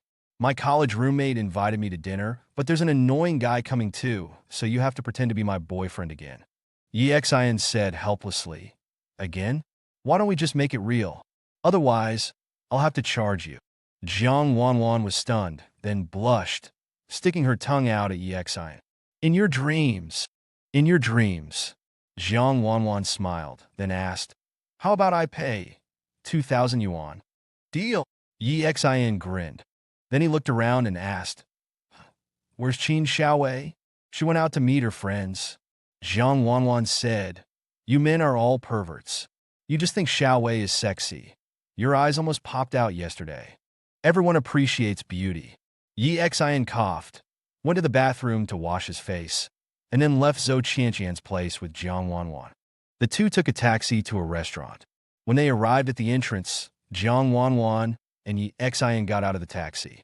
At that moment, two women and a man were standing at the entrance. Seeing Jiang Wanwan, the two girls hurried over and hugged her. One of them said, "Wanwan, it's been so long. I missed you so much." "Me too," Jiang Wanwan said with a smile. It was clear that she had a good relationship with the two girls, and her smile was genuine. "Is this your boyfriend?" At this time, one of the girls looked at Yi Xin with a smile, and then subtly frowned when she saw his attire. Yi Xin clearly caught her change in expression, but he didn't mind. Beside them, the other girl, who was at least 175 meters tall, said with a smile, "You're so lucky." "You don't know, Jiang Wanwan was the campus belle of Linhai University. Back then, so many guys in school were chasing her. Now you've got her." Jiang Wanwan hummed at Yi Xin and said, "Hear that? You're lucky." Then she said with a smile, "Let me introduce everyone. This is my boyfriend, Yi Xin. These two are my college roommates." She pointed to the taller girl and said, "This is He Yi. This is Li Ying." Li Ying was a slightly chubby girl. It was obvious that neither of the girls were wealthy, just ordinary office workers. They only had the opportunity to treat Jiang Wanwan to a meal during their lunch break. Jiang Wanwan looked at the only man, a thin young man with glasses, and said, "This is our university classmate, Wang Yao." Yi Xin extended his hand and said, "Hello." Since he was here to pretend to be Jiang Wanwan's boyfriend, he naturally had to play the part. However, Wang Yao didn't extend his hand. He just touched his glasses and said in front of Yi Xin, "Wanwan, your taste in boyfriend seems pretty poor. You actually found such an ordinary person. He looks like he's in his late 20s, yet he doesn't even have a car and took a taxi to bring you to dinner." He then smiled at Yi Xin and said, "Brother, what do you do for a living? Do you make over 10,000 yuan a month?" Yi Xin laughed. Since he was just pretending to be Jiang Wanwan's boyfriend, he shrugged indifferently and said, "I don't have a job. I'm unemployed." The mockery on Wang Yao's face deepened. He shook his head and said in front of Yi Xin, "Wanwan, you actually found such a person. You should break up with him and be with me. I'm now working at the Yi Group and have accumulated some connections. In 2 years, I'll start my own business, and then—" Jiang Wanwan glanced at him and directly took Yi Xion's arm, saying, "What kind of boyfriend I have is none of your business. Even if Yi Xion was a beggar, so what? I like him. And sorry, I don't lack money, and I'm very rich." Wang Yao was stunned. That's right, Jiang Wanwan's father was the richest man in Jiangcheng, with a net worth in the tens of billions, so he wouldn't care whether his future son-in-law was rich or not.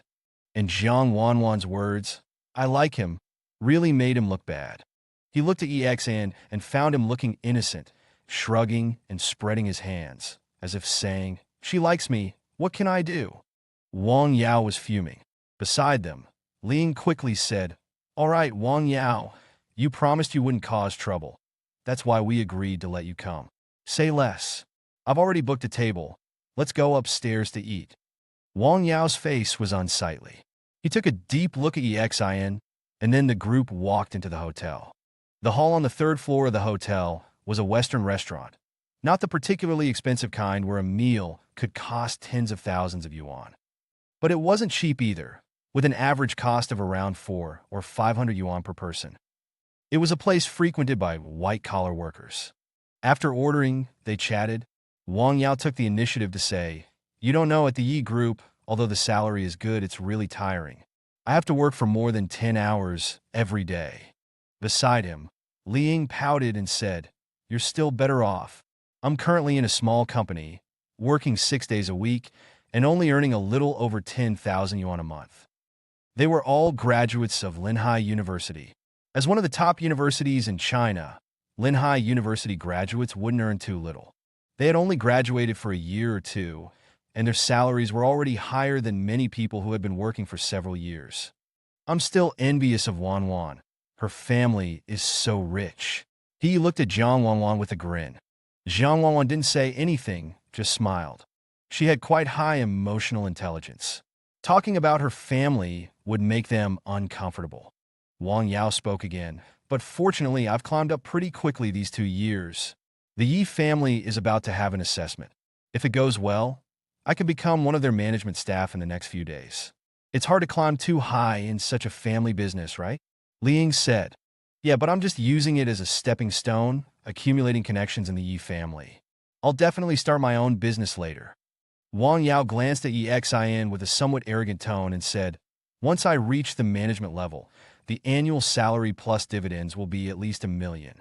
I've already bought a car and a house, just waiting to save some money and connections before going out on my own.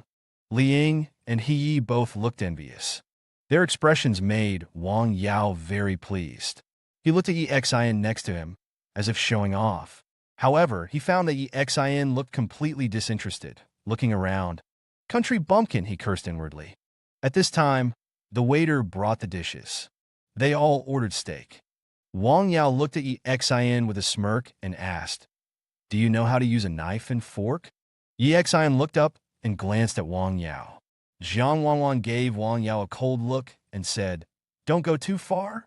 Wang Yao was furious. Then he thought of something. A sneer appeared on his face, and he looked at Yi Xin and asked, brother, today's meal is on the ladies. As men, we have to contribute something. How about we treat them to a bottle of red wine? He said faintly, the red wine here is quite good. How about we get a bottle? We'll split it. How about that? In his opinion, judging by Yi Xion's attire, he probably couldn't afford it. He wanted to embarrass Yi Xion. Yi Xion narrowed his eyes. Beside him, Li Ying quickly said, we still have to work in the afternoon, so let's not drink. It's okay to have a little red wine. Wang Yao grinned and looked at Yi Xion, asking, what do you say? We'll go half and half. You wouldn't be unable to afford even this much, would you? Yi Xion looked at Zhang Wanwan, and then at Wang Yao. The mockery on Wang Yao's face deepened. Li Ying and He Yi beside them were a little embarrassed, but also a little expectant. Their income couldn't support them drinking more expensive red wine. Since you've said so, I naturally can't refuse, Yi Xion said with a smile. Wang Yao's face lit up with joy, and then he raised his head and said, waiter. Soon, a waiter came over and asked, sir, what can I help you with? Just as Wang Yao was about to speak, Yi Xion said, open a bottle of your most expensive red wine. Oh? Wang Yao's pupils suddenly shrank when he heard this, and his heart skipped a beat. The most expensive red wine in this hotel restaurant cost around 500,000. A bottle of your most expensive red wine, please, Yi Xion said to the waiter with a smile. The waiter was slightly stunned before replying, sir, our most expensive red wine is 500,000. Beside him, Zhang Wanwan was taken aback for a moment. Then a smile appeared on her face. She had never liked Wang Yao. He had relentlessly pursued her throughout university, which she found extremely annoying. However, because of his pursuit, he often treated Zhang Wanwan's roommates to meals, resulting in a very good relationship with them. This time, it was Li Ying and He Yi who had informed Wang Yao of Zhang Wanwan's whereabouts, and he had followed her here. Although Zhang Wanwan didn't know the extent of Yi Xion's wealth, the fact that he possessed a Shanghai Bank diamond card was enough to tell her that the price of this bottle of wine was nothing to him. But Wang Yao was different. He wasn't yet in a management position at the Yi family company and hadn't reached the level of $1 million annual salary. Judging from Wang Yao's earlier bragging, if his current annual salary were high, he would definitely have mentioned it. The fact that he hadn't said anything meant his salary was probably quite average. While he might be able to afford a bottle of wine worth 10 or 20,000, a bottle costing 500,000 was probably equivalent to several months' salary. She smiled and said to the waiter, open it. The waiter nodded and left the table. Beside them, Li Ying and He Yi looked stunned, unable to speak. They had also assumed Yi Xion didn't have much money and knew that Wang Yao's request for him to share the cost was merely to humiliate him. It wasn't until Yi Xion spoke that they were completely shocked. Wang Yao's face turned the color of pig liver. He opened his mouth, wanting to say something, but at that moment, Yi Xion looked at him with a smile and said lightly, it's only 500,000. That's just over 200,000 per person. You can't afford it, can you? Yi Xion had returned Wang Yao's words verbatim. Hearing this, Wang Yao felt his throat tighten. He desperately wanted to refuse, but felt it would be too embarrassing. Wang Yao remembered that Yi Xian and Jiang Wanwan had arrived by taxi, and Yi Xian's clothes certainly didn't suggest he was wealthy. He gritted his teeth and said to Yi Xian, "You don't look like someone with money. Are you living off Wanwan? Using her money to show off?" He knew something about Jiang Wanwan's family background. In fact, apart from her exceptional beauty, her family's wealth was one of the reasons he pursued her. If he succeeded, he wouldn't have to work a day in his life. So, there would be no problem for Jiang Wanwan to pay for the wine.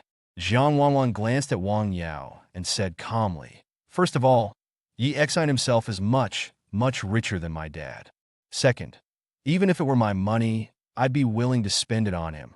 I want to give him money. What's it to you?" Wang Yao's face darkened. He gritted his teeth and looked at Yi Xian. If he really had money, would he take a taxi with you? Would he dress like this? Jiang Wanwan curled her lip. "Do you think everyone is like you, afraid others won't know how much you have? And you dare to keep showing off that meager salary of yours?" As they spoke, the waiter returned with a bottle of wine. After arriving at the table, he asked in a low voice, "Sir, because this wine is quite valuable, although it's been opened, payment is required before it can be served." Yi Xian smiled at Wang Yao and handed his diamond card to the waiter. "All right." Then he took out his phone, displayed his Alipay payment code, and said, 250,000. "Transfer it." Wang Yao's face shifted through a range of emotions. He had just seen Yi Xian take out his own card, not one given by Jiang Wanwan. At this moment, his guts were twisting with regret. He never imagined Yi Xian would set him up like this. He and Liang looked at him. He gritted his teeth and forced himself to say, "My money is all tied up in investments. I don't have that much cash on hand." Yi Xian chuckled. He looked at Wang Yao with a smile and asked, "From the way you were talking, I thought you had a fortune of hundreds of millions." Wang Yao's face turned green. The humiliation he had intended to inflict had now completely rebounded on him. He wished he could find a hole to crawl into. "How about this?" Yi Xian said with a smile. "You suggested the wine and the meal, and I agreed to split it. Now the wine is open, you have to pay me. Transfer whatever you have now, and write an IOU for the rest. Not a penny less." Wang Yao sat there, speechless, obediently transferring 50,000 yuan to Yi Xian, then writing an IOU for 200,000. Soon, the waiter finished processing the card and brought the wine to the table, pouring a glass for each of them. Jiang Wanwan raised her glass with a smile. "To our reunion." The deed was done, and Wang Yao had no choice but to pick up his glass and take a sip. But the wine didn't taste good to him. It was bitter, indescribably bitter. This was 250,000 yuan, equivalent to more than half a year's salary at his current rate. His attempt to show off had backfired spectacularly. Seeing his expression, Yi Xian felt a surge of satisfaction. After eating for a while, Wang Yao, feeling utterly humiliated, pretended to receive a phone call, claiming he had something to do with the company, and left. After a brief moment of astonishment, Liang and he continued chatting with Jiang Wanwan, though they kept glancing curiously at Yi Xian, seemingly intrigued by his identity. After lunch, the two women, having to return to work in the afternoon, excused themselves and left. Once they were gone, Jiang Wanwan said with a grin, "Yi Xian, that was brilliant." Seeing Wang Yao's face was incredibly satisfying. He insisted on showing off in front of me. Yi Xian sighed. "I had no choice." Then he added with a grin, "By the way, you said you were willing to give me money. How about you cover that 250,000? Jiang Wanwan scoffed, then mumbled, "But you did spend that money because of me. Give me your bank account details, and I'll transfer it to you." Seeing her serious expression, Yi Xian was momentarily stunned. Then, as if they were a couple, he reached out and ruffled her hair. "I was just kidding."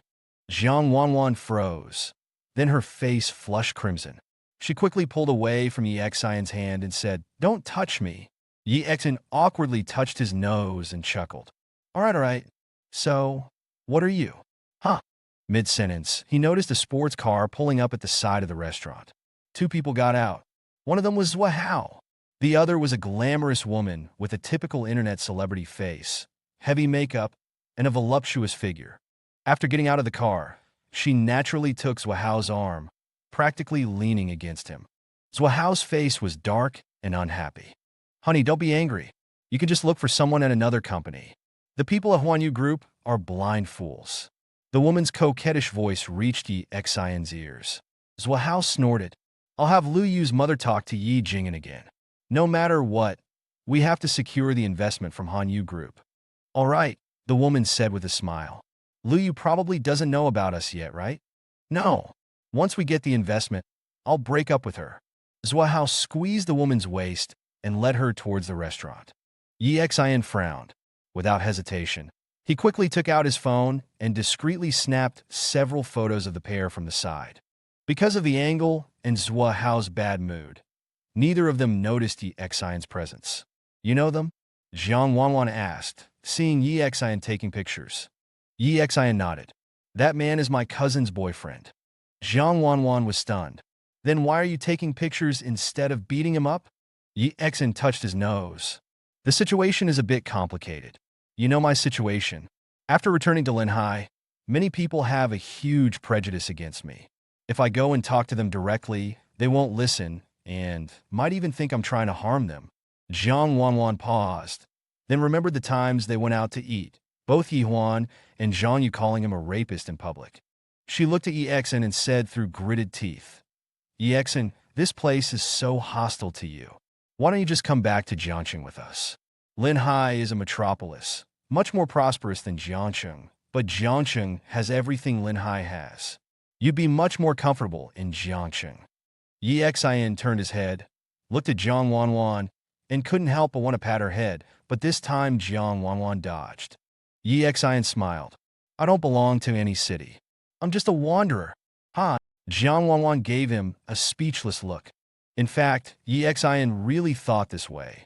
Since becoming a night watchman, he had drifted through many cities in the world carrying out missions. Now, although he had returned to the city, he was just a powerful hidden operative for the night watchman. He would continue to carry out missions. As long as a mission was issued, he might leave Linhai and go to any city. Moreover, he would eventually return to the night watchman. Night watchmen are all wanderers, and they never know when they might die. Even Yi Xian, once the strongest, almost died 3 years ago and lost his memory for 3 years because of it. They hide in the darkness, guarding the peace of the world. Jiang Wanwan didn't understand. Fine, you're a wanderer. Happy now? Jiang Wanwan pouted. Yi Xian chuckled. What shall we do next? This afternoon is quite boring. Let's go to the movies, Jiang Wanwan said. Yi Xian nodded. They went to the cinema to watch a movie, and then Yi Xian thought about buying a gift for his grandmother. So he took Jiang Wanwan to the mall, but he didn't decide on anything. After thinking it over, Yi Xian decided to ask Lei Bin for a property to give to his grandmother. Around 5 o'clock, Bai Yao called. She had finished work and wanted to hang out with Jiang Wanwan and Yi Xian. Yi Xian hadn't had a good meal with his parents since he came back, so he chose not to go with them and took a taxi home. He arrived home at about 6 o'clock. Just as he opened the door, he heard some furious voices inside. Yi Jing'an, you are too shameless. Yi Xian entered the room and saw his aunt, Chao Rong, and Lu Yu sitting on the sofa.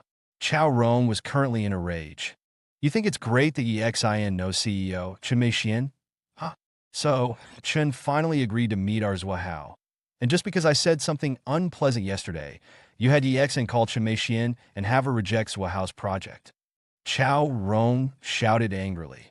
Yi Xian frowned upon hearing this. Clearly, Chen Meixian wasn't interested in Zhua Hao's project at all.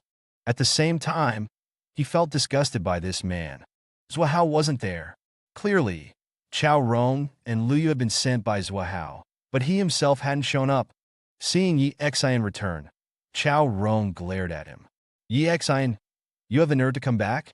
What, you committed rape and your life is miserable, so you can't stand seeing us doing well. What do you mean by calling Chen Meixian and having her reject Zhua Hao's project? Her voice was loud, making Yi Xian's ears ache. Yi Xian frowned, pulled out a chair and sat down, then picked up Yi Jing'an's cigarettes from the coffee table and lit one for himself. Then he looked at Chao Rong and said calmly, Aunt, this has nothing to do with me. If it weren't for my call yesterday, Zhao Hao wouldn't have even met Chen Meixian. Don't pretend. Don't you know what kind of person you are? Chao Rong shouted. You're just jealous that I found a good son-in-law, jealous that my son-in-law is making money. I know what you're thinking. You're just envious. If it weren't for his parents' feelings, Yi Xin would have already thrown her out. He had long since seen through the facade of family. Be good to those who are good to you, and avoid those who are bad to you.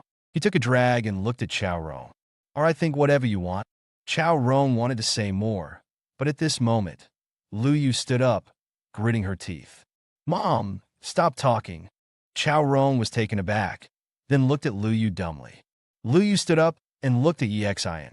Yi Xin, let's talk alone. Yi Xin looked at his cousin, who used to follow him around, and nodded. Okay, let's go for a walk downstairs. Lu Yu pursed her lips. Yi Xin nodded. Lu Yu walked out first, and Yi Xin glanced at Chao Rong before following Lu Yu out. They were both silent in the elevator. After a while, Lu Yu spoke. Thank you. Oh? Yi Xin looked at her in surprise. Since he returned to Linhai, Lu Yu had shown great hostility towards him. He didn't expect her to thank him now. Today, we went to Huan Yu Group. CEO Chun told me everything. We were only able to see CEO Chun because you called her and paved the way for us. Lu Yu said. Yi Xin smiled. It was just a small thing, don't worry about it. The elevator reached the first floor. Lu Yu walked out, and Yi Xin quickly followed. After walking for a while, Lu Yu asked, After you came back, we've been so prejudiced against you. Why did you still help us? If it weren't for my parents caring about you relatives, caring about these relationships, I wouldn't have helped at all. And, Yi Xin said truthfully, and I really don't like Zhao Hao. What you think of me doesn't matter. But we used to be close, and I have to warn you, Zhao Hao is not suitable for you. Lu Yu frowned. In the Zhou family's office in Linhai, a large group of people were gathered once again. Zhou Rui sat amongst them, his expression unpleasant. 2 days had passed, and no one in the family had mentioned his marriage with Bai Yao again. He was secretly anxious, but he didn't dare to bring it up. In the past 2 days, the family had encountered a major crisis. First, Xinhai Bank terminated their cooperation. Second, their projects were snatched away. These were very sudden events, leaving the Zhou family temporarily unable to recover. Zhou Xian sat at the head of the conference table, his face grim. He swept his gaze over everyone and said, Now, we have negotiated new cooperation with other banks and secured 2 projects in other places. We've temporarily stabilized the situation. Indeed, if this had happened before, the Zhou family would have been in turmoil. But now, they had the backing of Red Lotus. Red Lotus controlled many wealthy individuals in the world, and these people were naturally connected. With the help of Red Lotus, they quickly stabilized the current situation. However, this is the first time we've suffered such a big loss. Zhou Xian's eyes coldly swept over Zhou Rui. Have you found out who owns that Xinhai Bank diamond card yet? Zhou Qianqian refuses to say. He said with a bitter smile. Zhou Xian sneered and looked at Zhou Rui. No matter what method you use, pry her mouth open. Remember, no matter what method. Zhou Rui nodded. Thinking of Zhou Qianqian, a flicker of excitement flashed in his eyes. I understand.